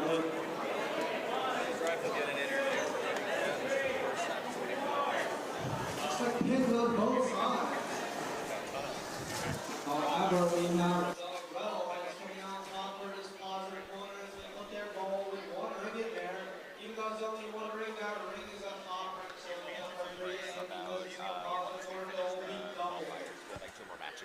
as both teams are underway here. I'm gonna go off first. A minute to go. Red tied at 15 here. 59 seconds left. 20-15. Red over blue. See red and blue fighting over that bottom left, that positive corner. 45 on the clock. Oh, as we got 22-15 red over blue here. 22-17. See, you see that red team just gonna sit there for a minute. Blue team going for wall stakes on the far side. They get one. And you see all the bots just immediately spring to action at that 30-second mark. There's 20 now on the clock. Getting late here. Red still up. 27-20. Blue holding onto this full stake. Let's see if they could do something good with it. 9 now on the clock. Red by 5. Red trying to get this stake at the last second. Grab a wall stake right there. Can they get the other one? As red will be victorious. And now to the final match before the alliances. Match 94. Alright folks, skills is now closed. So As 9-0, 10-0 Red. Very impressive alliance round right before 10-3 Red over Blue. Red gets the win point here. 16-3 Red, as Red starts out with a big advantage. As the teams who are not competing right now head back and talk over their last few things, if they're one of the teams who is getting an alliance, who they want to get it with. A minute 25 left, 16-3 Red against Blue.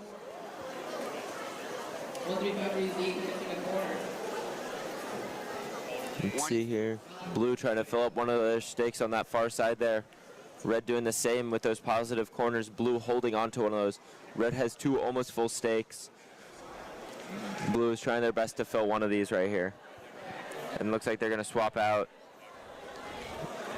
A minute left right here, 24-6, Red against Blue. Red has a lead in just pure rings, and both of them have one in the positive corner, but Red is still ahead right here. Let's see if Blue can get some scoring going. Red team getting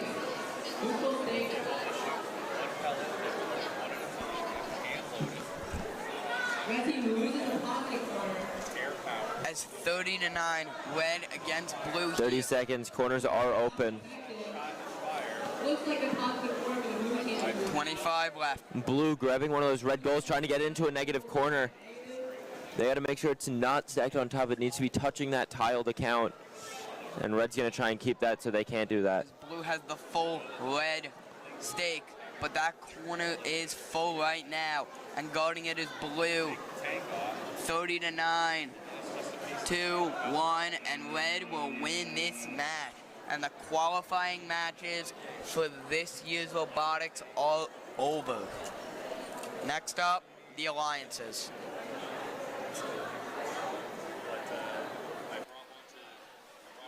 As teams just double checking what they got and checking out their robots, and they will be ready to start these alliances.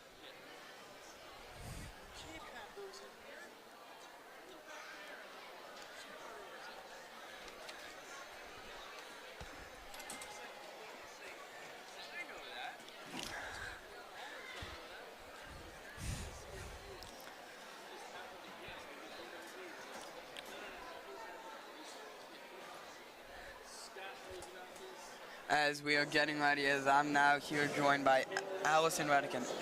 Allison, what have you seen so far today? I mean, I've been watching all day since really early this morning, and it's just really cool to see how all the teams are, coming together and working with their teammates to, compete in this competition and do as well as they're all doing. Definitely, and it will be very exciting to see how the teams will compete with the alliances, who they choose, and who they will choose to be their alliance partner, and will the top seed who ends up getting that first choice at the alliance, will they end up paying off and going on to win the whole thing?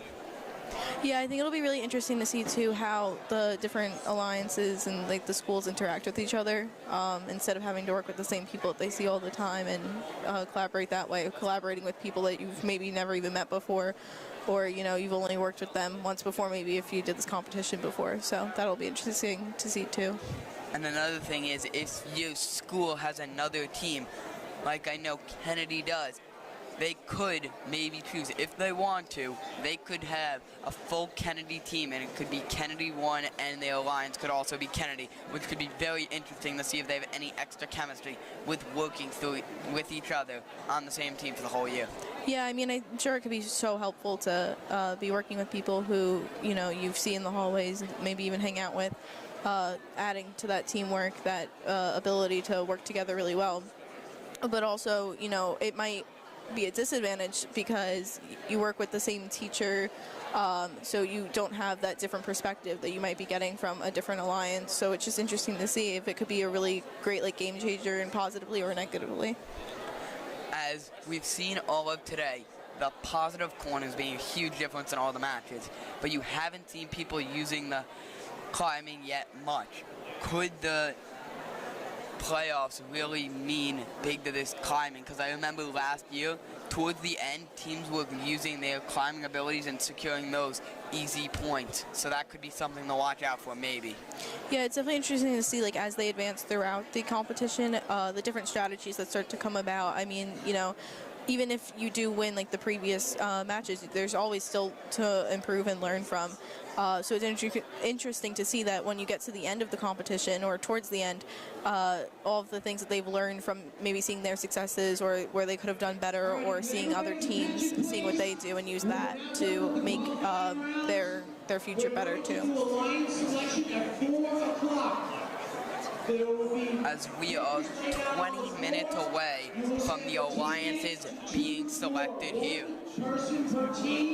At 4 o'clock. So teams will get their conversations going and just secure who they want for their alliance in it, because even if they don't get who they want, they will have that backup plan to make sure they have no bad option for being that top seed. Yes, definitely. And I think that this alliance part of the competition is really so cool, because it does, again, show that importance of collaboration. And, you know, it really shows, like, how just amazing, like, this tournament is in general, with being able to give you so many, like, life lessons, too, outside of just being able to learn about robots. I mean, these are skills that you're going to need no matter what.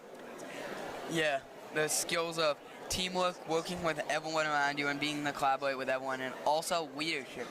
Between all these teams, you're going to have that leader, and someone's going to step up, because you've seen all throughout every match, no matter how many people are on that team, you saw with a person controlling it, but they weren't doing it all. There was also that person standing right next to them coaching.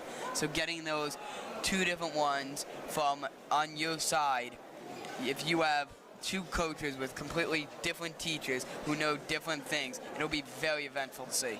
So now we have a video just reminding everybody of the rules and everything going into this alliance part.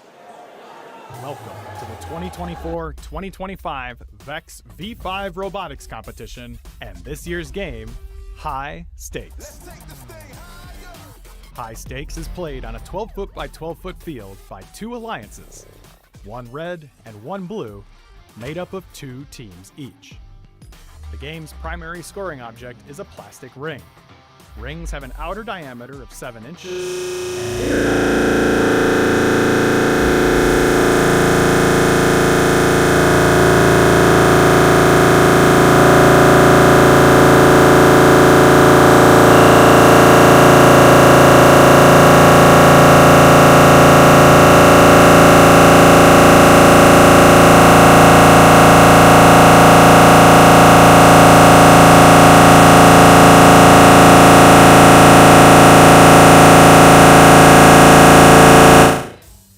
Stakes that are part of the mobile goals, which can fit 6 rings each, 2 wall stakes, which can also fit 6 rings each, 2 alliance wall stakes, which can fit 2 rings each, and 1 high stake on top of the ladder, which can only fit 1 ring. Rings that are stored on stakes are worth 1 point for that ring's alliance. The highest ring on each stake is called the top ring, and is worth 2 additional points. Matches begin with a 15-second autonomous period, where robots operate without input from their drivers. Robots begin with 1 ring as a preload, and must stay on their side of the autonomous line. Alliances also have the opportunity to earn an autonomous win point by completing a certain set of tasks during the autonomous period. The 1-minute 45-second driver control period begins once the autonomous bonus winner has been determined. In high stakes, object possession is limited to 2 rings and 1 mobile goal. However, rings that are stored on stakes do not count towards this limit. And rings can be descored from any neutral stake at any time. At the end of the match, robots can earn additional points by climbing the 4-foot-tall ladder. Using the first bar of the ladder to get your robot off the ground is considered a level 1 climb and is worth 3 points. Passing the first bar gets you to a level 2 climb and is worth 6 points. Getting the entire robot above the second bar is considered a level 3 climb and is worth 12 points. Note that the ladder has 4 sides, but there are no alliance-specific climbing locations. Robots may climb up any side that they want. One more thing. At any point during the match, mobile goals can be placed into the four corners of the field, which will modify the scores of both alliances. Two of them are positive corners. If a mobile goal is placed in a positive corner, all rings scored on that mobile goal will have their point values doubled. The other two are negative corners. When a mobile goal is placed into a negative corner, all rings that are scored on that mobile goal will effectively be changed to negative point values. They are now worth 0 points and remove an equivalent amount of points from the Alliance's other scored rings. High stakes can also be played in Robot Skills Challenges, where one team competes against the clock, and the collegiate level VEX U Robotics competition, where teams design 2 robots using advanced materials. Check out the game manual or talk to your REC Foundation representative for all the details. Is going on for these playoff matches, so you will know what everything means. Like, those stakes in the middle are crucial, especially if you carry them into those corners. Those positive corners have been differences in all the matches today, just racking up all those points. Yeah, definitely. And I think it also shows how much thought and problem solving and everything has to go into preparing for this competition.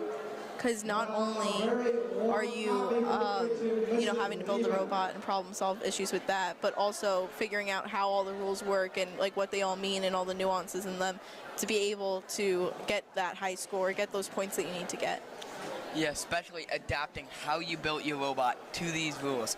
You've been building your robot for a long time, and you've used your robot the whole year. You may have scrapped a couple things, but you've kept mostly the same thing the whole year.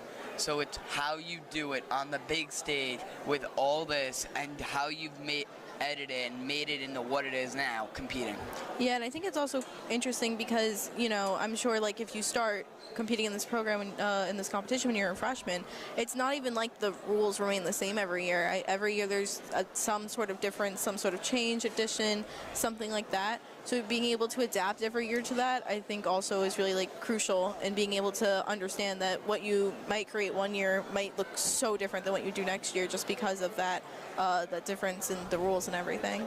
Yeah, that's very impressive to compete in robotics because no other sport is like this. Every year they drop a different theme. The only thing that stayed the same is it's either like rings or discs. How they have to use them, it's different. Like, this is the first year they've ever had the positive and negative corners.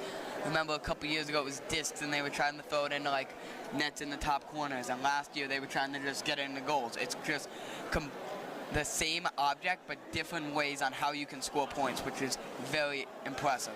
It's also interesting to see like that even though they're using same objects, similar objects, things like that, when the objective of what you have to do with it is so different, even though it sounds simple, like, oh, throwing it versus picking it up, something like that, it completely changes what kind of robot is built, how it looks, what the design is like, and all those kinds of things too.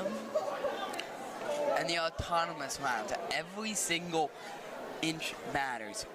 Every single inch or centimeter matters. That's why you see them measuring before every match, before that autonomous, to make sure they have the right angle. Because one wrong angle could cost you getting that disc and getting those autonomous bonus points, which could push you towards getting victory.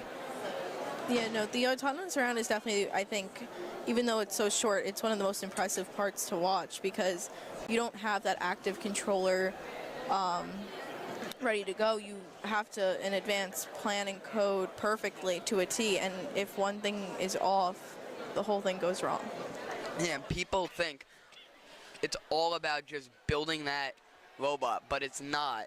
It's not only building that robot, it's spending a lot of time on that code to make sure, because that code could adapt over time. Whether you want to, something like this today, you may want to go fully offensive and then have one also defensive. So it's whether you want to go fully push on the offense and try and just get those autonomous points, or just play defensive and make sure you don't do anything bad, like cross the line, which we've seen a couple times today, which rewards you get to keep your points, but rewards the other team the extra autonomous bonus, which could cost you.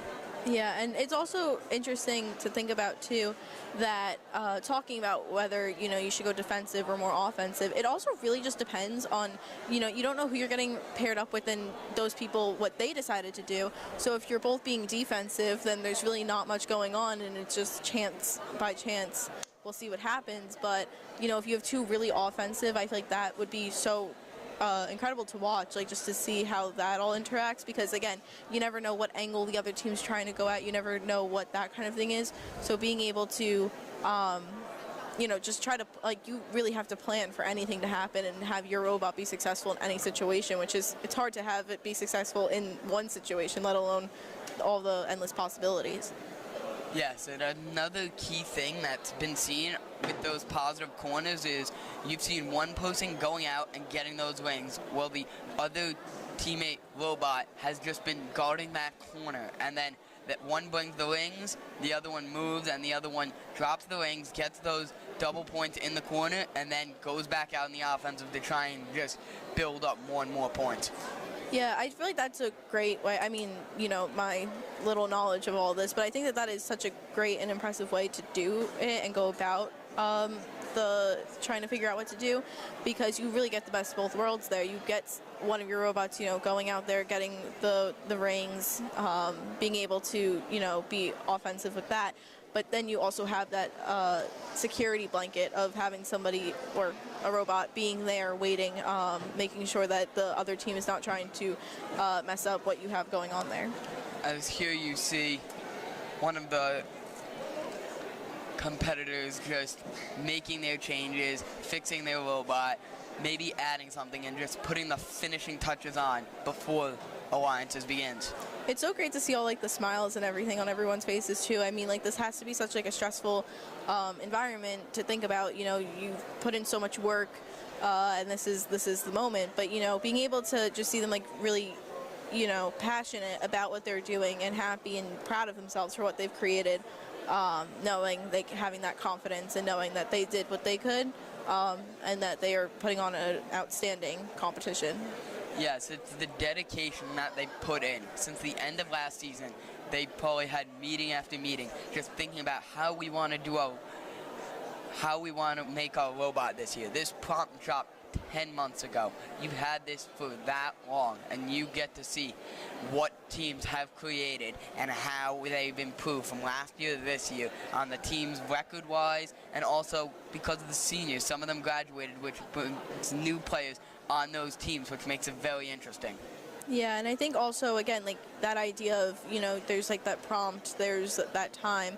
It's still so interesting to see how, you look at one school, I see Overlook is out there, and we know there's some Kennedy teams, how they get the same prompt, same amount of time, same materials, that kind of stuff, but to see how truly different everything is, the robots, the different strategies, those kinds of things, which having that differentiation and the differences there is really cool to see how they all come together, especially in the round that we're about to see, the Alliance round, which will be coming up in the next few minutes there. Just seeing how all those differences can come together and really make such a powerful team, hopefully.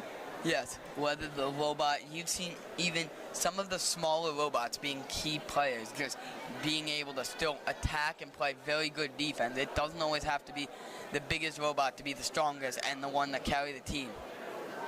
Yeah, no, definitely. It's just, it's showing that it's not necessarily, just the one thing, the one person, the one robot, anything like that.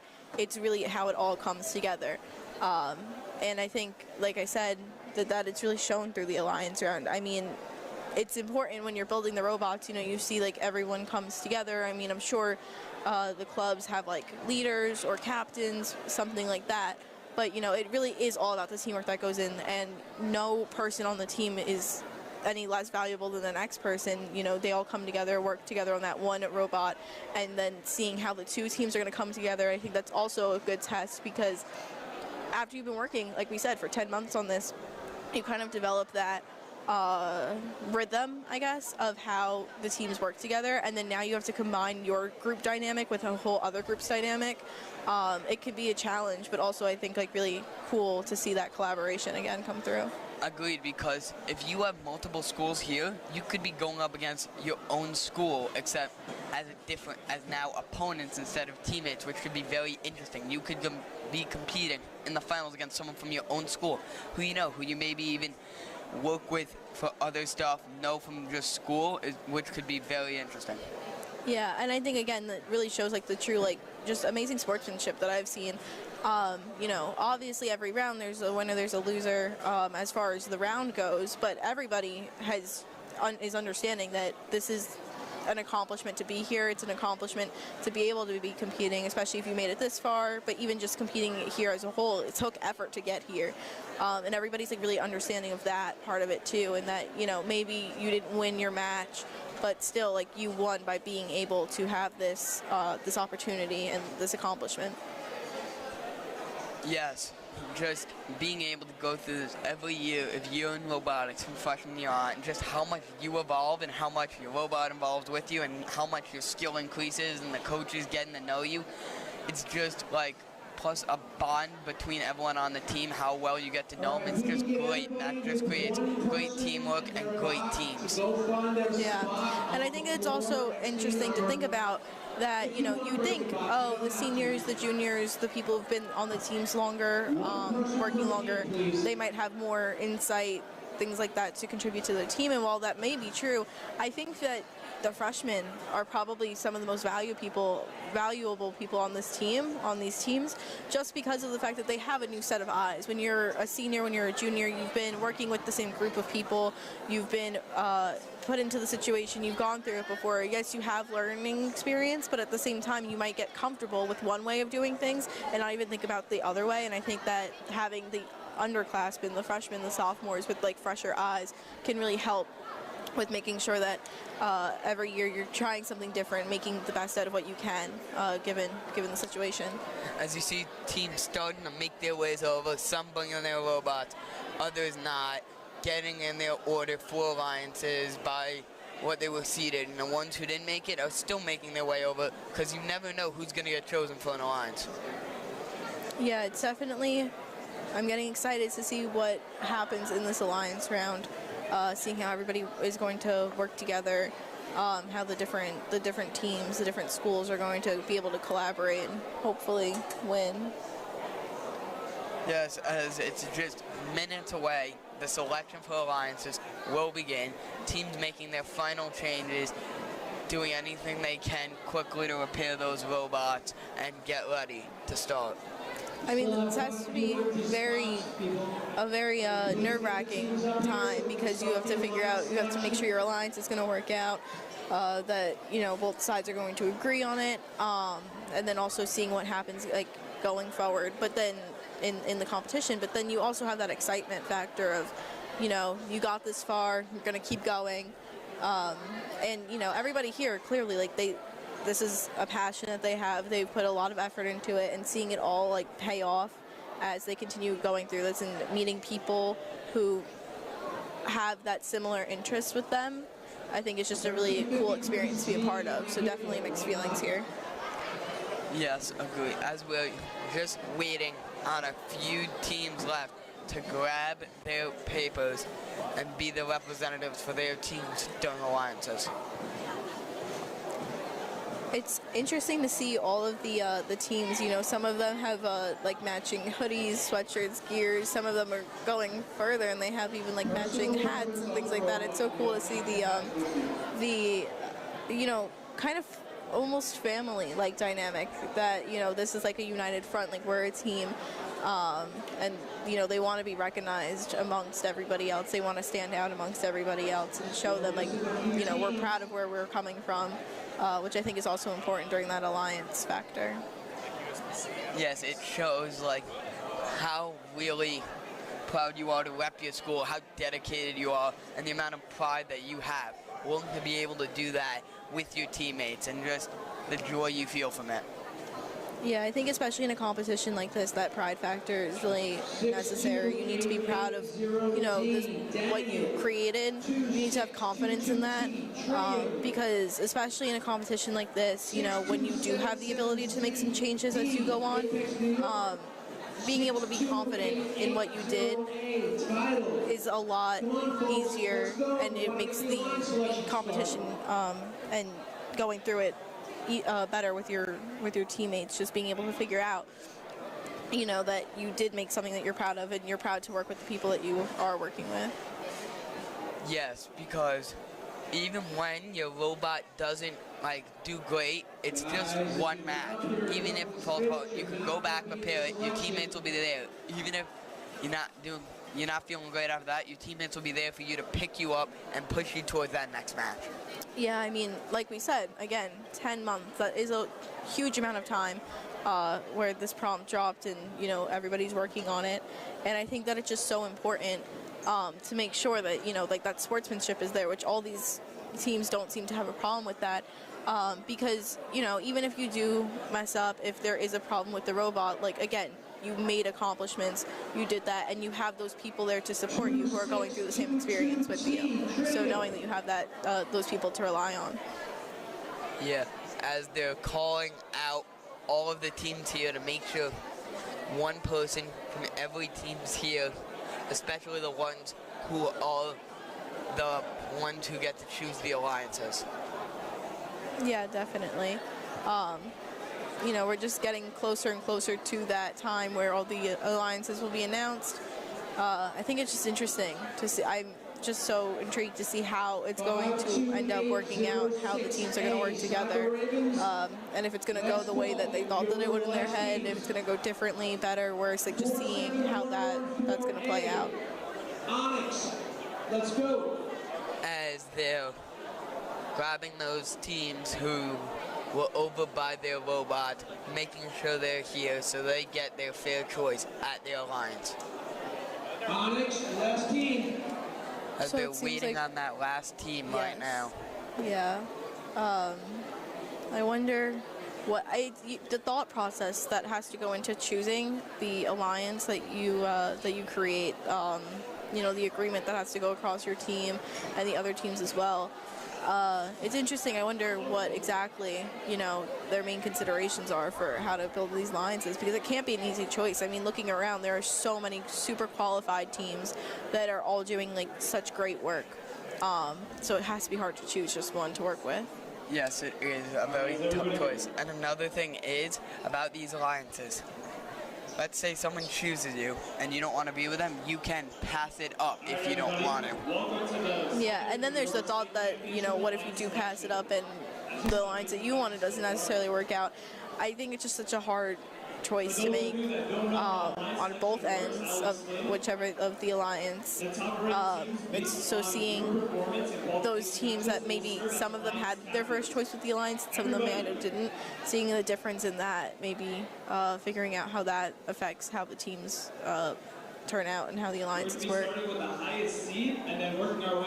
As we'll be starting with the highest seed here. If the team receives an invitation, they can either accept or decline. If they accept, you guys will be a permanent team for elimination. As now you're hearing your rules. You will now become a captain, and you cannot get selected, but you have to create your own alliance. Does everyone understand? Sitting There on are the the edge. rules that even if you get selected, you can reject it. And if you choose to agree, you are with them for the rest of the tournament. Yeah, I'm sitting on the edge of my seat here waiting to see who picks who, how that's all going to work out. Hopefully all the teams end up happy with what the alliances that they come out with. Yes, because the most deflating thing for a team is being so confident, going up there, having it, and then having it fall through and ask, hey, do you want to be our alliance? They say no, because I remember last year, one team had to go through 4 different people because 4 different people didn't want to be their alliance. As the first team is called up now to choose their alliance. You see some signs getting held up eagerly, trying to get them to draw attention, hopefully get that alliance that they've been looking for, that they really want. 7040R. And they call out their alliance right now, the top seed. And that person, the representative for that team, is approaching the mic. Will it turn out to be an alliance? They accept. And they accept the alliance. Our first alliance is made right here, as the top seed has chosen their alliance. Next is 16099C. As we're waiting for the next alliance to get formed, it's interesting to see who they'll pick, and maybe, hopefully, it'll work out the same way that the first one did, and they'll get the choice that they want, be able to make that alliance that they want. As they chose their alliance, and we have our second alliance done right now. Next is 16099A. And now we have Team Overclock making their choice right now. Overclock has been a very impressive team this entire time, so it's going to be interesting to see who they end up choosing. And Yeah, a very accept. impressive thing is that the 2 seed and the 3 seed were both from Overclock. And it seems that the acceptance has been made, and we now have another alliance, third alliance of the night. As 955R has now been chosen as an alliance, and they will choose 62880D. and their weight is accepted. Accepted. So far, every alliance has been accepted. 11753A. Now the Nylock Nuts, who were 7-1, the only 2 undefeated teams were the Overclock teams.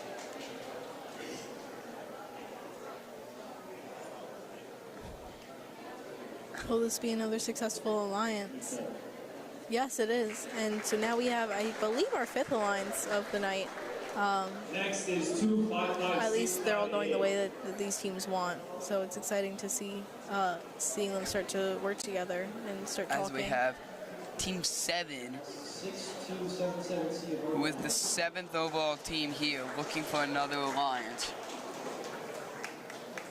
And they're waiting. And they accept again. So far, every alliance has been accepted. Next is 78792E. Team Mars, they went 5-3 overall. 6277E. Awaiting that.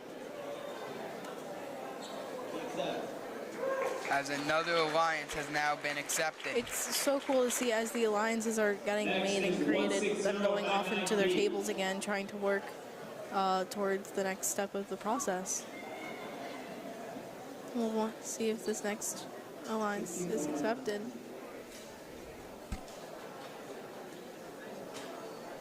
And the representative.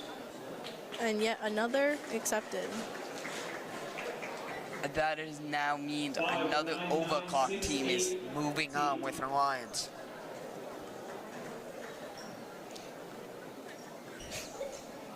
And we're waiting here. 13538. And our first decline here. I wonder what that team has in mind to make them decline, but at least this team will, have another opportunity to find a new alliance and try to make that one work the way that they wanted it to go along.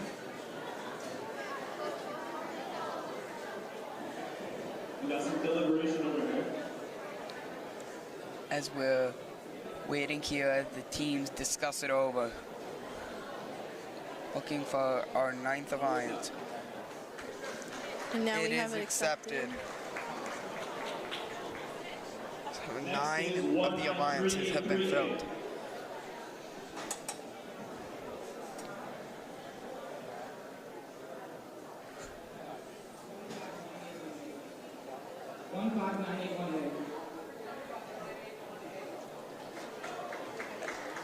And here comes the representative.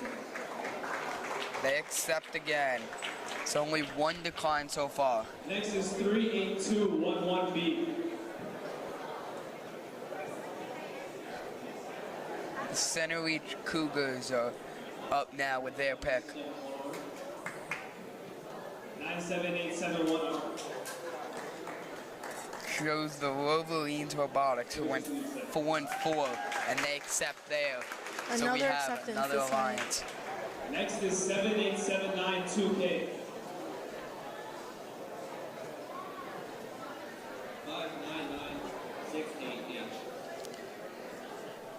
Red pen equals danger is now chosen, and they accept there. So another alliance moves on. Next is 2622T. You guys know where Mr. Stein went? 2502F. As we're waiting, and they accept again. So 3 more alliances left to fill. 14, 15, and 16.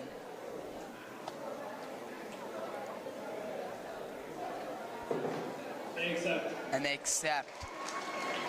114421. Walking very slowly. 97140. And another team, as they accept. 1 more alliance left to be made. All right, last up is 19383B. 6277F. As the Bite Force could be the last alliance And we see. it is accepted. As that'll conclude it for our 16 alliances. Alliance selection. As that'll do it for our alliance selection. In 8 minutes, the matches will start up again. It's interesting to see, that these teams, they had 10 months, like we've said, to, put together everything that they've done, do all of that. But, now they have 8 minutes to try to combine 2 plans that were completely separate before. And combine them and get everybody on the same page. I think that in this competition especially, it's so important to make sure that everybody's on the same page, that everybody's okay with what is happening. So to be able to turn that around so quickly in such a short span of time in, a stressful situation, seeing how that will all come together, how that will play out, definitely an interesting new perspective to see. Yes, you have the top team, One Pancake, who went 7-1. Having the alliance with Refraction could be very impressive. Who is also one of the top, so you have the #1 team and the #8 team being on the same alliance could be something to look out for. Yeah, they could possibly dominate. I mean, that is such a huge thing to be doing, but at the same time, it might also be a little detrimental to them because they've had such a good system separately that, the willingness to change that and the ability to put that together might be a little difficult, but it'll be so interesting to see how they will work together, and I'm sure they'll be successful just like everybody else here at this competition. But the overclock teams are going to be something to look out for, as they both went undefeated throughout the whole day. 8-0, both of them, and then you had another overclock team be selected as part of an alliance. So you have 3 groups with overclock players could be something to look out for. Yes, definitely. What do you think is going to be the hardest part coming up on the alliance round, forming that? I think the hardest part could maybe be finding that chemistry, because you've never teamed with this person before. You could talk all the strategy you want, but you have to actually see how it pays off, because you don't know what's going to happen. Magically, one bot could break or not move, because as you've seen today in a couple matches, they got stuck on the center one, and you've just seen all different things.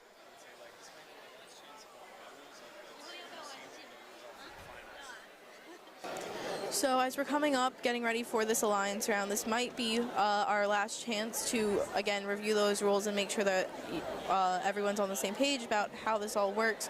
So we're going to take the time to just play it one more time, giving you guys a clear view of what we're looking for in this upcoming round.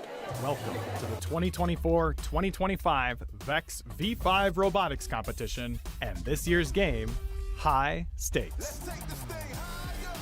High Stakes is played on a 12-foot by 12-foot field by 2 alliances, 1 red and 1 blue, made up of 2 teams each. The game's primary scoring object is a plastic ring. Rings have an outer diameter of 7 inches, an inner diameter of 3 inches, and a thickness of 2 inches. There are 48 rings on the field, 24 red and 24 blue. There are also 5 hexagonal mobile goals that can be used by either alliance.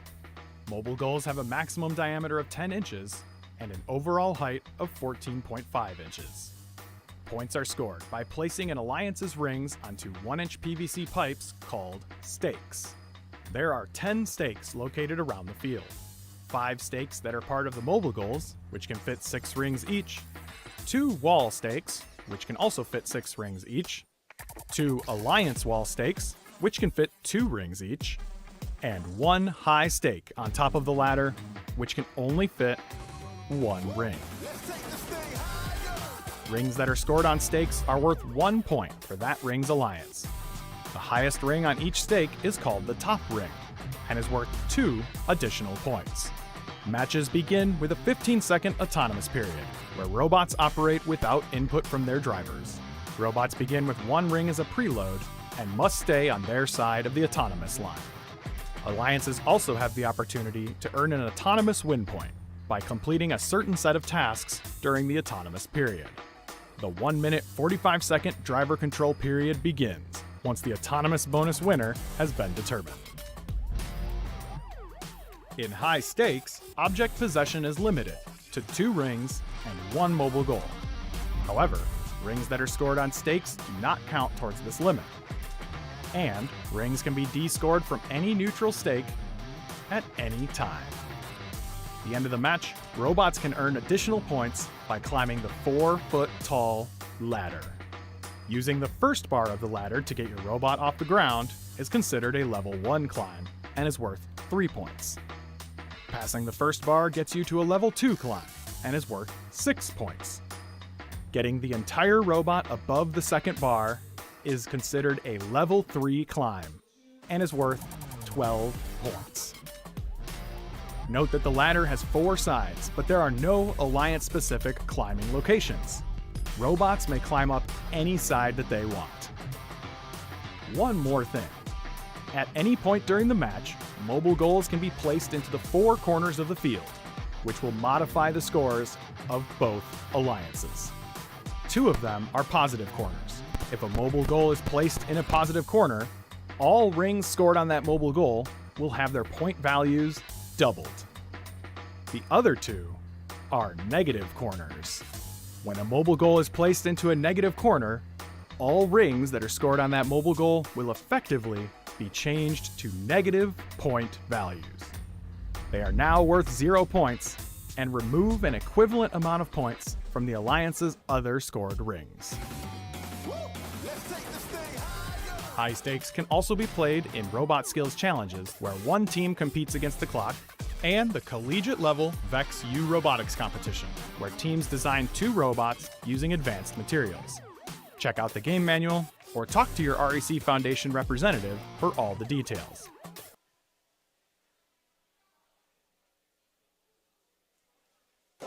That sums up your rules, as right now they're calling out their teams to make sure everyone is there for the start of their matches and ready to compete for the final.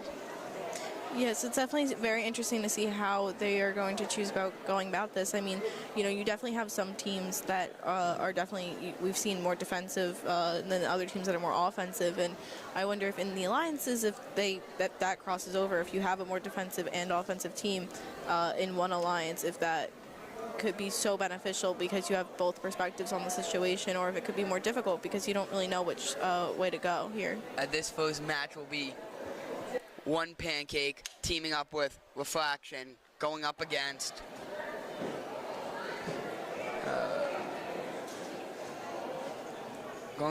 another alliance created. Yeah, definitely. And I think that with these alliances, another interesting thing that is going to be seen is a lot of teams are using it, taking advantage of those corners. You have the positive corners, you have the negative corners. So trying to figure that out, if those are going to be used, because some teams really have been using them. Some other teams have been trying to get points at other places, and it'll be interesting to see if maybe now that there is that alliance, if people will have enough faith and think that they're strong enough to be able to get those climbing points, which I don't think we've seen many of throughout the day today. Yes, their opponent will be the New Robots, and the New Robots teamed up with the Bite Force. So we'll see a very good match right here as your first match as part of the round of 16.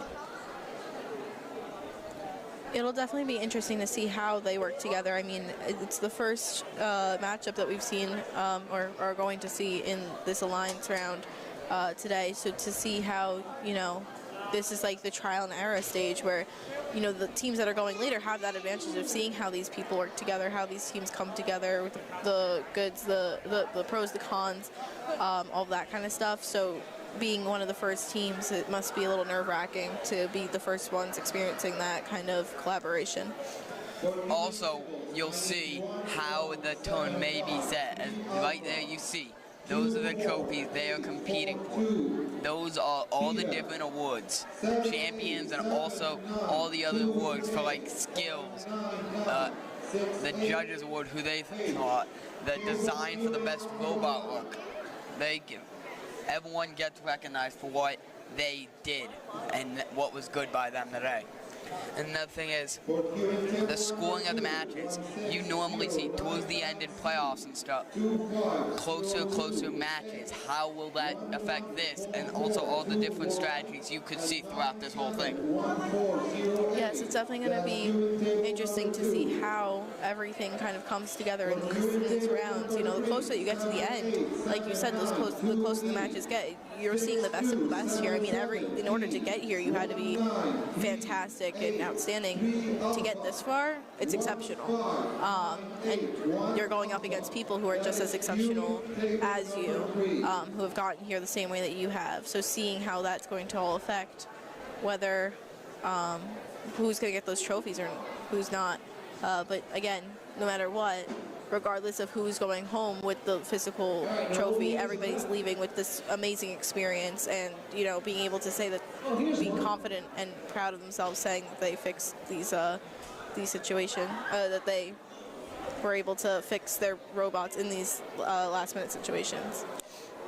And you see here both teams having their controllers, and also talking to their new alliances, talking about their last-minute strategies before we start the autonomous round. Yeah, I mean, these final seconds before the round is so important. It sounds like we're about to start. On the red alliance, we have the number 1 seed with 6277B, one pancake. We have the 1 seed right here in red. On the other side, we have 6277F from the Harvey School and 19383B. The autonomous round is underway here. Couple seconds in, Red takes the lead, 3-0. Red just racking up points. Looks like there is no question about chemistry. 11-8 here. That's a very impressive autonomous round by both teams. 11-8, one of the highest scoring ones we've seen. Yes, definitely. Seeing how quickly they got off to that start, I think really could make or break the whole thing. It seemed to really work well for the red team there. As here we go, as Red received the autonomous bonus. 18-11 here. Red in the lead here, as we have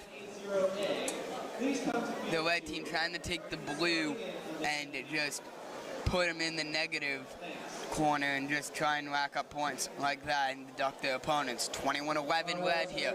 Red looking to advance. Minute 15 left, 26-9.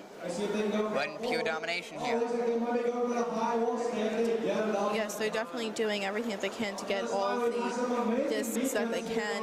And also, like we said, I see Red trying to, play defense against Blue a little bit there too. I feel like they have a good combination, a good balance of that offense versus defense, what the goal is there.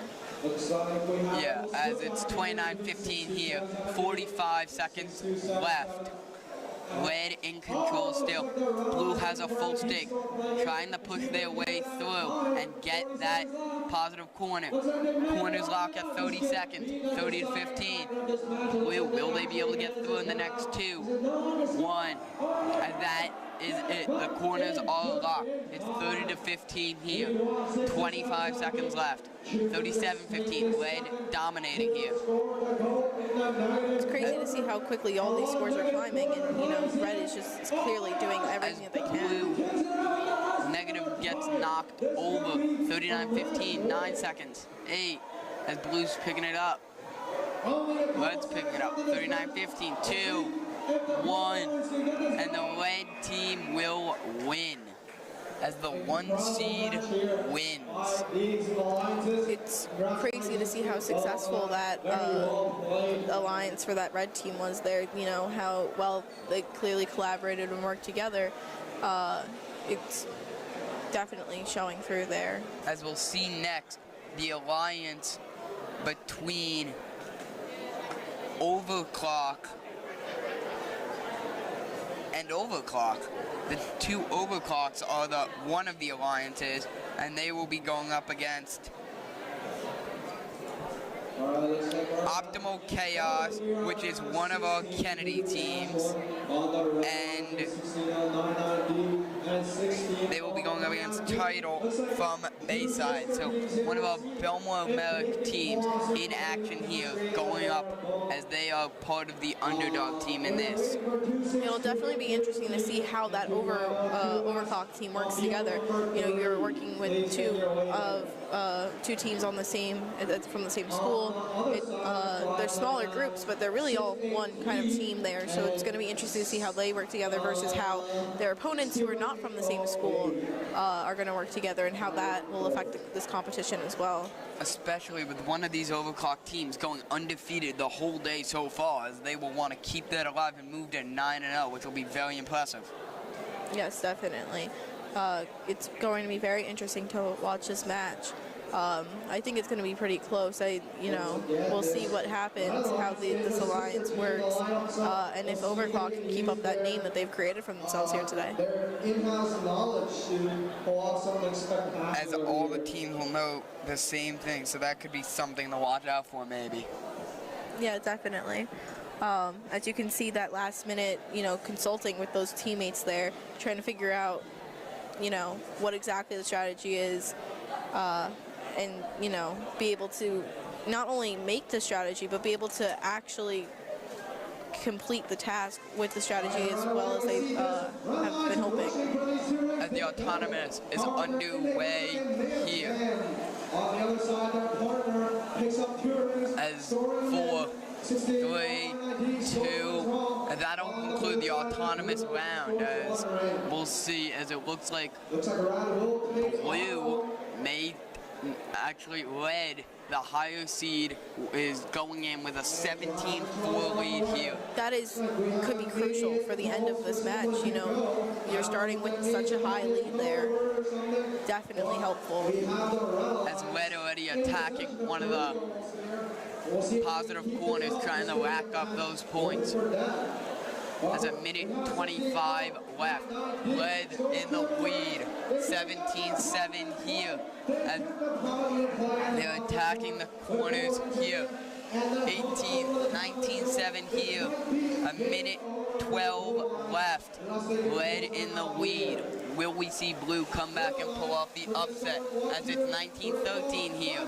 Still anyone's. A minute left. Blue is quickly climbing, getting closer, decreasing that gap in as blue has one stake with 4 on it. 21-15 red, as red is looking to take that positive and take control. 21-15 red still. 45 seconds left. As blue has a full stake, looking for somewhere to put it. 38 seconds left. 35 left now. 30. Blue looking for an opening. And they're going for the side one. They get it. 21-18 here. 30 seconds, less than 30 seconds now. 24-18 as red also gets the side one. Blue's tower knocked over there on that side. 28-16 here. The over team is looking great in chemistry as it is 36-16 with 5 seconds left. You can see red really playing defensive against these the blue team. And the overclock chemistry ends up working as they win 37-16 as our next match is getting ready to start. It will be, as one of the Kennedy teams falls, it'll be LN Jesus from New York teaming up with Team Dang It from Bayside, and they will be opposed by Tritium from Syosset and Tritium's teammate will be from Jericho. It's definitely going to be interesting to see how, in this round, you know, both sides, both alliances are not from the same school. Neither one of them are. So it'll be interesting to see if maybe that the gap in scores at the end is going to be smaller. Because, you know, I think Overclock was really successful with being able to have a team full of people that they know they've worked with. They have that chemistry that, you know, Jared, before you were saying was really important. So. As here we go, the scorekeeper and ref making sure everyone's ready so they can start this autonomous round. As you see the teams waiting anxiously, getting ready, just wanting to get in the action so they can try and start their quest to the finals. Yeah, it definitely has to be so nerve-wracking. I mean, you've come all this way, and you know you don't want it to see this be the last competition that you're in. As here we go, the autonomous blue up 7-0. 5, 4, 3, 2, 1. Autonomous is over, and the scorekeeper will tally it up, so we will see who will win the autonomous and what bonuses they will get. It appears that it is blue winning the autonomous, and blue is going in to the next round with a 7-point advantage. Again, every point in that first matters. As red already has a full stake, trying to put it in the bottom positive corner. As their stake falls and everything falls off at 16-11 here. Seeing blue quickly get that stake full of blue rings, trying to get that other one, figuring out what's the best way to do, what corner do you want to get it in. Short of the corner, 18-11, minute 15 left. 18-18, red ties it up here, minute 10 left. Seeing all the robots, you know, coming at each other, trying to defend that corner, it shows just how crucial that those corners are for the game. As blue might be going for the side one, and same with red as red gets it. Right now they're the highest, 21-20, 24-20, red with the comeback. 23-20 now as red gets another one on the side. They are the only ones as they now hold control of both sides. 26-21 now, 36 seconds left. Getting late here. And that's 30 seconds, 26-21. Corners are locked off here. Here it is, 34-21, red up big. Red came all the way back from being down in the autonomous, 34-27. Red looking for more, 34-28. Getting late here, 11 seconds now. 9, 8, 37-28. Red looks like they might do it. As red pushes away the blue one. Red up, and it looks like Red will do it, and they do. Red wins 37-28. It's not often that you see that autonomous round not, be helpful in the end for them. And, Red was down there, but seeing their comeback just shows how great their team is able to work together and adapt to that changing situation that you just never know what you're going to get. Yeah, we have not seen much of that today. The team who wins the autonomous and gets that big advantage normally goes on to win that match, but right there, you did not see that.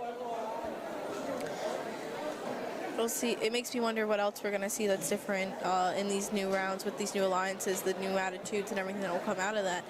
Again, I'm interested to see if we will see any team trying to take advantage of those climbing points. I mean, it takes away from being able to get those rings and get those higher points that way, because you have to allow yourself enough time to be able to get to the top and climb that way.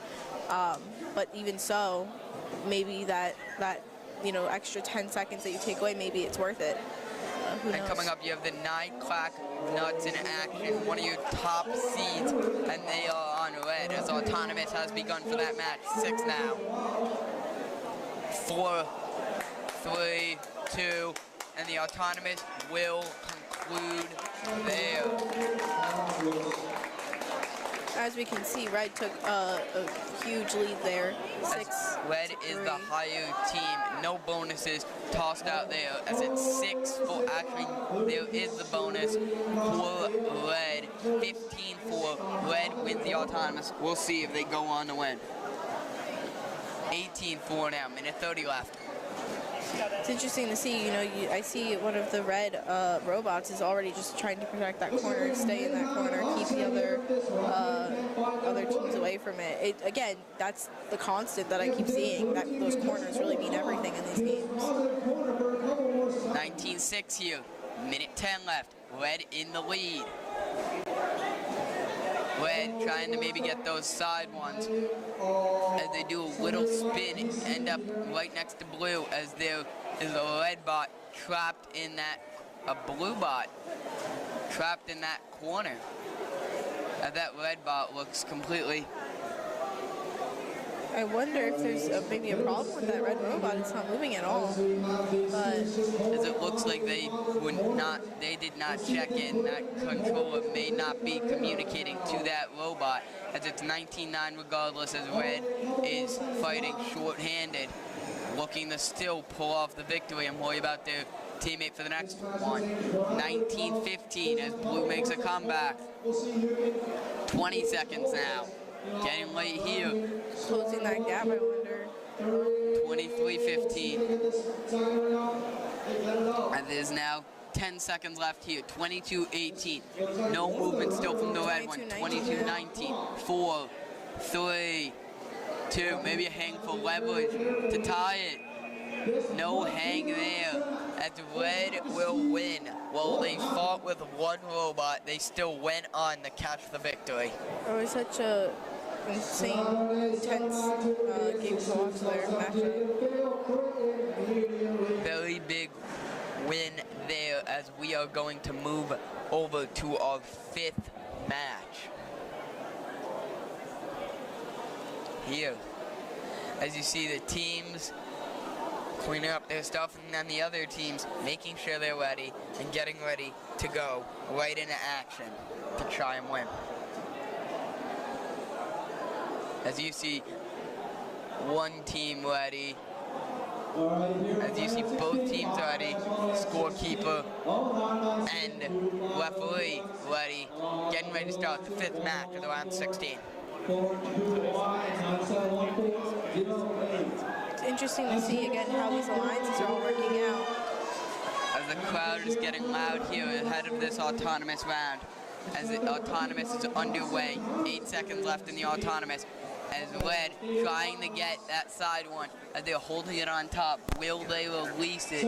As they, we'll see if they get credit for that one, as that's at least 9 for Red, as it's 12-7. But Blue gets the bonus. That was one of the closest autonomous rounds I've ever seen, especially with such a high score for both sides.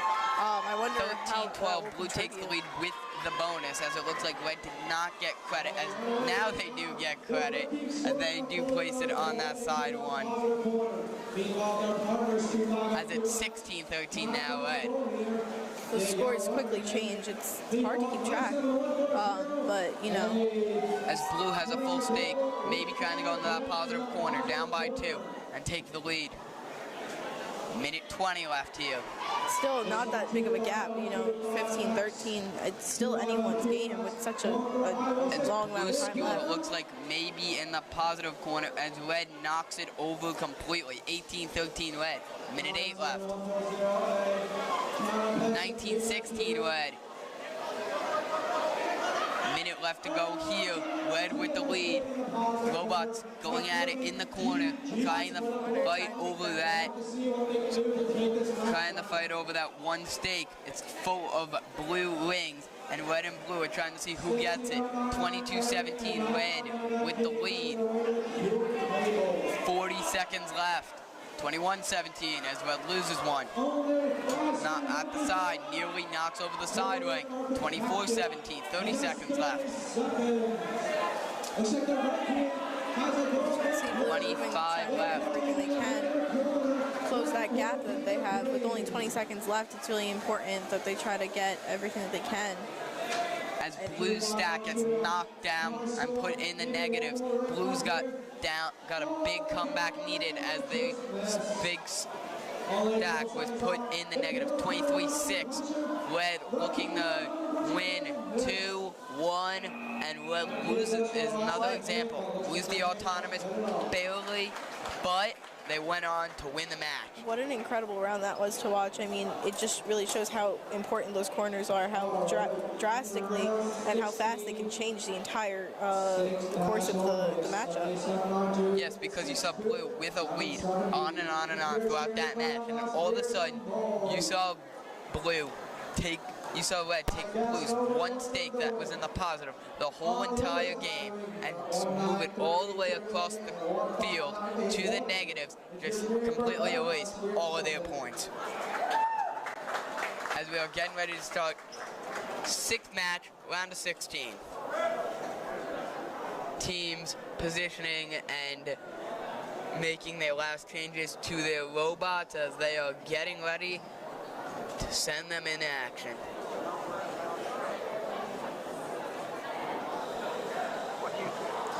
It'll be interesting to see how this alliance works. I mean, I feel that these matchups that we've been seeing now that the alliance round has started, it's been so much, you know, throughout the match, it's a lot closer and it's a lot more intense throughout the whole thing. I think having those teams that have been able to come this far and seeing them work together really shows how they're putting both of their experiences together and really putting on the best performance that they can, trying to get to, you know, those final rounds.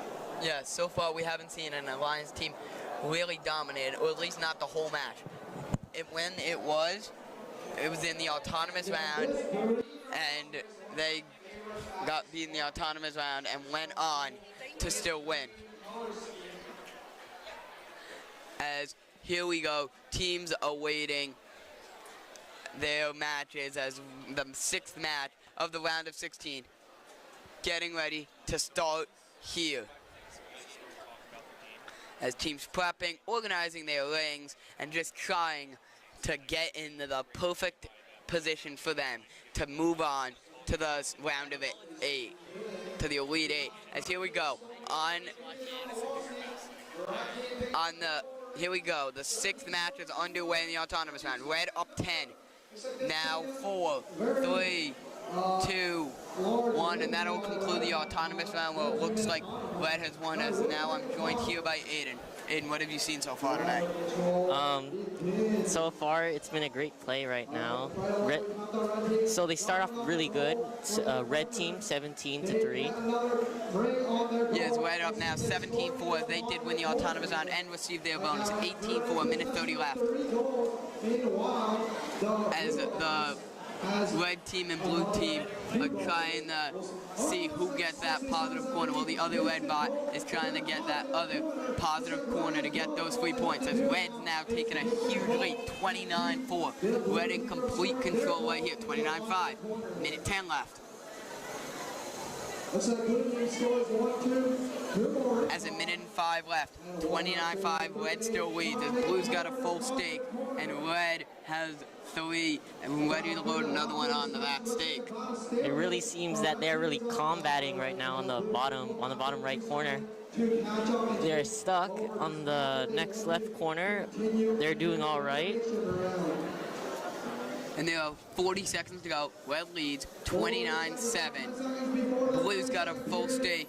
Let's see what they will do with it as it's shaking and it falls off their machine as they are not able to corral it. And that'll do it for the corners. Blue's got a full stake as Red picks up a side one, 35-8, as they are now the highest and the only one, as they have both sides right now. 39-8 Red. Red in cruise control. 15 seconds left. Red looking to win another one. 38-8 as Blue knocked off one of Red's. 8 seconds left now. Red still in the lead. It's going to be very hard to come back. 2, 1. Last push, no good as Red beats Blue 38-8. As next up, a round of 16, 7th match. Our 7th match of the round of 16 is coming up.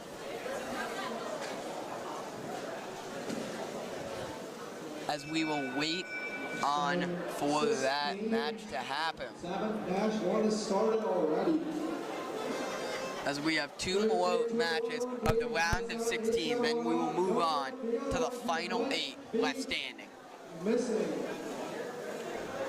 the match. All right, we have 135-30. Looking up a goal, they score 2 rings on. On the other side, we have 955R. Looking over to this positive corner.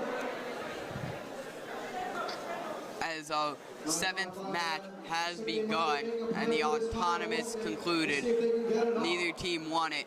It is 9-6 Blue over Red. A minute 8 left as he's trying to maintain the corner. Red takes the lead, 16-9.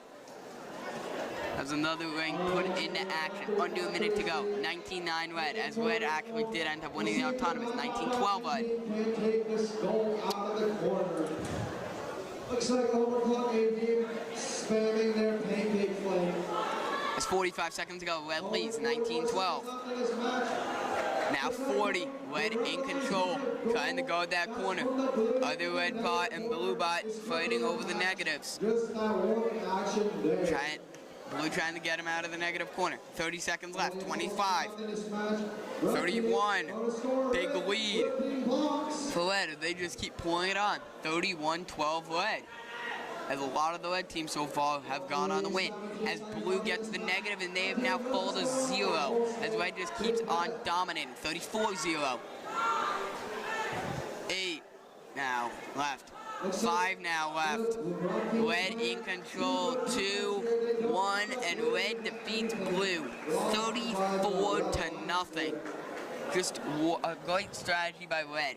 Blue was hanging at a point with trying to maybe find their groove, and they almost did, and then Red took theirs and took a lot of theirs and put it in that negative corner and erased all their points. As here we go, our 8th match of the round of 16, our last match of this round of 16. As teams just making their last few edits, looks like the Red team talking over strategy with their partner, making sure they're ready for action. Blue team loading in their rings, trying to get ready here, and they're positioning their robot exactly where they want it.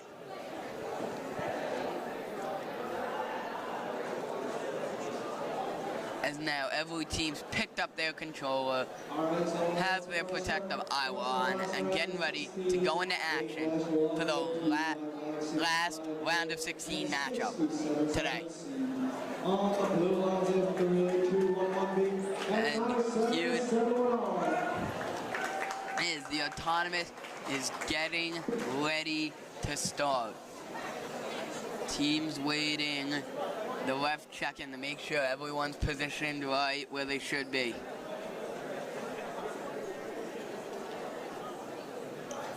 Teams just wanting to start as they are just waiting to get into action here.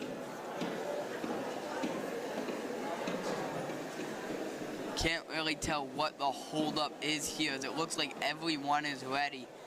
Maybe it's the scorekeeper, as we're still waiting on for this match. As you can see here, teams just talking it over and talking over their last second strategy of getting ready to go in to start this match.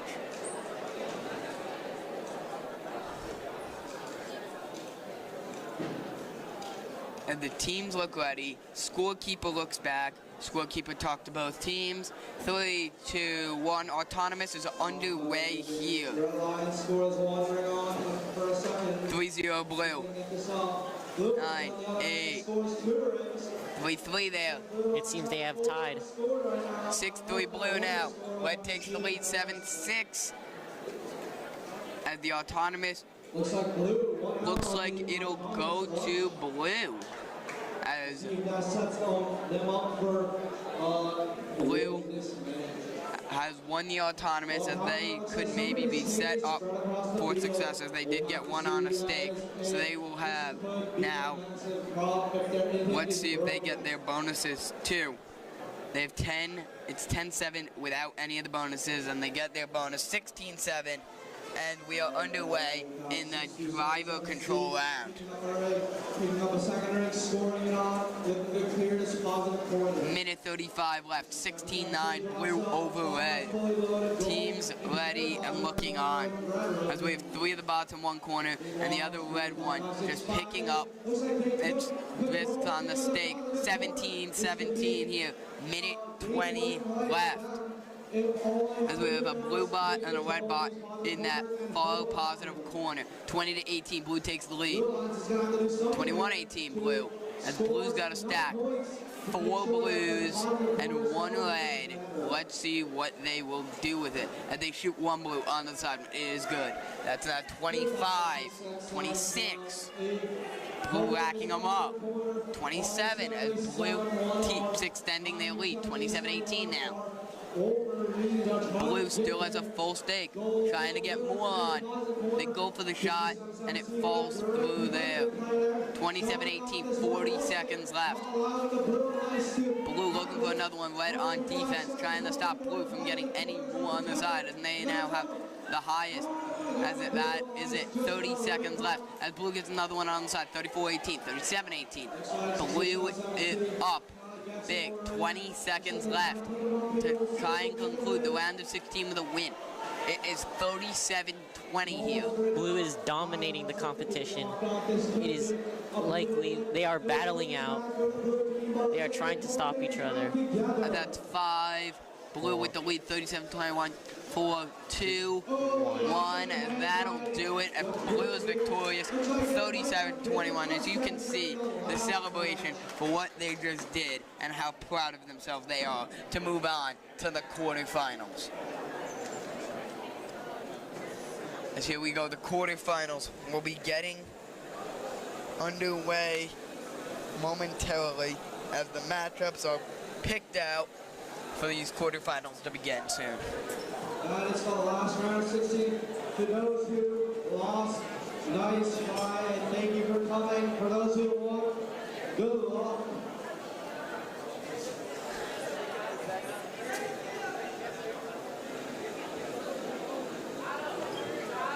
As here we go, getting ready, quarterfinal matches, teams getting prepped for action.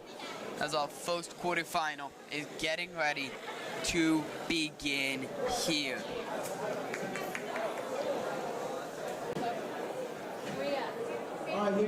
As it'll be one pancake, our 1 seed, going and teaming with the Refraction from Buchanan, as they will have their match coming up right now. 16-99B and 16-99B.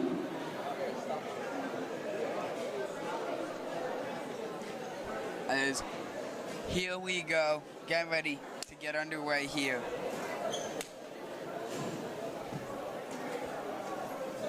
Quarterfinals action, getting ready to start up.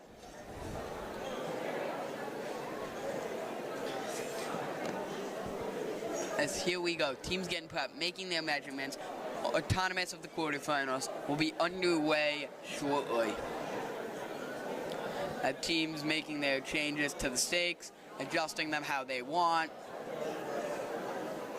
Yeah, looks like we have the rank 8 seed going up against the rank 1 seed. We'll see if the rank 1 waiting now to their position or the rank 8 seed can upset them here. As teams are getting ready for action. Referee making sure each team gives the go-ahead 3, 2, and 1. Autonomous for the quarterfinals has begun. 10 seconds left of this autonomous. Teams are even. As it's 5 left. Blue takes the lead. 4-0. 5 now for blue. 5-5. As a huge lead for red, 16-5 in this autonomous, so they look to carry it over, advance to the semifinals. Red is dominating the competition with a 19-5.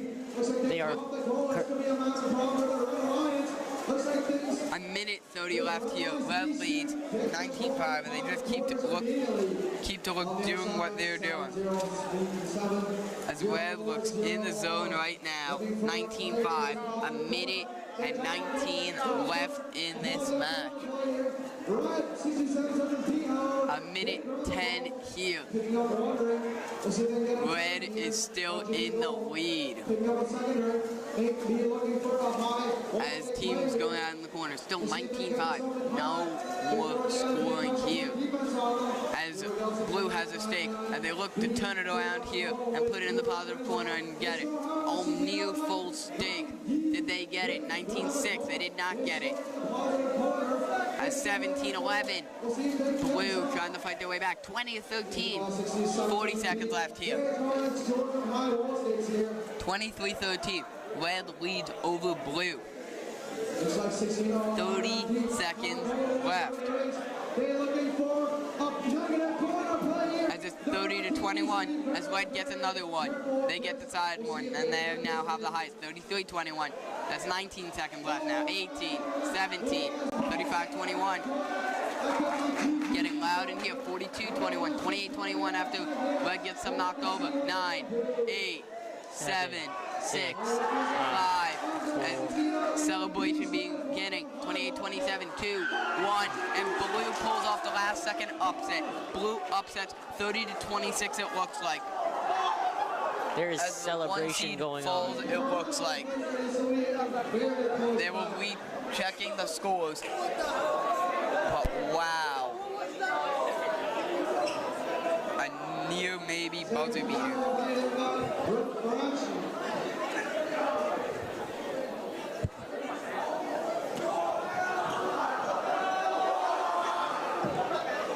As here we go, our second quarterfinals match will be getting underway soon here.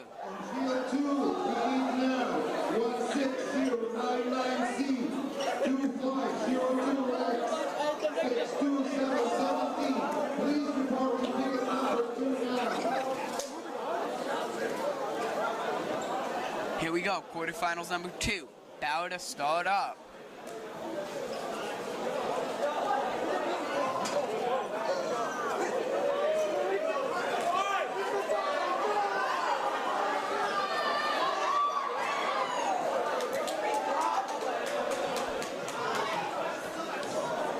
Teams getting ready for their quarterfinals matchup here.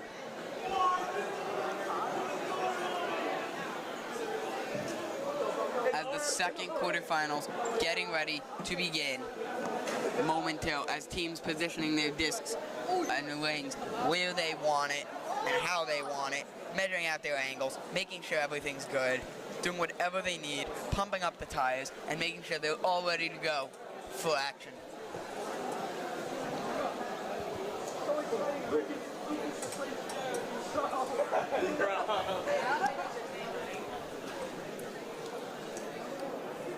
As here we go, as they will be moving some of the stakes back. Right here.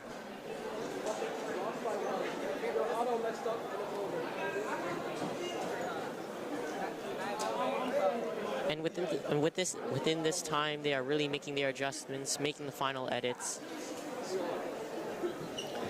As teams are just doing their last second things they need to do to try and push themselves to victory. Placing their wings inside their machine, getting ready for autonomous round.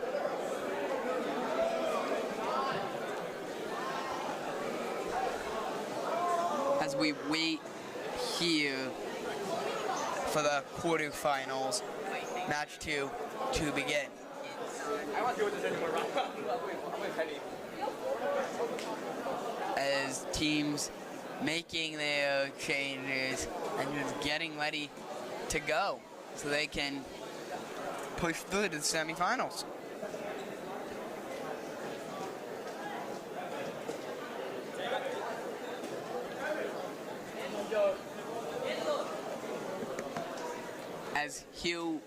As teams waiting, scorekeeper back, referee back, everyone ready. Autonomous round has started. Has begun. Blue is in the lead by 3. Red is trying to get points. Blue is continuing the lead with 7. Now they've gone to 10 to 11. They are dominating this score. And it seems that they have won this round. Now they're down by 3 to 9.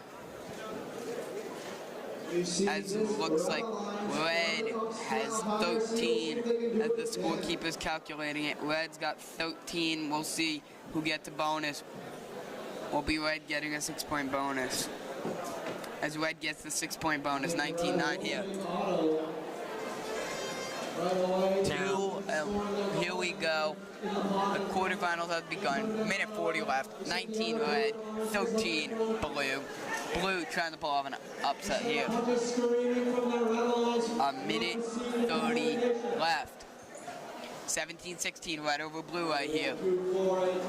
Time winding that. Red down now 20-18 as Blue just getting them trying to force that corner and put Red in the negatives as it's 20-19 now.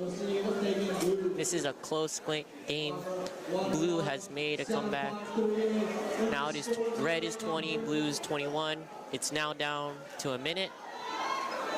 They're continuing to battle it out. As it's 22-20, Blue over Red. 50 seconds left. 26-20, Blue gets it on the side now. Red trying to get it on the side now. They load it up, and they get the side, and they have the top one. 23-23, 40 seconds left. 26-23, Blue over Red. 35 seconds left. 28-24, it's 30 seconds left. Red takes the lead, 30-28. As Blue gets the top lane now, it's 32-28. Back and forth match here. 32-28 Blue still. 18 seconds. Red now trying to get that side one so they can get the top one to get the bonus. Blue looks like may have gotten another one on the other side as it's 31-28. They are 7 seconds on the clock. 5 seconds now. 4, 3, 2, 1. And Blue has won 31, Red 29. And that concludes our second quarterfinals match. Our third one will be coming up momentarily. I still said nothing. I said nothing. Get those pinkies. I said like 3 words. Yes, I told them. As teams are getting ready for the third quarterfinal matches, as that one has now begun.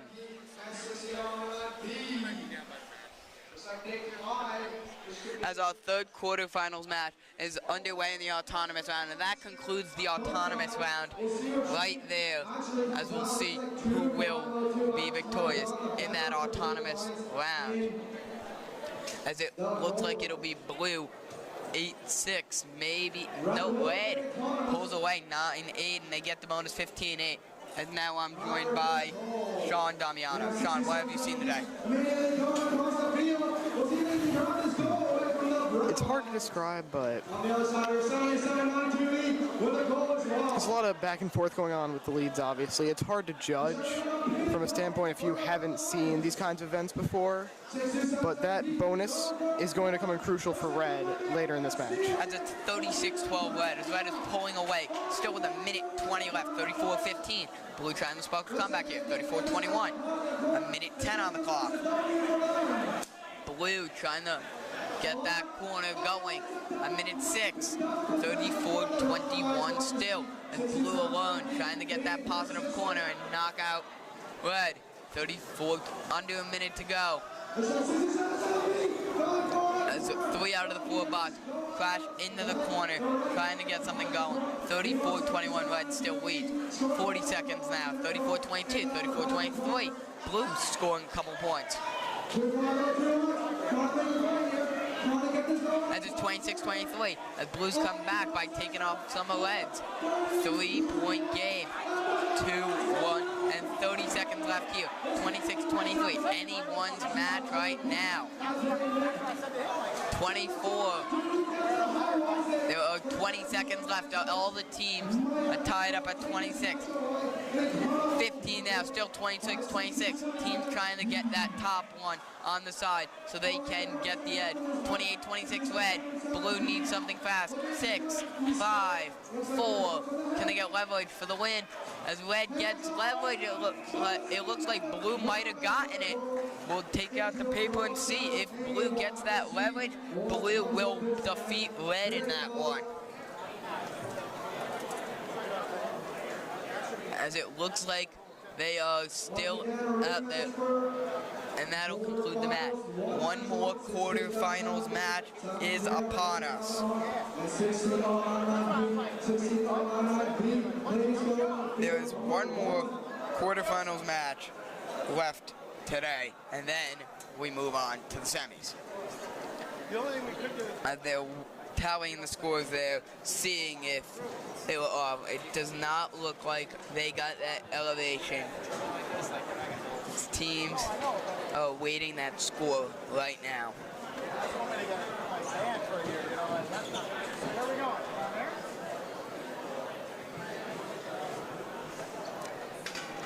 As the ref is talking to them because they said they thought they got it off the ground, and they're pointing to seeing what happened, getting the explanation from the ref, as we will see. As it looks like we are starting our final quarterfinal match. Looks like the run lines here is dominating in autonomous. We'll have to see what the blue team can do. As we have started the autonomous round for our quarterfinals match, as that concludes the match, as it'll be 10-5, it looks like Red. 13, will they get a bonus? It's 13-6 here. And they do get a bonus, 19-6, Red over Blue here, beginning of the driver control round. Looks like somebody might be stuck here. Overcome 8, going straight for that positive. 20-7 here, minute and a half left. Blue trying to secure Red trying to secure that corner. They fling that blue one off to get rid of it and use their stake for only Red ones. 20-13, Red over Blue. A minute and 15 seconds left. Red still in the lead as Blue gets one on the side and they're the only one, so that could be an extra bonus in the end. 20-16. Because they are the highest. A minute left to go here. It is 20-19. 2020, all tied up. 56 seconds left. It is 50 seconds left here. Teams are tied at 20. 15 seconds left before the corners are protected. Blue takes the lead, 23-20. 35 seconds left. As three of the bots in one corner and the one lonely Red one all by itself. 24-20, 25-20. Under 30 seconds to go. Blue trails. It's 26-25 right here. As it's now 24-13 after Red knocks off a couple. 18 seconds left. 15 now. 25-13. Red against Blue. Blue looking for something big here. 8 seconds left now. Now 5, 25, 13, 2, as they get that one. Blue gets knocked off, and it's 28-11. That concludes our quarterfinals matches, and we will be heading on to the semifinals matches. The 4 strongest teams left standing will compete momentarily to see who will get to make the finals. As the wait will end soon to see who is in the finals, as we will have one Pancake, our top seed still, and their ally going up against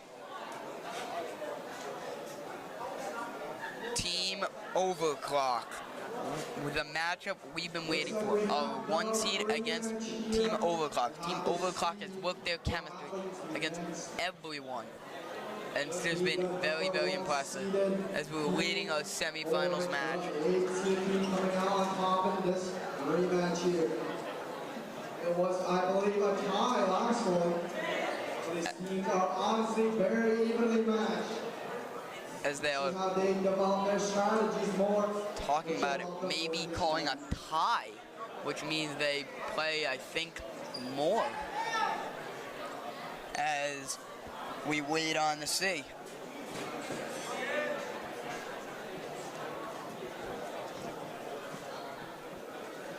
As we're waiting to see what actually will happen with that second quarterfinal match and how it will result. Who will end up being the victorious team in that one.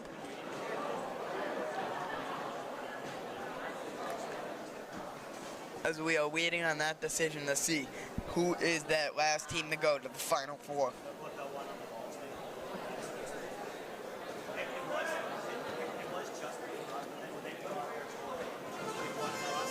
Right, we have the blue team immediately grabbing 2 rings.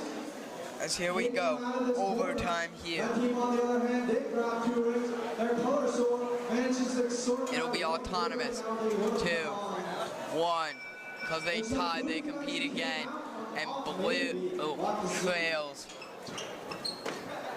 You know, it looks like blue team has 3 goals on their side. 14-8 red lead. 14-11 red leads. No bonuses, as here we go. Driver control, as bonus goes to red. 20-11 here, minute 40 left in the quarterfinals. Winner will go to the Final Four. A minute and 30 left here, 27-13 red. As blue trying to get that position in the corner so they can get into the positive zone. A minute 15 left. Still a 27-13. As blue has a full stake. As now they're put in another corner. Blue stake gets knocked over by them. 27-14 here. A minute left. 30-12 now, red leads. Under a minute to go. 30-14 here. 50 seconds left. It is 23-14 after red's stack gets knocked over. 23-18. 35 seconds left. Red trails 22-21. Red trying to get their lead back as it's 28 seconds left. 25 left as one gets knocked down. Red takes the lead. 21-18. 20 seconds left now. That's now 15 seconds left here. Red in the lead by 3. 10 now. Knocked down there in the corner. 24-18 red. 5 seconds left now. 3. And that'll conclude it. And red will move on to the semi-finals. As our semi-finals matchups are set, all 4 teams are known now who will be advancing to the semifinals. As we just wait to see, and it's going to be great. These playoff from the round of 16 all the way down to those quarterfinals. Those matches were exciting. They were back and forth, which is what you love seeing in these late round matchups.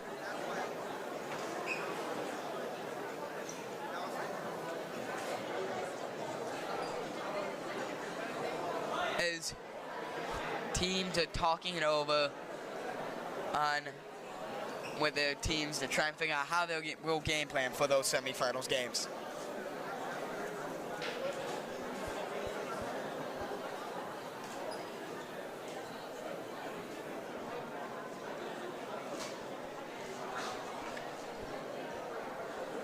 As here you see Team Overclock just talking it over, trying to figure out how they lost. Looks like teams waiting, getting ready to play in these semifinals matchups. Some of the biggest matchups of their day. I expect some of the best matches we will see today. As now I'm joined again by Allison Redican. Allison, what have you seen throughout these playoffs so far? I mean, the playoffs, it's been incredible seeing how, you know, again, these alliances, I mean, I talked about it before, it's just crazy to see how in such like so quickly these teams can come together. Teams have been working separately from, you know, miles and miles apart, haven't even met each other, known each other, let alone build robots together and have their teams work together like that. It's just so interesting to see that collaboration. Yeah, as we've just seen match after match, all good throughout this whole day, and especially the playoffs. Just close games, back and forth. You saw in that last one, it even went to an overtime, which is a whole nother setting of what they already went through because they tied because of how good those two teams were. They were two of the top teams in the tournament. They were the 1 seed and Team Overclock, two of the best teams you may see in this tournament. Yeah, before I was walking around, I was talking to some of the competitors here today, and just getting like a first-hand account of all of the hard work and effort that goes into it. I even talked to some Overclock members, and you know, they're celebrating their victories, but they're not getting too confident in themselves, where, you know, they believe that they're the only good team here, anything like that. Like, they are so down to earth. They're really able to just understand that. You know, that this is all about the competition. It's not only about this competition here today, it's about what got them here, and now it's like the teamwork and all of that they have together, so it's really cool to see that. Yes, as you see teams just waiting and looking on till these Final Four matchups begin. Just the teams are waiting anxiously so they can try and punch their ticket to the finals. Yeah, and I think it's definitely interesting, again, seeing how those, techniques and strategies, that's the word I was looking for, how those, you know, develop over time, and how they adapt to the situations at hand, how they adapt to the situation, the situations at hand, the matches that they have to go against, you know, and being able to recognize what's working, what's not working.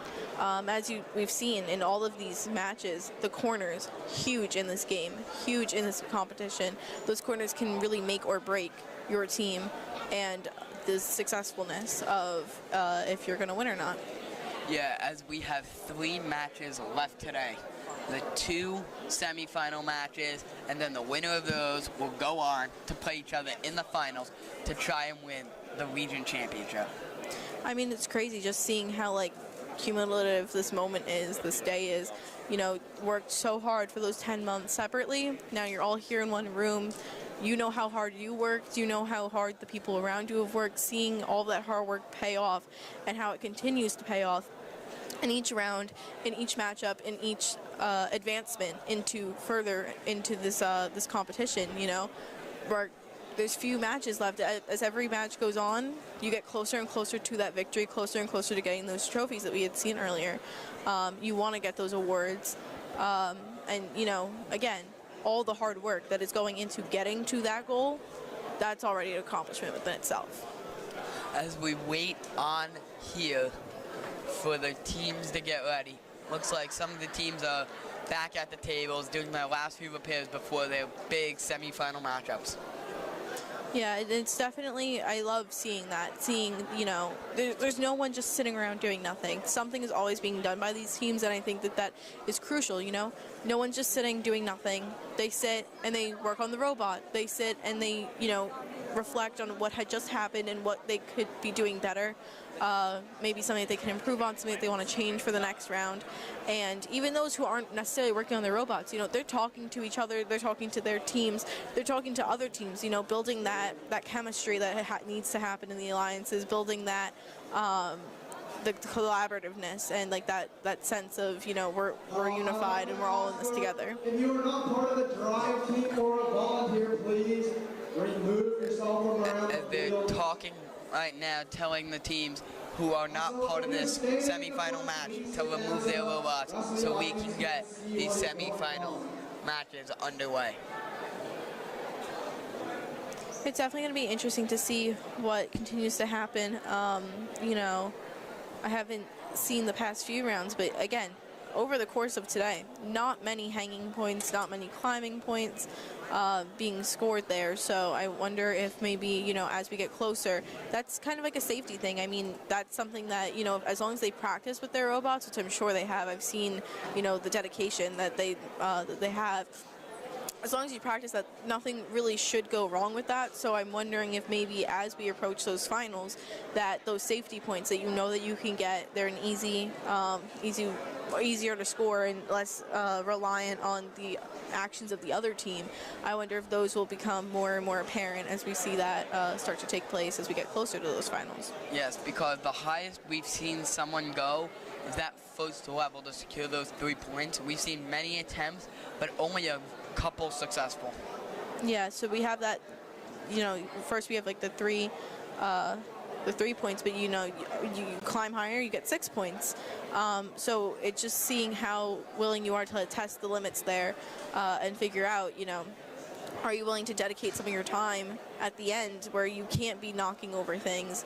And, you know, when you have a robot that's going to climb up and try to get those higher points, you then don't have that robot to defend what you have on the floor already. So if your robot's the only one climbing, the other 2 robots can be knocking over whatever you had just built on the floor. So it's definitely a lot to consider.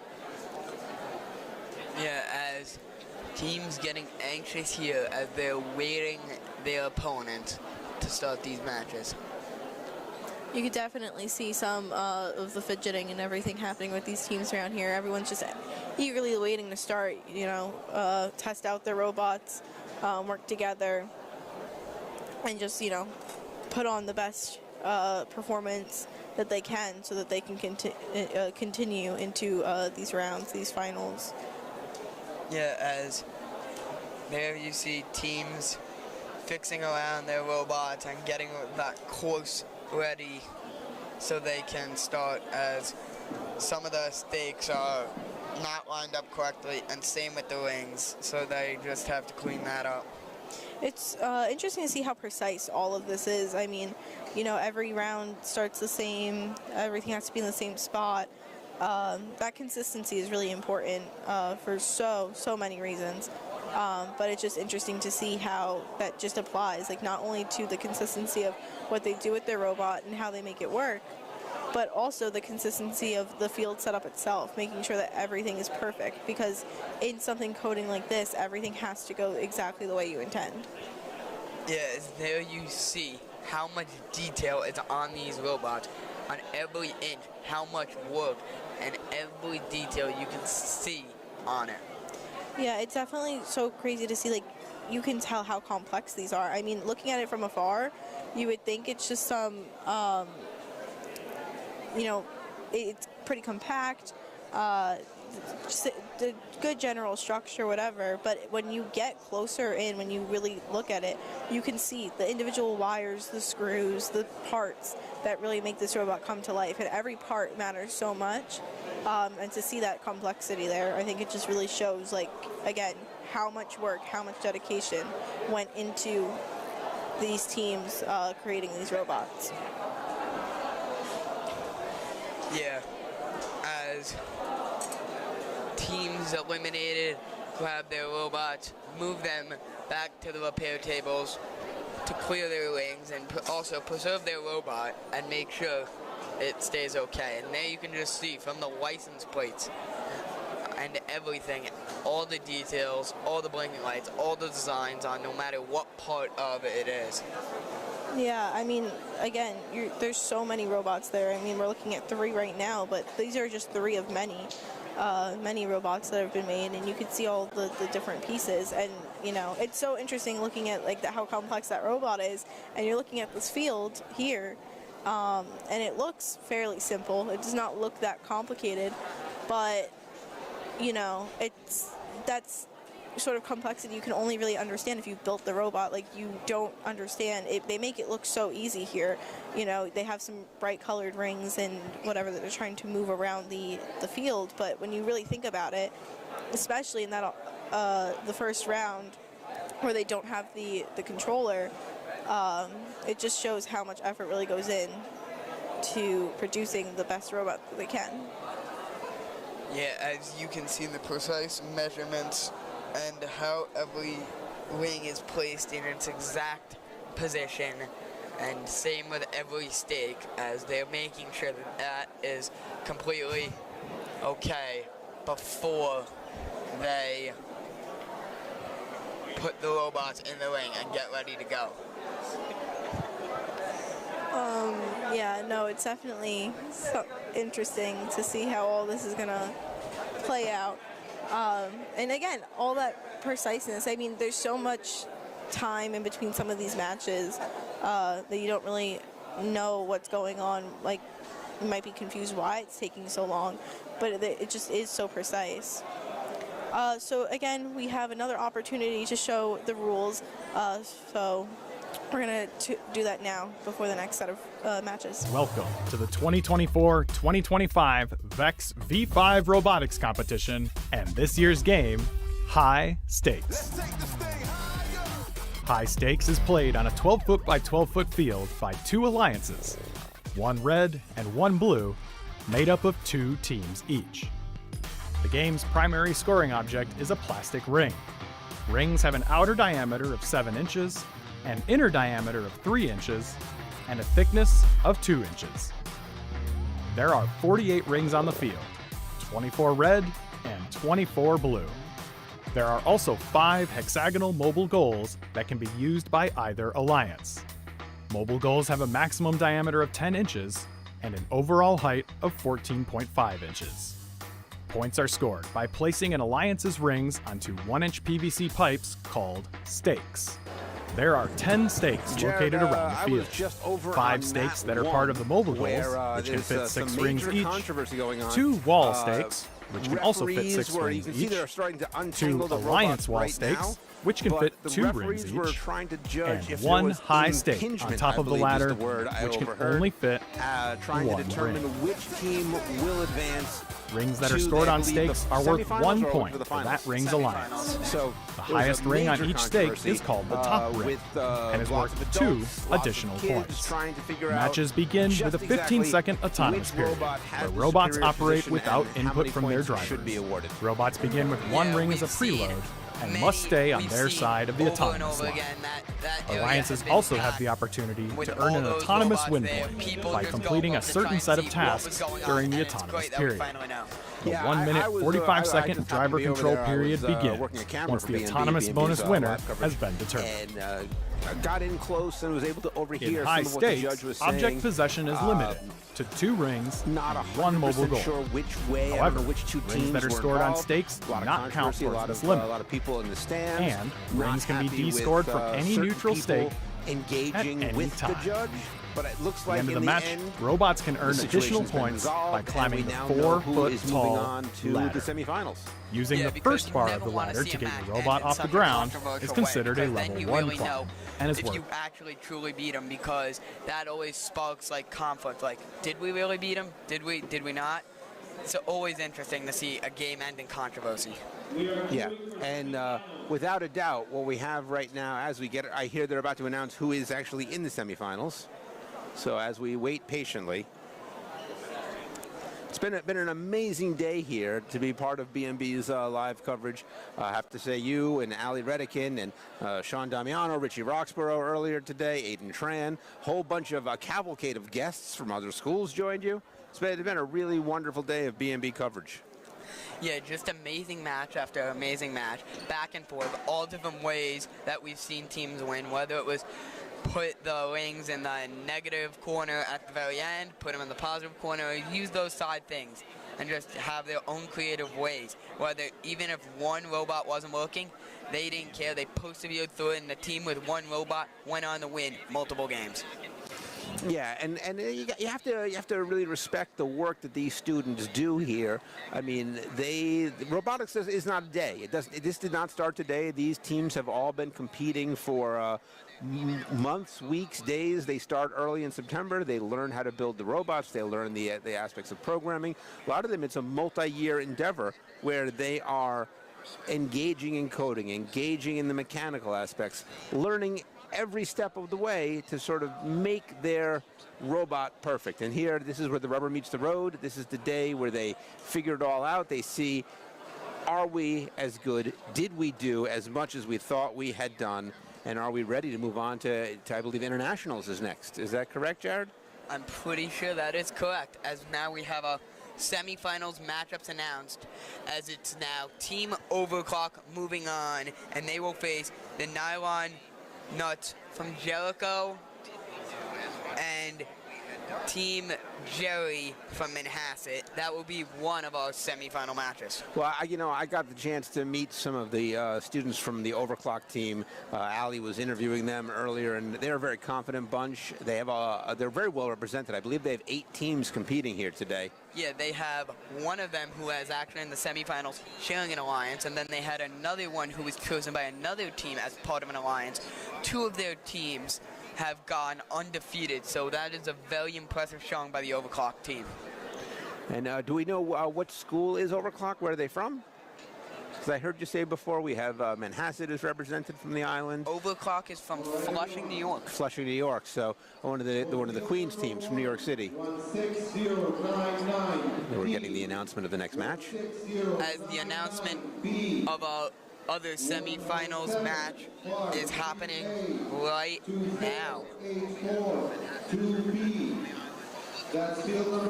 As we are just looks like we're gonna to get this underway here. It looks like we're gonna break down to 2 fields now that we've moved into the semifinals. There's only 3 matches left. Not sure if they're gonna have the finals on a special match, special court. But even just transforming this gym all day long, it's been an amazing look. Yesterday, 9th period, they were playing volleyball in here, and I mean, the entire school, they've turned the entire school into the capital of robotics for Southern New York. There were practice fields, there were skills competitions, there were people selling donuts, there was even coffee in the faculty room. I availed myself to that, Jared, and I must say, it has been delicious. Yes, and as I'm now looking at this bracket again, there are 4 teams left, 4 alliances left. And those 3 out of the 4 alliances contain at least 1/2 of Overclock. Wow, so Overclock has, are you telling me that out of the 8, there are 8 slots available right now? 4 of them are held by Overclocks. In the semifinal match 2, it will be one Overclock going against the other, so we could maybe have Overclock versus another Overclock team in the finals. So chances are there will be dancing in the streets of Flushing tonight. And, yes. and you do know what dance they will be doing, don't you, Jared? Well, of course. When you win a robotics championship, you do nothing but the robot. As Overclock, regardless of how this goes, they will be very proud of their performance, having 4 of their prestigious teams advance this far. Yep, and so I have to say, and you can see, I'm not sure if our cameras have a shot of this, but the trophies are being moved into position. They're going to be giving out a number of trophies tonight, all sorts of different categories. I saw one, most innovative, is one of the categories that they will be awarding here at this year's robotics competition. Another one I saw is the most creative robot design and like the best design, and that's just very hard to come down to because all of them have such great designs and unique. You cannot look at two robots and say they're too similar. They're all completely different, no matter whether or not you're from the same school. Yeah, and I have to say the robots, you say they do have their own unique design. They do look similar. I mean, there's a commonality to them, but each has their own flavor. Each has their own joie de vivre, if you will. Some of them have flashing lights. Some of them have different little tail fins. A lot of work, a lot of thought went into the design, not just aesthetics and stylistically, but also to make sure that there's a functionality. You don't want to add something to a robot just so it looks good. It has to do something as well. As you can see, one of the overclock robots here is more lower to the ground than any of the other ones. It's still a decent size, and you can just see how they load them in there and just fling them right on to those stakes to rack up those points, and able to also push, you can see by the front, those stakes into the positive and negative zones. Yeah, and you can see as far as the design goes, the very ubiquitous overclock, the white letters on the black border guarding the wheels there. I'm sure people watching at home have seen more than their fair share of overclock robots here today. But you know what? When you put the time in, when you do the work, when you spend as much time as these students from Flushing have spent in the world of STEM designing these robots, to the victor go the spoils. And you have to be really impressed by what the students from Flushing have done here today in the southern region of New York. Will there be an upset? Is it possible? I don't even know mathematically, Jared. Is it possible for Overclock to finish out of the medals here today? No, it is not, because Overclock is playing Overclock, so at least in the second semifinal match, so automatically one half of an Overclock team will be heading to the finals. It's an amazing day for Queens, for Flushing, an amazing day for the students from Jericho and the students from Manhasset. And who can say enough about our hosts here at Kennedy High School? They've been, again, I said it a moment ago, they've transformed the entire building into a robot city, if you will, everywhere you look. While still being able to fit in that time while they're transforming this to practice for a couple of their own teams representing and still make it far, as you can just see all these awards here, the tournament champions and all different kinds. And standing in front of that, Smith Ocampo, the Kennedy Robotics teacher. Again, our hosts here today, they've done a phenomenal job. And you can see that a lot of kids, a lot of schools are going to go home with something. We already know that Overclock is going to be the big winner of the day, but you look at all those awards, it almost looks like there's going to be something for everyone. And you know what? Everyone here is a champion. Just to be invited to this tournament, you needed to have won something, one of the preliminaries. And so everybody that came here, really is the best of the best. And just to even also get here, putting all that time and work on these robots throughout this whole entire year. Every person contributes. There's not one person on this team who doesn't do something to make sure their team gets here. Yeah, and while I was going around with Allie doing the interviews, a lot of really impressive kids. We got to meet some of the young women of STEM. There's a team, St. Catherine's Academy, I believe, from the Bronx. It's an entirely all-girls team, and the reputation for STEM and for robotics is it's a male-dominated field. But these young women, they came to represent. They came out. They impressed, and they see an advantage to having an all-girls team. We met a young woman from the Overlook team, a freshman who is a key contributor for that team. Also was happy to talk to us.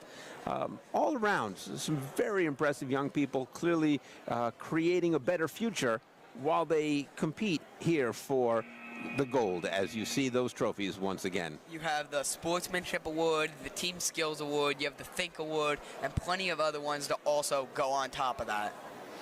Yep.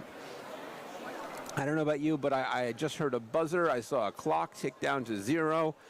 Looks to me like on the far court over there, the one farthest from us, oh wait, nope, it looks now like they are moving the robots closer to us.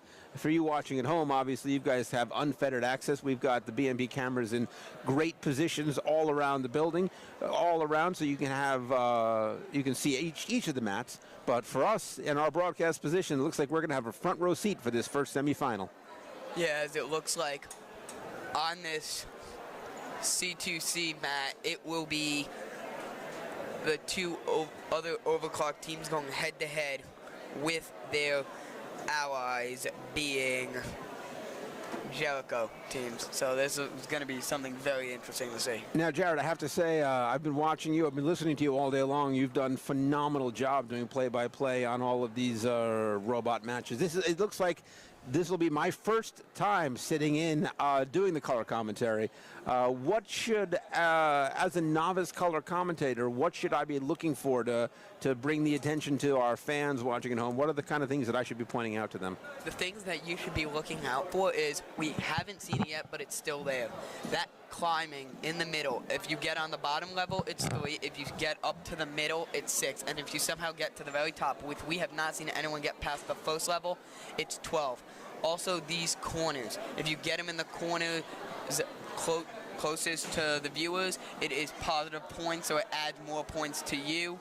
And if you get it in the far ones, it is negative, and it subtracts from depending on who is on that stake. So you're telling me all day long, the most points you can score is by getting your robot above that gray bar that we see in the middle of our screen.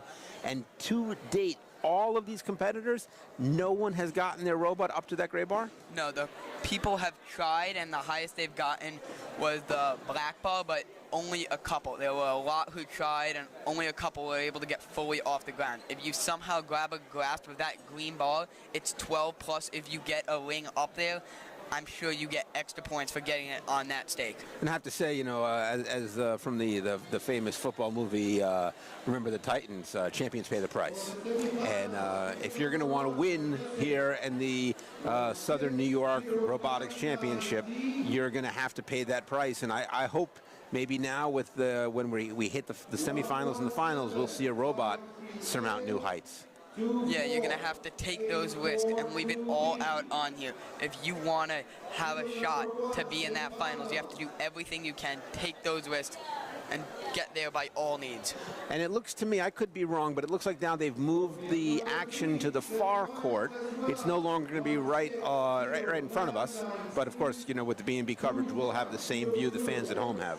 As it is going to be team overclock on that first one, as here's just a close-up of their I mean, just look at the design. I mean, look at the design. I mean, even just little things, the coloration there. Obviously, the blue marker saying what robot number that they have, but the difference between the orange bands and the black. It's a very sleek-looking robot, if I do say so myself.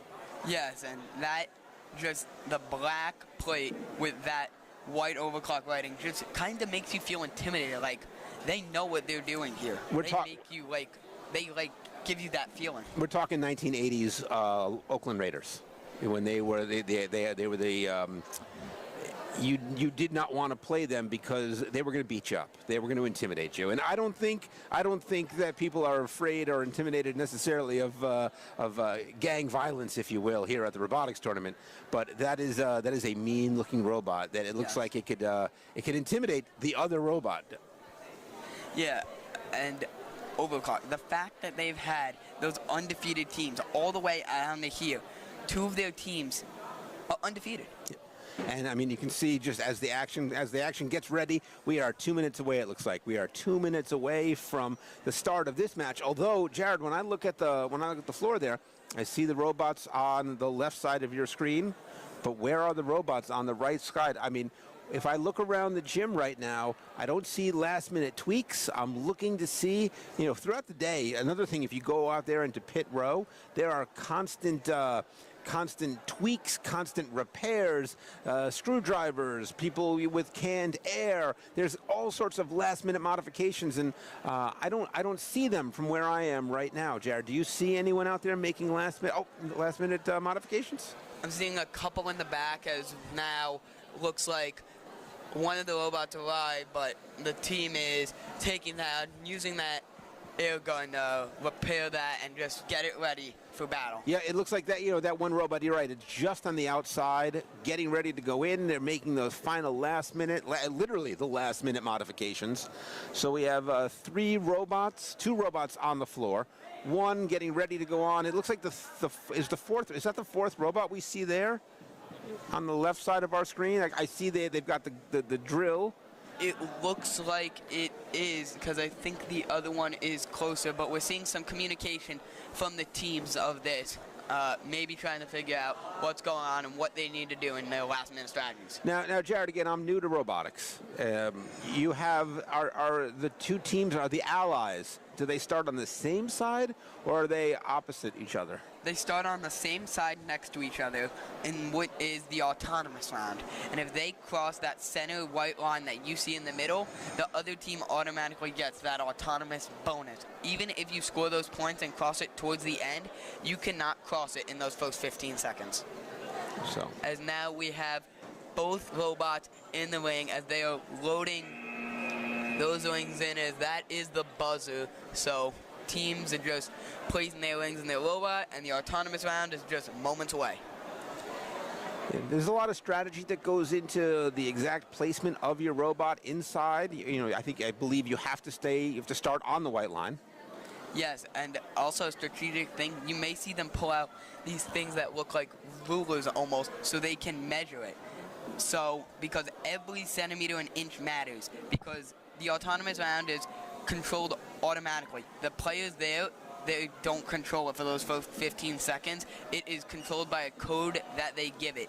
So if you're off by a centimeter, you may not get that ring, or you may not get that point. And, you look at the rings, people might not realize, I happen to have one in my hand right now. They're very hard. There's not a lot of give to these rings, and and it looks like we are off. And this autonomous round is underway, as it looks like the blue team is up 6-0 now. 7 seconds left in the autonomous round. 10-0, 8-3 now. As teams alternating points, 8-7, very tight. Autonomous says it's 9-8, 12-9, as we're waiting to see the scorekeepers judge it and see the bonuses. And that the robot closest has just started moving up. It looks like there is some contact there, as two of the robots almost taking each other out, while the robot in the corner appears to be stuck. Jared, I'm not sure. Yeah, it looks like maybe when they were pairing it, they didn't pair that controller right, because we are seeing no movement, as the red team is up 24-12, as they did win the autonomous, and a minute 20 left. Winner goes to the finals. And it also, it looks like we have one robot who's literally cleaning house right here, as they say, while the other robots, it looks like one robot is holding the other in place. Meanwhile, red is just racking up the points. As red just gets 2 on that side one, now they have the 2 highest there, and now it's 35-12. Red just dominating so far, under a minute to go here. Yeah, you can see that one of the blue robots trying. It's starting to make a move. It's gathering some discs. Oh, and red just pulling on the yellow horn there. As another side one there, as that's more points for them, as they have the high, as blue gets the highest now on the other side. So it's 36-15, red over blue here. Even if blue were to make the assault, try to climb the top of the tower, they'll get them to 12 points in the final 30 seconds. Oh, blue made a huge move there. They're only down 17 now with only 30 seconds to go. As blue gets another one on top there, as now it's 37-21. What they would have needed, and still could maybe get, is they need to get that stake, and they need to put it in the negative zone. If so, that could really hurt red, as now 9 seconds left. Red up 38-21, looking like it'll be the red team going to the finals, and 2-1, and that'll do it, as the red team will advance to the finals. Yeah. And do we know, Jared, who the red team was? It looks like it might be by the celebration I'm seeing, it looks like it is the Overclock team going to the finals, staying undefeated. Again, the dancing in Queens is starting in Bellmore tonight.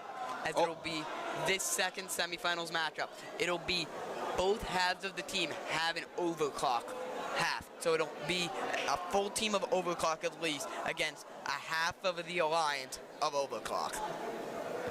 Just amazing to see the performance that Overclock has put on today. And that final semifinal, it looks like right now what we have, if we can push in on mat 1 over there, it looks like they are trying to decide what points, if there are any final points to be awarded. You can see there's a judge there inside making. Is that a judge? Is it a referee, or is that one of the members of the team? That looks like it is one of the members of the team there. As you can see that Overclock is celebrating their big victory as they are waiting in the finals to see who their opponent will be. And you can see one of the lead referees in the green, dead center on top of the screen. Looks like he is making some final determinations about what points were scored and what points were not scored. Yes, as the second semifinals is getting set up fully. They're doing their last few things, placing their robots in their place that they want. And it absolutely, you can see just to the left of our screen there, Overclock is overjoyed as we get ready for the final semifinal. Pitting which schools, Jared? It's Overclock and... As in red, we have one of the Overclock teams who is undefeated, so they were the picker of the alliance. And on the other one, it looks like we have the other Overclock team who was undefeated too. So we have two undefeated Overclocks, and then who are the two partner schools that are going to be competing here in the finals, the semifinals? The two partner schools are going to be Ecstasy, who went 7-1, and they will be teaming with one of the undefeated Overclocks, and the other one, I cannot really get a good view from here. Right. But if you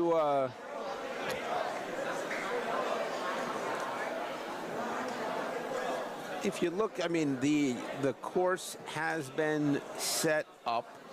From our vantage point, we can see that one of the robots, I'm not sure if the camera can see it, but here it goes. There looks like a little bit of air being added to the tires, perhaps. That's exactly what it is. But yeah, they are not ready to put that last robot in. They're waiting also maybe on positioning, trying to see what their opponents are going to do on positioning so they know where to place it. As right now we have one robot in the ring. Now, Jared, I'm not sure, is this a little bit like hockey where the home team gets the last line change? Does the team in second position have to place their robots before the team in the higher seed? I don't really know that. I think they have till the time on the clock, till that 2:35 runs out.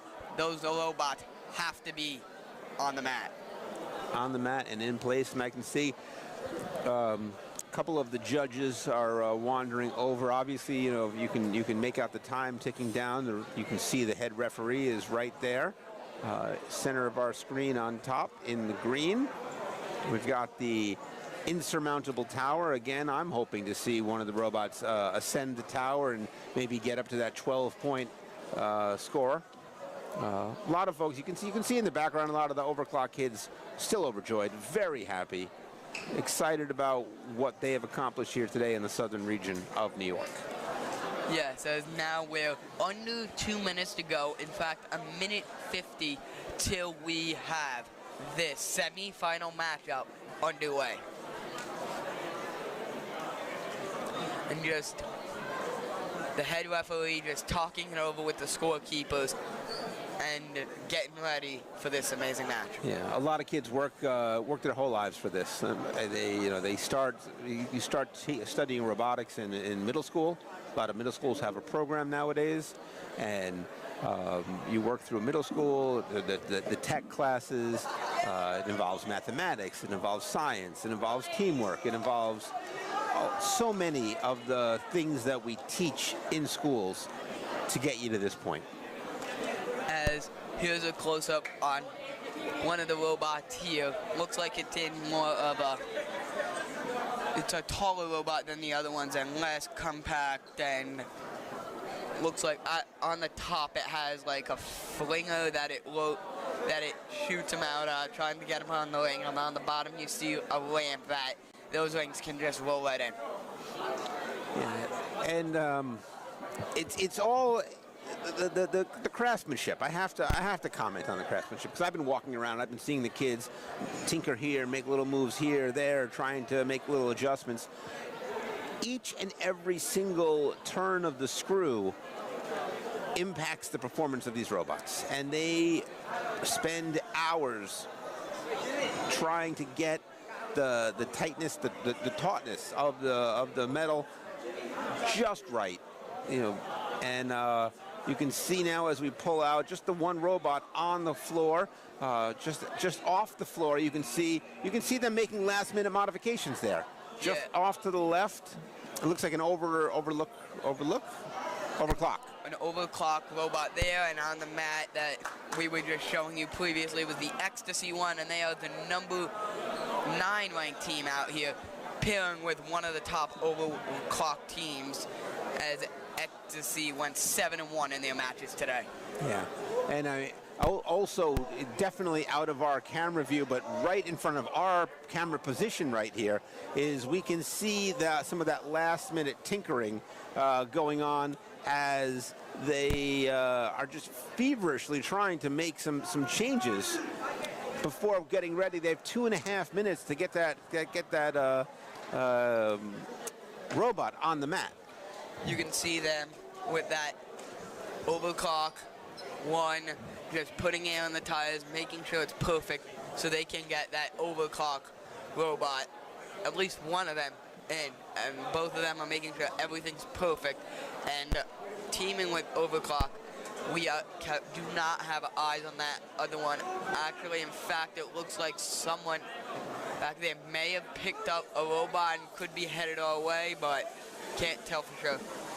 Jared, I have to say, now we can see some of the work being done to get this this robot functional and on the floor. I mean, you can see, they've got the fan going. They're trying to blow out dust. It reminds me, watching a little bit of what's going on the floor, a little bit of curling. The Olympic phenom, everyone loves curling every year when the Olympics go, when they're sweeping out little shavings of ice to try to get the stone to go where they want it. And you can see the exact same thing here. They're preparing the mats. They are trying to work out last-minute little kinks to try to get these robots over not just the proverbial hump, but the actual hump. Looks like they're adding some air. Looks like they're going to be getting ready to inflate something there. Yeah, it looks like they're also replacing maybe some of the stickers on there, making sure those aren't really, and I can see from here that they also had a couple screwdrivers that just tighten the last few screws to make sure it doesn't fall apart. Yeah, and the fans. I mean, you can see there's at least 2, if not 3 fans. They are clearly trying to cool something or blow out some dust, one or the other. Yeah. And I think he's cranking that fan up there, trying to get even more airflow. As time is winding down. And you can see the air cans. They've got the air cans trying just to get that last little bit of dust. Yep, and here comes this is the inflator. Up, but they are down. They are out of time. Only 15 seconds to get that robot on the mat, and it looks like they've got the robot on the mat. That was unexpectedly tense there. Yeah, that was pretty impressive how they were able to make all those changes in just that short span of time and able to still make sure they get it in and in a great spot to compete. And you can see some last-minute tinkering, trying to make sure everything on the floor is where they expected it to be, where they want it to be, so that in the autonomous round they're able to score the points that they are hoping to. As it's interesting here as we see overclock, I'm not sure if they're going to readjust it, but looks like one of their robots is facing a very interesting position with their front facing toward the wall. I've got to say that at this point, in my limited experience with robotics, overclock can do no wrong. And so if they think the best way to start is to have that robot facing what we perceive as the wrong direction, it's there's only been one direction for overclock today, and that's been up, up, up, as they attempt to go home with possibly a share of first, second, and third place here in the southern region, New York Robotics. As here we go. You can see it back up on the board, the two teams. That only means it's only a matter of time until the head referee says it's time for the autonomous round. And obviously, this match gets you into the finals. BMB's live coverage of this event continues.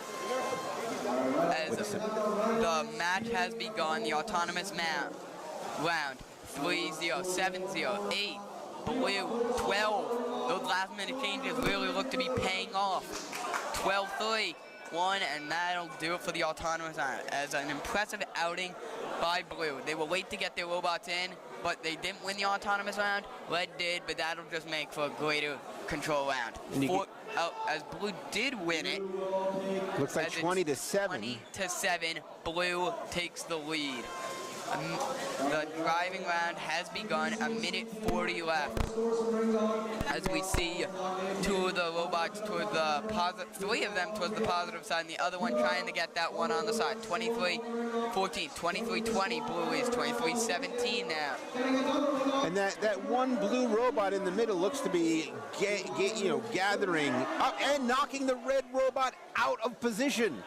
As we have a close match here, as it's 28-20, a minute 14 left. It looks like both teams using the strategy of having one robot do all the work, but Blue's second robot getting back into the fray. As Blue's that's up Red's robot. 27, a minute left. Very close game. It looks to me like Blue's second robot is looking to try to take that red scoring point into negative territory. Yes, they are. As it's Blue's got 31, and it's getting loud here as Red takes control. As it's Blue's got 27 now, and Red in the lead. It looks like. Yeah, we're both. It looks like no red. Yes, Red is in the lead by about 6. It looks like. As it's 25 seconds left. 27-33. So Red in the lead by 6. As it's 26. Oh, now it's a 1-point game. It's getting close here, down the wire. 14 seconds. It's 27, 26, 10 seconds left now. Got robots limping, getting ready for a climb. It looks like. It's a 1-point game. And that will do it. As it looks like the red team has come away with victory with how one of the overclocked teams is reacting. I'm not sure, Jared. I think I see the referee. I see one of the judges on the floor. I see them looking. There's a conversation going on between the referee and one of the competitors in a red T-shirt closest to us. The head referee is saying clear the match area so he can look at every little thing. As you can see him down on his stomach, making sure he gets every precise measurement. The tension here, you can cut the tension with a knife. There's some celebration, there's some consternation, there is some confusion as the third mat where this event, where this most recent competition took place, surrounded. There are bleachers, but there are students on their feet. There are a lot of head shaking, a lot of head scratching, a lot of very concerned looks across the room as the judges try to work this out to figure out.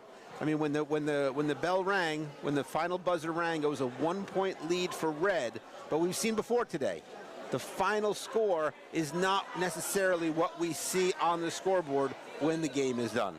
Because I'm pretty sure before.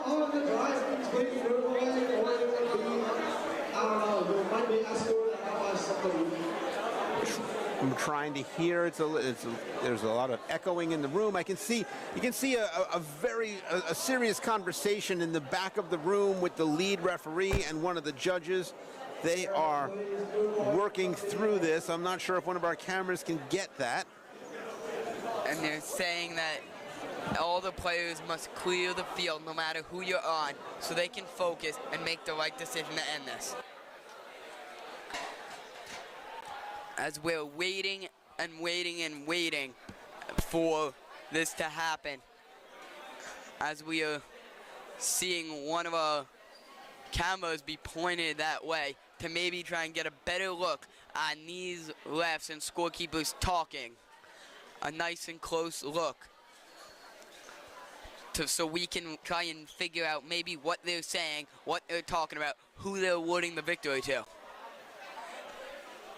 As just scorekeepers just trying to figure it out, looking at every ring, overlock players, and also the players from other schools trying to voice their opinions. You're just seeing all different things here on the fans and also these refs. As it looks like this conversation may be breaking up a little, as you're seeing some emotion from the head ref and the scorekeepers around him, which could mean they are coming close to the decision. Yeah, the young man you see on the left there, you looking at his phone there, and you see the head referee has his phone out. Maybe they're getting a rules interpretation, perhaps. Tried to. It looked like still that overclock robot tried to climb, but as you can see, his front is on the ground, so that means that no points are awarded there.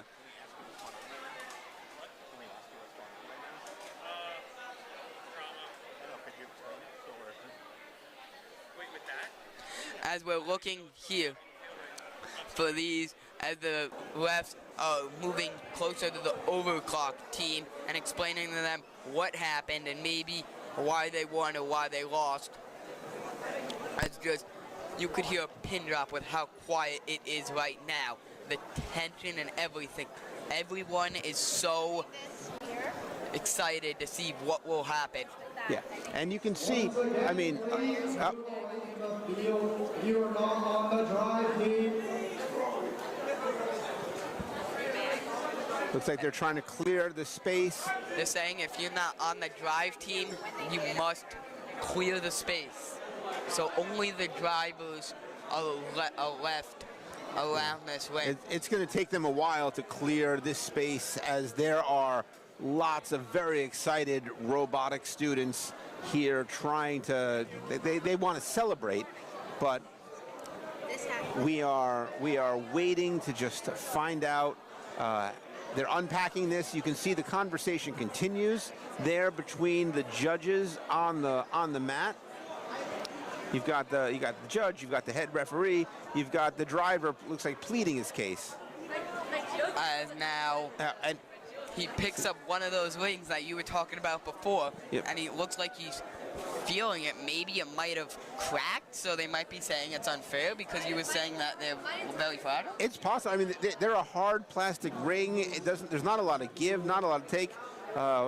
Ring is now on the floor. The judges clearly looking at the rules on their phones. That has to be where they are. As he picks up that ring again, head referee looking at the rules, looks like he's scoring on his phone, trying to find it. Scorekeeper's next to him, looking over his shoulder, trying to figure it out. They pick up the ring now, talking to the head referee. I mean, at the end of the day, there's so many ways to score 1 point in this kind of a competition that to have this, the difference be 1 point.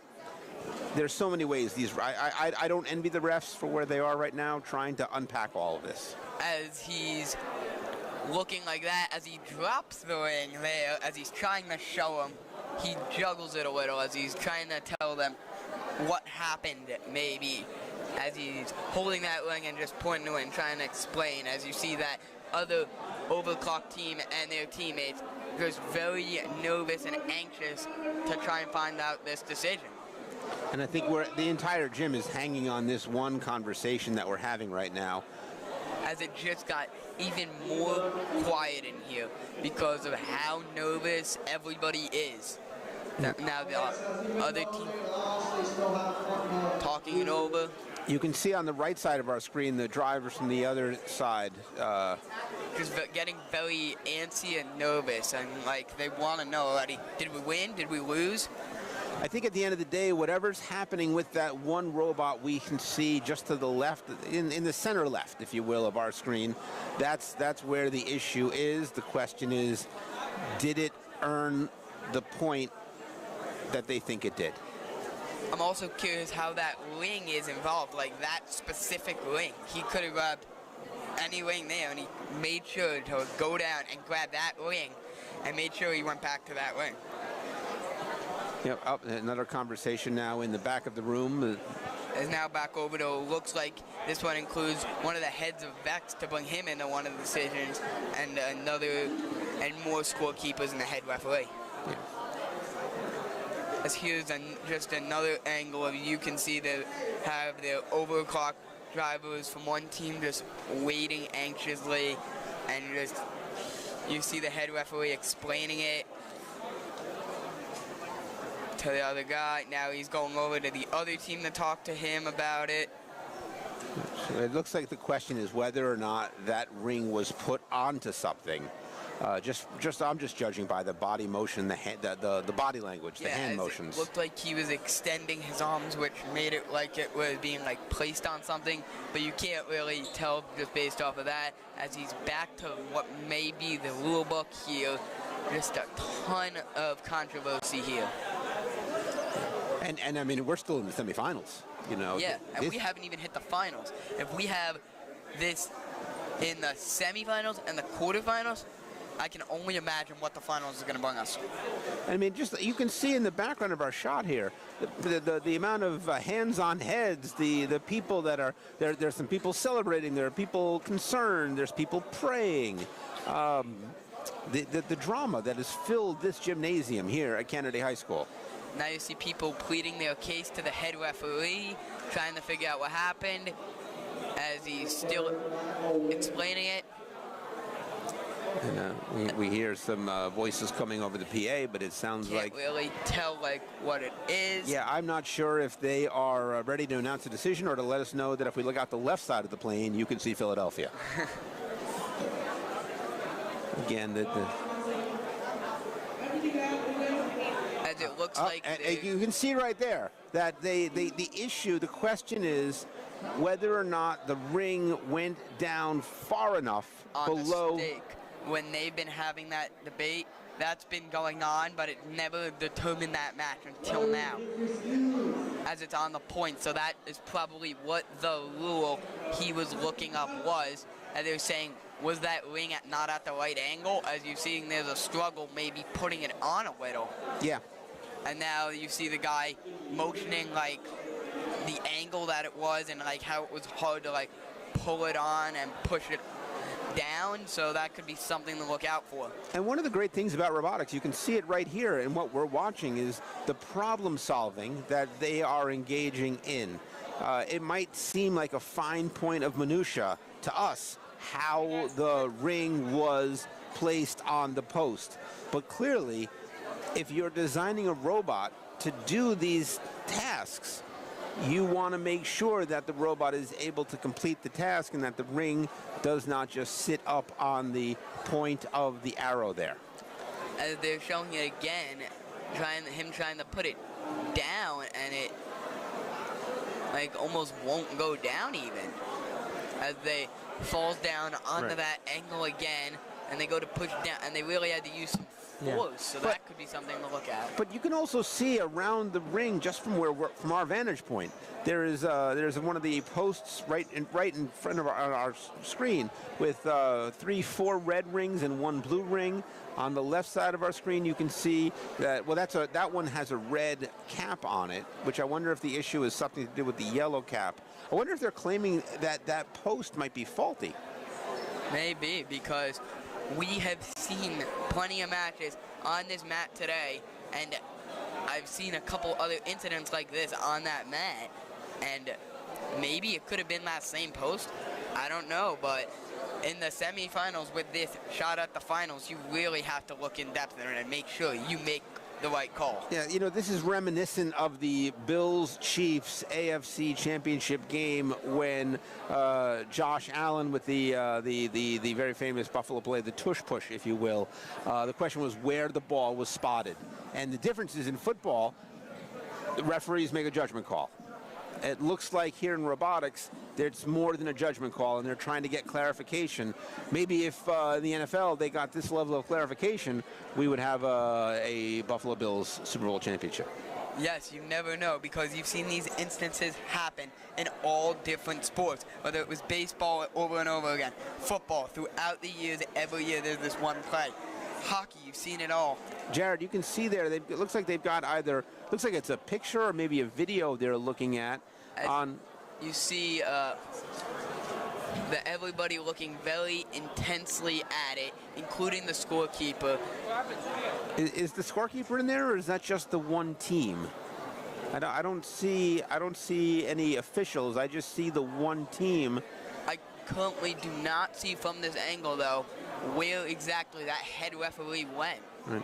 And it's also nice, you can see students from different teams kind of working together trying to figure this out. As I see one of the judges, he's at the scorer's table now, coming over to this conclave of students. And the scorekeeper has now turned back, maybe with the news, as he's now talking it over.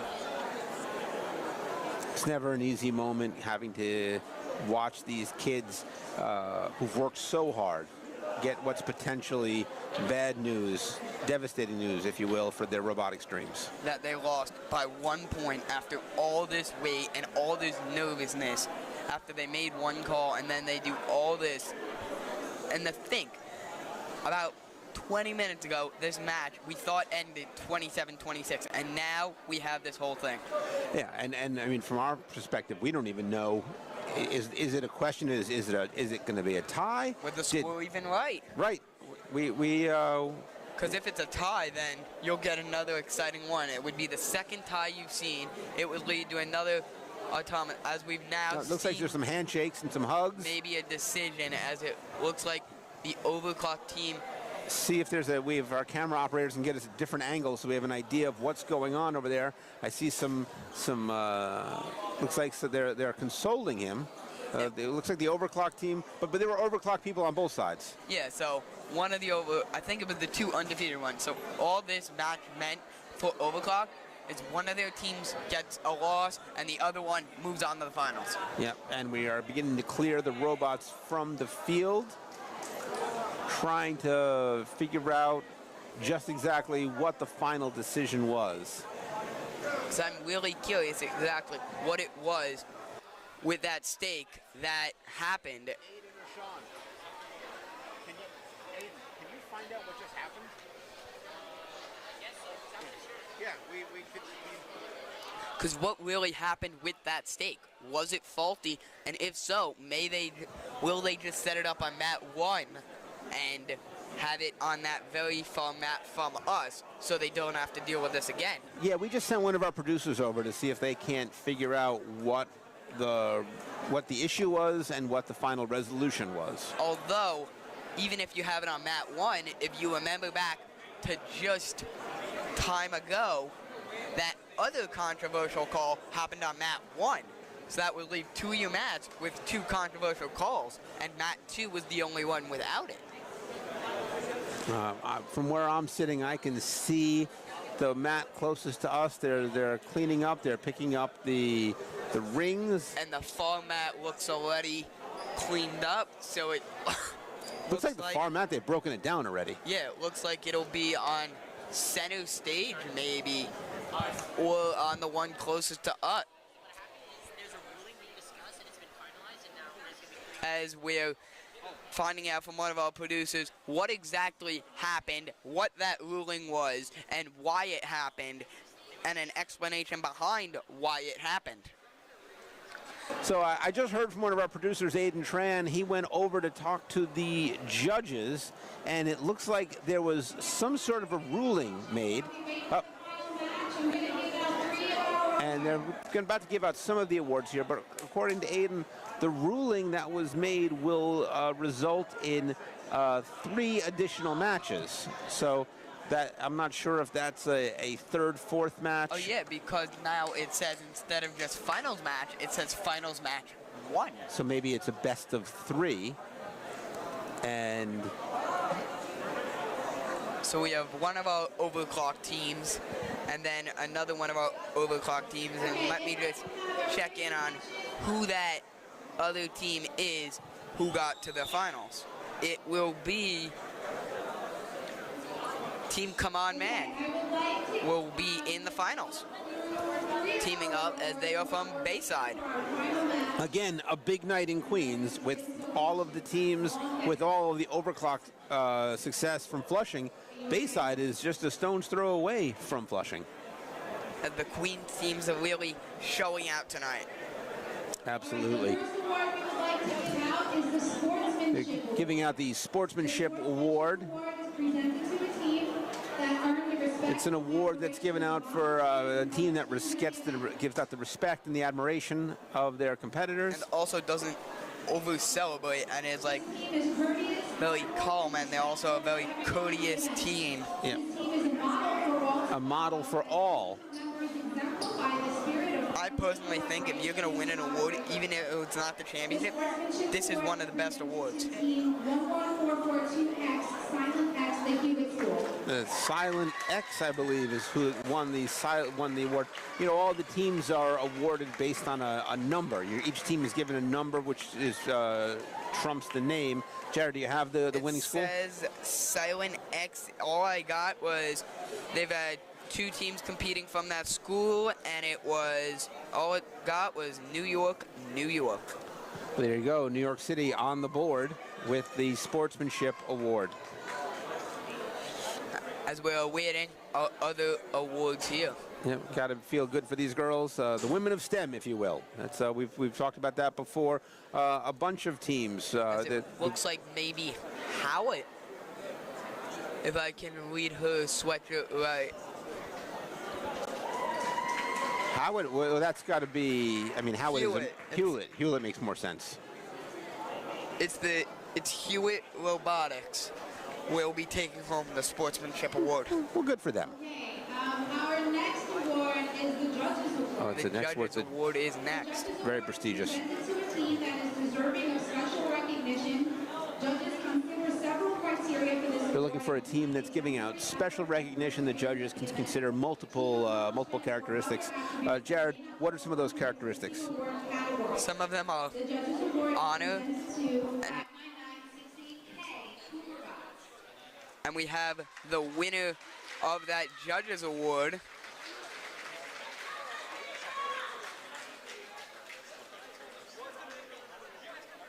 As that winner of that award has been given out. And Jared, do we know what school won this award? It could be, Yeah, they've got their backs to us, so we can't make out anything that's on the sweatshirts this time.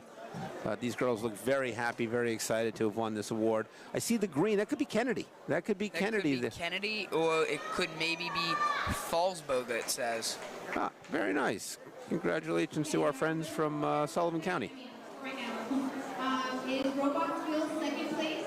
The Robot Skills second place award is presented to the team that has earned the second highest combined driving skills challenge. The second highest combined driving skills right here. Yeah. You got not only the award, but you automatically qualify for a New York State driver's license. I'm not sure if you picked up on the winner of this one, Jared. It looks like their team name is Refraction, and I was able to pick up on that. They're from Buchanan, New York. Yeah, you know what? I've been to many parts of our great state, especially in the southern region. I have honestly never heard of the town of Buchanan. I hope it's nice. As Buchanan, now that I'm looking at it, they were in one of those quarterfinal matches, it looks like. Yeah. At the point. I remember the I don't know if he was the coach or one of the competitors, but I know that he was part of the conversation about one of the issues when we had to. It was when I came over, when I first got on the mic, that I had been over there listening to them trying to sort out the issue. And by the way, just for those for our viewers at home, Buchanan, New York is south of Fishkill. It looks like it's in along the Hudson River, just across the river from Bear Mountain, New York. Bear Mountain, one of our great state parks. Here in, it's just outside of Peekskill. Peekskill, the setting for The Facts of Life, the 1980s sitcom. You take the good, you take the bad, you put it together. There you have The Facts of Life. As here we have awaiting another award, it looks like. Another little known fact about Buchanan, and I, by the way, not getting this from Wikipedia, once upon a time the mothball fleet, which was made up of old cargo ships and victory ships and destroyers from World War II, was moored, if not in Buchanan, just outside of Buchanan. You would drive up along the Hudson River and you'd see hundreds and hundreds of World War II era ships. You'd need to be my age to have even the vaguest memory of that, Jared. That's very interesting that was just that far away. Well, I just know that somewhere out there in TV land, there's at least one viewer from Buchanan. I can see that we have at least 37 people on the YouTube stream right now, mathematically speaking. I'm going to guess one of them is from Buchanan, and they are quite impressed that we were able to add a little color commentary, if you will, about the tiny hamlet of Buchanan, New York. As it looks like the mic is being passed off here, maybe for our next award, or we might have finals match 1 starting. I just want to make sure that I correctly, earlier today, I said that South Fallsburg was in Sullivan County. I just want to make sure that I got that right. South Fallsburg is a hamlet in New York State, and it is in Sullivan County.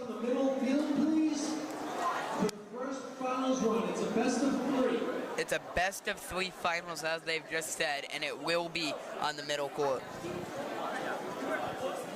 And so while we await finals 1, we can see them tinkering with one of the robots there. You might be wondering, Jared, how it is that I knew that South Fallsburg was in Sullivan County, New York. Sullivan County is where I spend my summers, although I've never been to South Fallsburg. I have been to Fallsburg, and I put 2 and 2 together, Jared, and figured South Fallsburg also has to be in Sullivan County. And it looks like that's team Come On Man getting their robot prepped as we have 1 robot in the ring right now. Jared, is there really a team called Come On Man?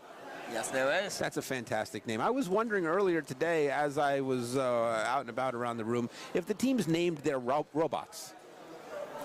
Like, if, I know each team has their own name, but then, like, sometimes they name their robot, like, I don't know, C-3PO, R2-D2.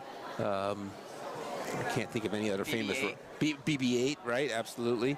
I'm also very curious because I saw that, I don't know what symbolism this was. It may have been Overclock or one of the schools wrote on the license plate, I love her, so maybe their robots are her, so who Very knows? possible. Like, well, you have the robot from Wall-E, that guy, and he had a girl robot that he was very much interested in.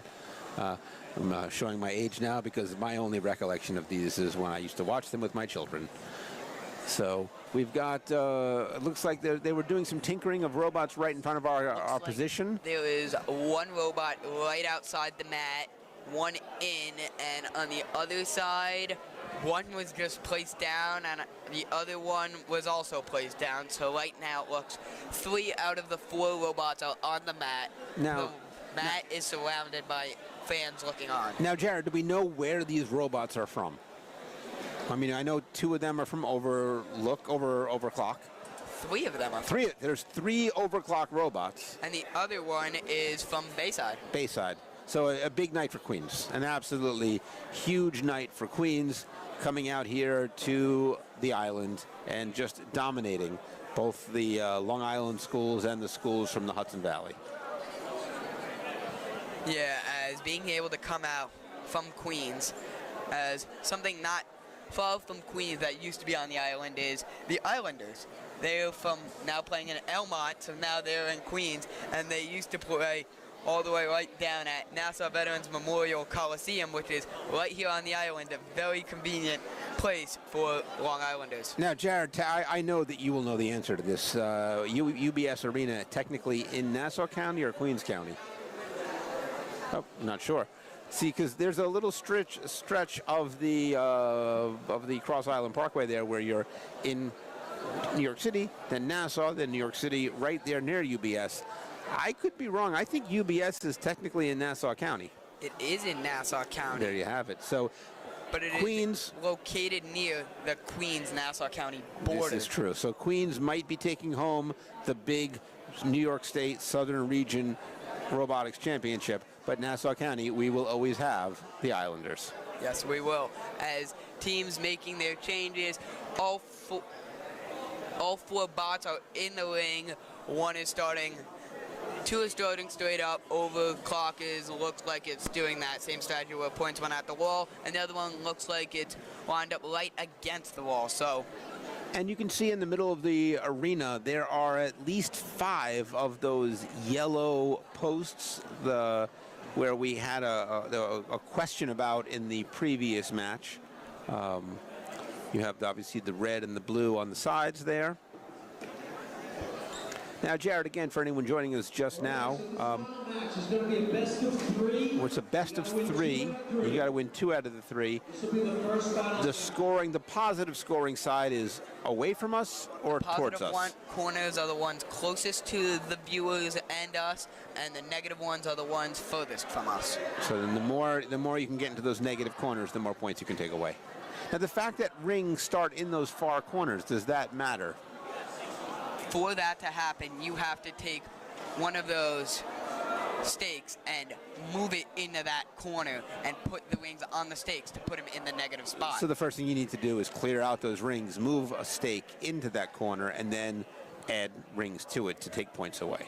Yes, as we're seeing an adjustment to the center climbing stakes, maybe, as the autonomous round has begun. Blue leads 3-0, 7-0.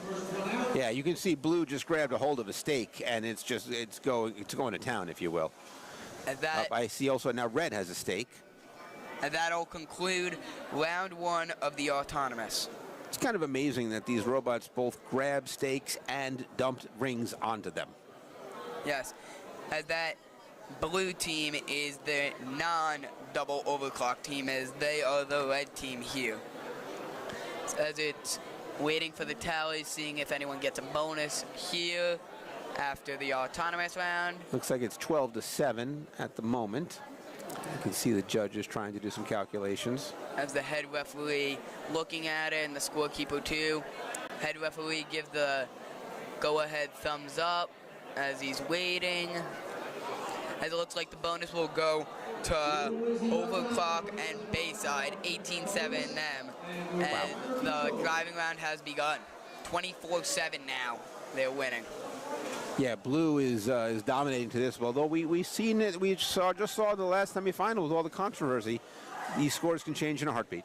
Yeah, and that was the blue team. As there we see again, that ring is, that time it gets pushed all the way down as blue leads 24-13. Minute 20 left on the clock. Still anyone's match. Now that those negative corners are cleared, it looks like red has some slant in the positive. Maybe if they can put that up, they can secure more points. And you can see that one blue robot is trying to get that stake into a positive scoring corner. As it looks like that red stake has been hit, and it looks like it's almost fully down, as the red robot is just trying to push it all the way back up. It's 25-20 here, 55 seconds left. Still anyone's, 25-23. It looks like the blue robot in the corner is trying to knock out the red stake out of the positive scoring to replace it with that own blue stake. As it's 32-19 here with 37 seconds left. And you can see that red robot is trying to just get one more point added on, but I don't think they gave him points. 30 seconds left. 32-24 here, now 25. Time winding down for Team Overclock. As they get that one, now they have the top one. It looks to me like the blue robot just knocked a red point on its stake. 32-27 now, 10 seconds left. Time winding down, 31-30, another close one. 7 seconds now, 32-30, as knocked off is a lot. 2-1, as blue can't get it on, 32-30. Looks like blue came away with that first one, but another nail-biter of a finals match. And if past this prologue, we're probably in for an extended period of time while the head referee and the judges try to sort out just exactly what happened. Yeah, because when that one was placed on, it looked like it knocked off like 3 or 4 of them. So that could be something to look at. That head referee is looking on, that scorekeeper's tallying it. He has not yet declared who the winner is. And now I'm joined by Allison Redican as we await our decision of the finals. These have already been so nerve-wracking, nail-biting. I mean, you can hear it here and see it here. All the teammates watching and waiting to hear what's going to happen, watching what's going to happen, seeing, you know, what happens when people crack under pressure. Blue 35, red 30. And blue wins that first one as they pull off an upset over the two overclock teams, 35-30. So here's how it works. If blue wins this match, the robotics tournament is over, and Team Overclock and Bayside, they will be your champs. If Overclock wins, then we will have a third match. And now we're seeing in front of us Bayside's robot having the fans on it again, trying to cool it down and get it prepped for match 2. It's interesting to see the problems that they run into that, like, you know, you would never even ordinarily like think about. Like, in my head, I never would have thought that we would need to have 8 fans on standby to, you know, cool down a robot. But it's a very real problem that they're all dealing with. And, you know, this isn't the first time that we've seen it. Yeah, as we saw them do it just before their matches all day long. We just wait for that timer to go up so we can see exactly how much time until our second match. And there you can see the last-minute fixes, the cooldowns, everything happening with these robots. You know, the work never stops. You make the robot, you spend months making it, but even here, there's so many last-minute problems that you might have not thought about, things that you can't fix, things that you can't prepare for. But here they are now. They're fixing it. And they're trying their best to, you know, make the most of the situation, still get everything that they can out of this competition, out of their robot, while still making those last-minute necessary fixes. Okay, we're going to do Yeah, as we're waiting on, and they're going to announce a couple more awards here. our first award is the Creative Award. The Creative Award. It's always so exciting to see the different kinds of awards that they give out, like they're doing now. This is going to be the Creative Award, who had like the best solution at solving their problems. And methodology, and this team shows ambition. And they show a lot of ambition and persistence. As As this one will go to the Center Reach Cougars from Center Reach, as they will bring home an award. As you can see, they look so, you know, happy. I mean, again, it's incredible to see all the hard work that people put in get recognized and get like noticed and appreciated by, you can see like, the whole team is coming together, full of excitement, just ready to accept this award that, you know, they've worked so hard for. I mean, to get to where they are now, to get here, to be able to say that they've gotten this award is such an accomplishment within itself. And it looks like they're now breaking down the first mat as we are presenting the second award. The award is the Build Award.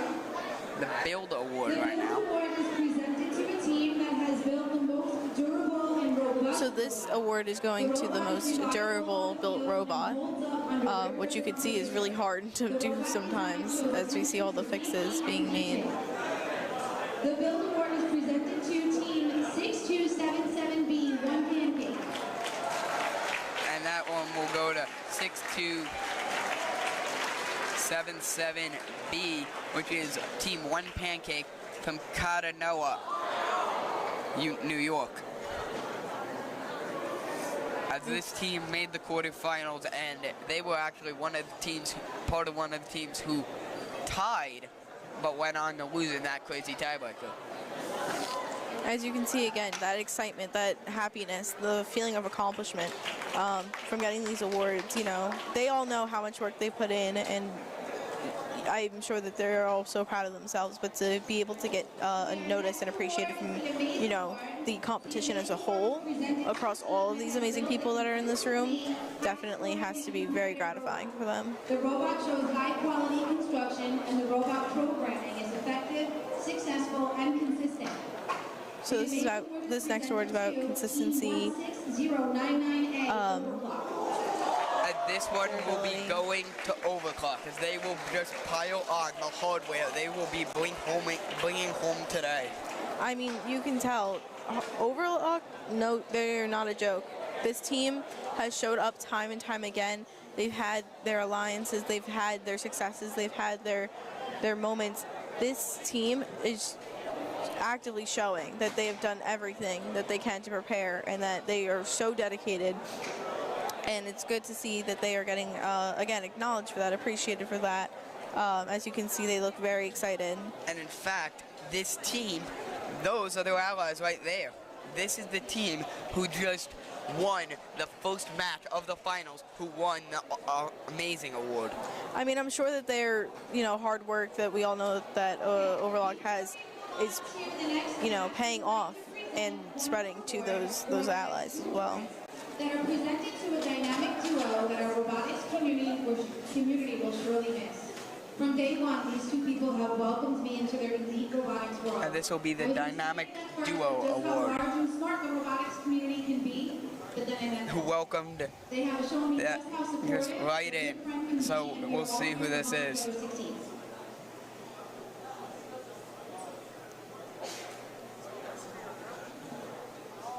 When I first joined the VEX world, our dynamic duo welcomed me with open arms. They showed me the joys of the competition, of being a mentor, a coach, and a volunteer. As time has passed, their commitment, passion, and dedication has never faltered. They have been my role models for many years, and I can only hope to be as capable as they have been. You've helped us through rough patches and helped celebrate our successes. You've been our rocks, our confidants, and our mentors. You are the pillars of Southern New York communities, and without you, we would not be where we are today. While you may be retiring in official capacity, we do hope that you continue to be involved in the robotics world of Southern New York. You have inspired the generations, just a couple dozen, and I'm sure many more to come. And since a Southern New York event will not be complete without this employees, we have affectionately joined that bandwagon. It's so cool to see the heads of this competition, the people that help make it happen, also get appreciated on top of the students that are participating on these teams. It's just great to see this honor of these two people who just do it all. I mean, you can see the impact that they have on these kids. These kids that came out here today on these teams, yes, it's because of their teachers, it's because of that, but it's also just so because of them. You've seen them been excited this entire time. And you can hear his kids just sharing how proud of him they are. I mean, the happiness, the passion, everything that's here today is fostered by these two individuals, and them getting recognized for that, it's truly remarkable, and it's really amazing to see. As you can just see how grateful she is for how this robotics tournament has been for her, and just all around. And what you heard about them, you could really tell the lasting impact of this tournament that they left.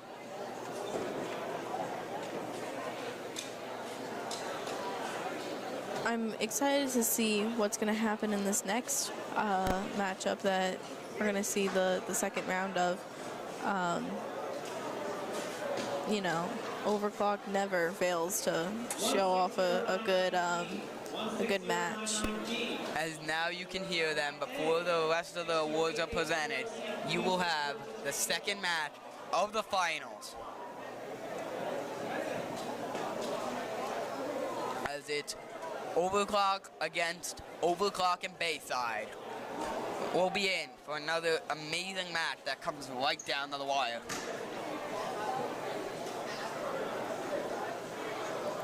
I mean, it is those matches that, do come down to the wire. It just shows how truly advanced that all of these teams are. I mean, they've showed countless times of being able to, countless situations where they have overcome challenges and been able to adapt to the environment that they're in, going against the teams that they're going against. It just shows how truly advanced they are, that not only can they be standing here today at the end of this night, but with just being again so proud of themselves and knowing that they did what they could. As you can see them just putting the touches on their robot, and also a close-up of those wings. Just a sight to see here as the competitors are getting ready to compete on that field.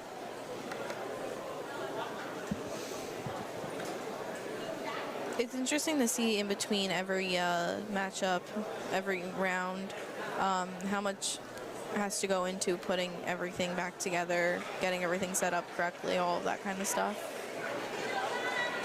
As here we go. 3 robots in the ring, 1 just outside, ready to be put in, is the 2 overclock robots, down 1-0 in the series. Best of 3, this could end it all. You can see the huddle by Team Overclock getting ready and just really proud of themselves and how they feel right now. You can just tell how they're acting, how they're proud of themselves, how they're grateful for what they've done, how they love the team bonds that they've created. As the wings have been placed inside of the machines, all 4 robots on the mat, only a matter of time, and then we will have our autonomous round beginning. There you can see, like, just the logo of Overclock. You know, they're all proudly wearing all of their... Team 16099. Those numbers will be remembered as the dominant Overclock. Yes, definitely. You can see them all proudly wearing their gear, their merch, showing that off. As they're announcing the 2 teams here, everyone has picked up their controllers and are ready to go here. And we're as all... the autonomous round has begun in the finals. The Blue Alliance leads 1-0 as we see teams going in the corners here. Blue up 3-0, 8-0. 8-3, 8-7 now. And that'll conclude the autonomous round, and we'll see the final calculations. Another close autonomous round there. Oh, there we go. We have 11-8 now, leaving the autonomous round. As the control round has begun, Red needs to win this to stay alive. As we see Red loading up its stake. That's now 5 on it. 1 more and you have a full stake. A full stake for Red. Team Red has a full stake of Reds as they're looking to get to the side one. Up 15-8, or maybe get into the corner for the positive. As we've seen time and time again, the corner its teammate. The corner is definitely the spot that everyone wants to be in, so it's definitely... As the Red team gets it, it looks like into that corner, or the knocked over stake might have knocked it over. A minute 5 left, 15-8. Team Overclock. Under a minute to go here. Still anyone's game here. Still have over 50 seconds. Not that big of a gap. It's still anyone's game. You never know what can happen. As it's getting louder and exciting in here. 44 seconds left. It's 15-14. 15-12 now. 18-12 now. 39 seconds left. Very close. Yet again. 35 seconds left. 34. 16-12. Time winding down, and we have another score under 5. 29 seconds left. 16-15, 16-12. 16-15, yet again, here's a shot of you can really see him going at it as Red gets a couple on the side one. This is definitely one of the most intense matches 24-18, 14 seconds from a championship, maybe. And there it is. 10 now. 9, 8, knocked off. There's a close-up of the action right there. Running out of time here. 27-16, and Team Overclock has fallen in their first time, and one half of Team Overclock wins alongside their teammates, and Team Overclock stays undefeated this whole tournament. As we have some talking over here if that result will stand. Just an amazing day regardless. Team Overclock, all the schools, just amazing performances. Yes, just definitely. An exciting day, and here's the fans waiting on. I mean, it's so cool to see that all the hard work definitely did really pay off. I mean, you know, getting to this point, putting all that in, even though one team won that round, one team lost that round. It was a very close match till the end. None of them gave up. You could see all the hard work and dedication that they really truly are putting into this. As we still wait on for that will do it. One half of Team Overclock stays undefeated alongside their teammate, Team Come On Man from Bayside, as it's Bayside and Overclock, all your champions. Final with the score of 22 to 31. The winner of the Southern New York State Championship is the Blue Alliance. As they call themselves the Blue Hawaiians, and the Blue Hawaiians, part of the undefeated Overclock and Team Come On Man, just dominated their way through as they got the 2 out of 3, and they just dominated, and Overclock brings home a championship alongside Bayside. You can see the celebrations happening, the hugs, the laughs, the smiles, you know, all really, everyone's now understanding that all of their hard work really paid off. I mean, even those who are not leaving with the title of champion are not moving on to Worlds, which I believe is what is next in this competition. I mean, it is incredible to see, you know, just the sportsmanship. I mean, it has to be hard to, you know, go up against your own team and, you know, defeat them or lose to that. But you don't see any sadness. It's just really everyone being proud of what they did accomplish today. And definitely a lot of sportsmanship from this. As you can see, no matter what team you're on, they're hugging each other, showing great sportsmanship and respect towards their opponents and also schoolmates. Yeah, 100%. I mean, again, like we've said time and time again, just this event as a whole, it just shows the camaraderie that everyone has. It shows just the ability for people to adapt, to work together, and you know, those are life skills that you take far beyond just robotics. I mean, it's in everything. So being able to see that above all in this competition, that everyone still just genuinely is proud, is happy, is for one another and themselves, it's really it's a cool thing to see. Yes, definitely. As you see all the embrace, the cleaning up of the robots, the cleaning up of the mats, and just everyone happy, everyone leaving with a smile on their face. Whether they won an award, whether they won the championship, they had fun.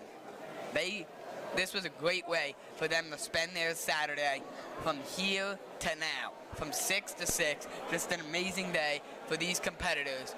And some of them got to leave with hardware, some didn't. They don't care. They're proud of themselves. I mean, as you can see, still on that table on the left of the screen, there's still more awards to be going out. The cool thing about this whole experience, from what I'm seeing, is that it's not just about who wins tonight. I mean, you've seen the excitement that comes over people's faces when those other awards are called out. It's the cumulative effort, the cumulative ability to really participate in this competition and show like how just dedicated that you can be. It's not just what was done on these mats. It's what's been done over the last 10 months that they've gotten this prompt. Yes, just again and again and again. The effort, time, everything put in. No matter how far you made it, it's just impressive that you got that robot here because you had to win something to get here. Because this is the state championship. And every school here won something to get to the state championship. It seems to me like they're getting ready over at that award table again to start giving out those awards to the next people. You know, again, continuing to just celebrate the success, everything that has been achieved by everyone, all of these schools that came here today.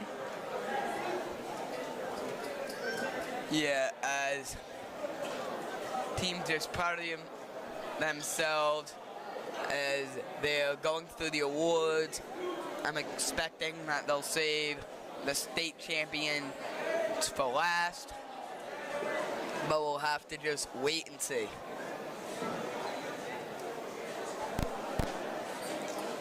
There's just so much planning that goes into all this. I mean, as you can tell, just planning out how to give out the awards, everything like that, planning the robots, planning how to clean all of this up. I mean, there's just so much that this event is just so much more than just, you know, some robots battling out on a mat. It's really, it's hard work, it's commitment, it's that dedication. It's just incredible to see it all come to life here. Yeah, no matter what the controversial calls were, they all were settled. We did end up with a champion. No matter who it was, we got there. We had an amazing day here, full of excitement, full of joy, full of victory, full of tide, full of everything, full of tension towards the very end. We had it all here.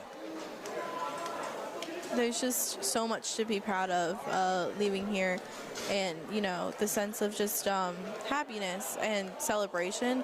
I mean, I'm not a part of this competition, but I am like receiving that positivity that is just echoing through the room right now.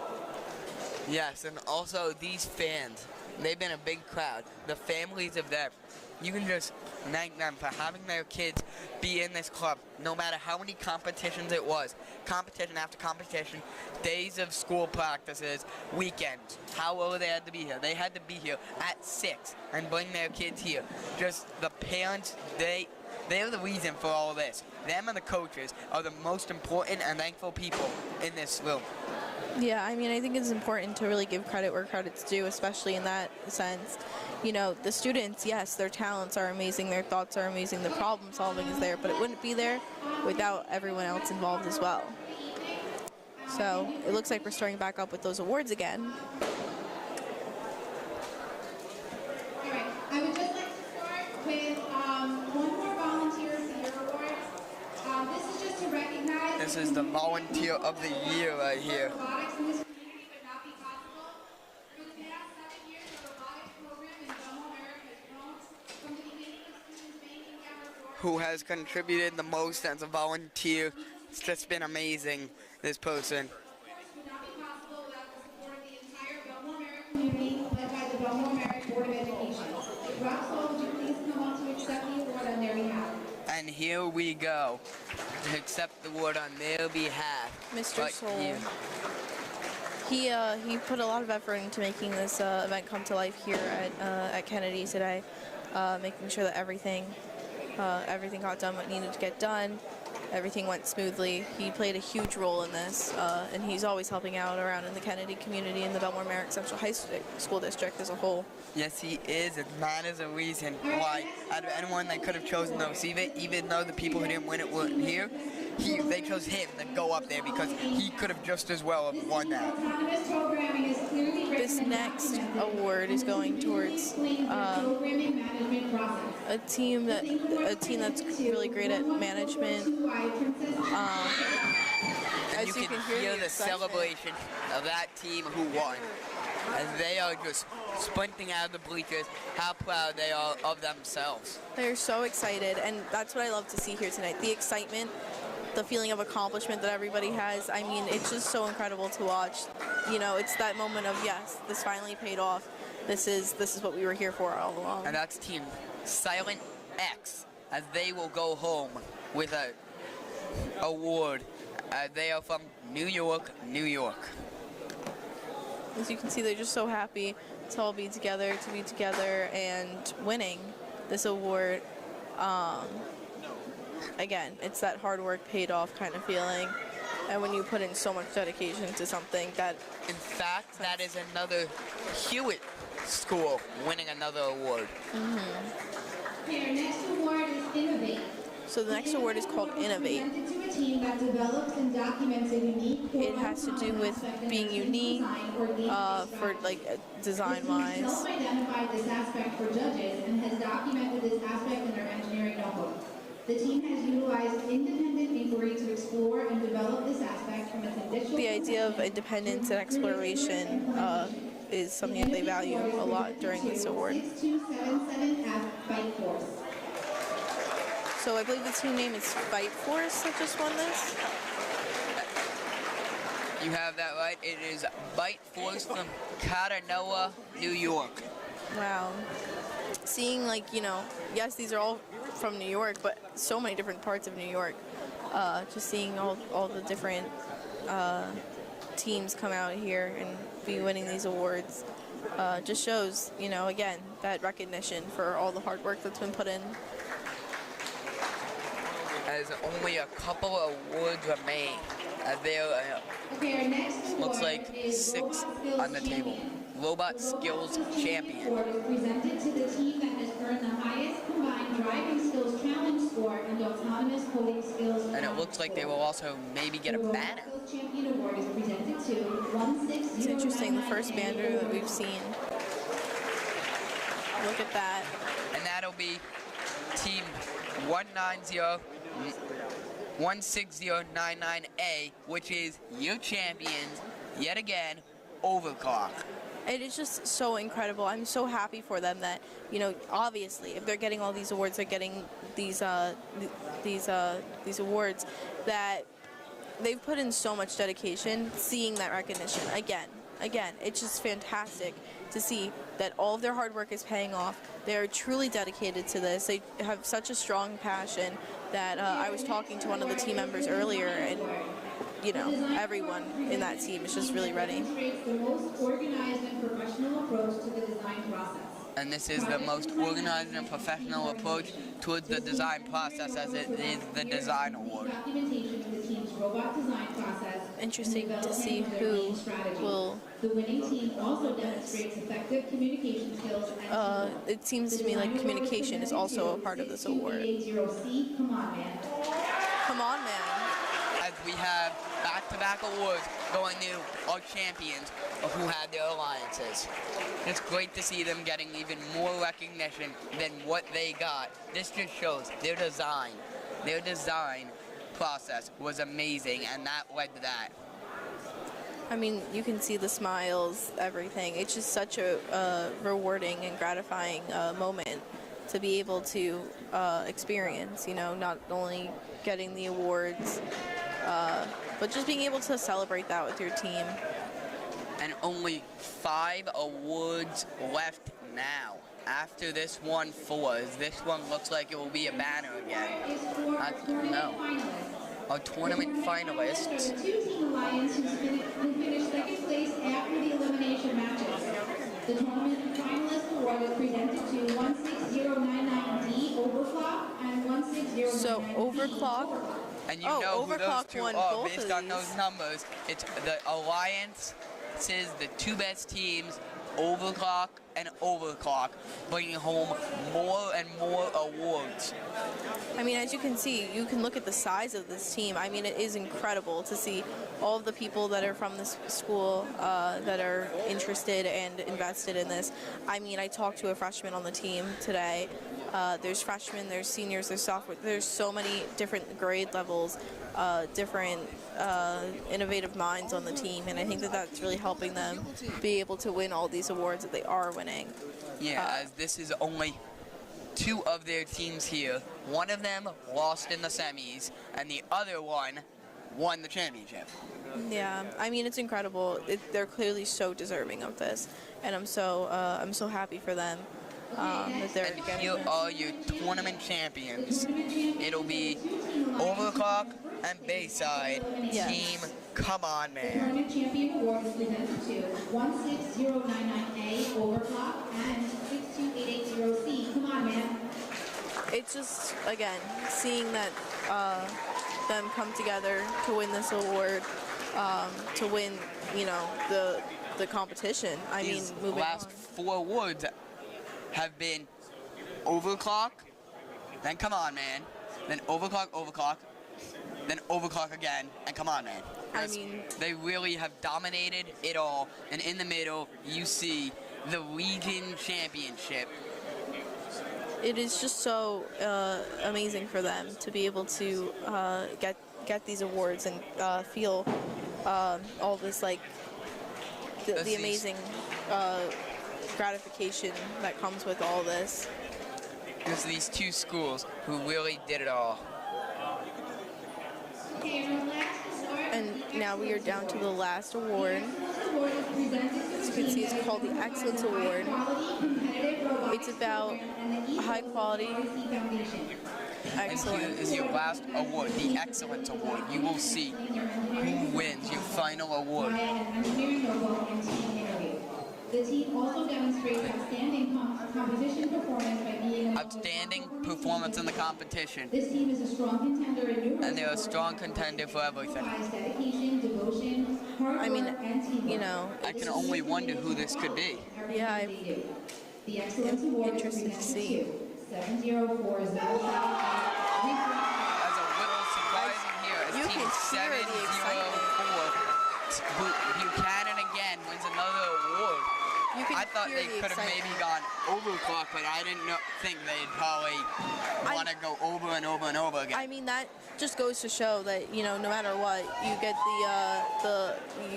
the amazing overclock, but they're not the only ones here, and there's so many people here who are deserving. As that'll do it for an amazing stream of the 2025 Southern New York State Championship for VEX 5 High School. I've been Jad Boxmeyer here And I've been alongside Allison Redican. Allison Redican, and that's it. That'll do it.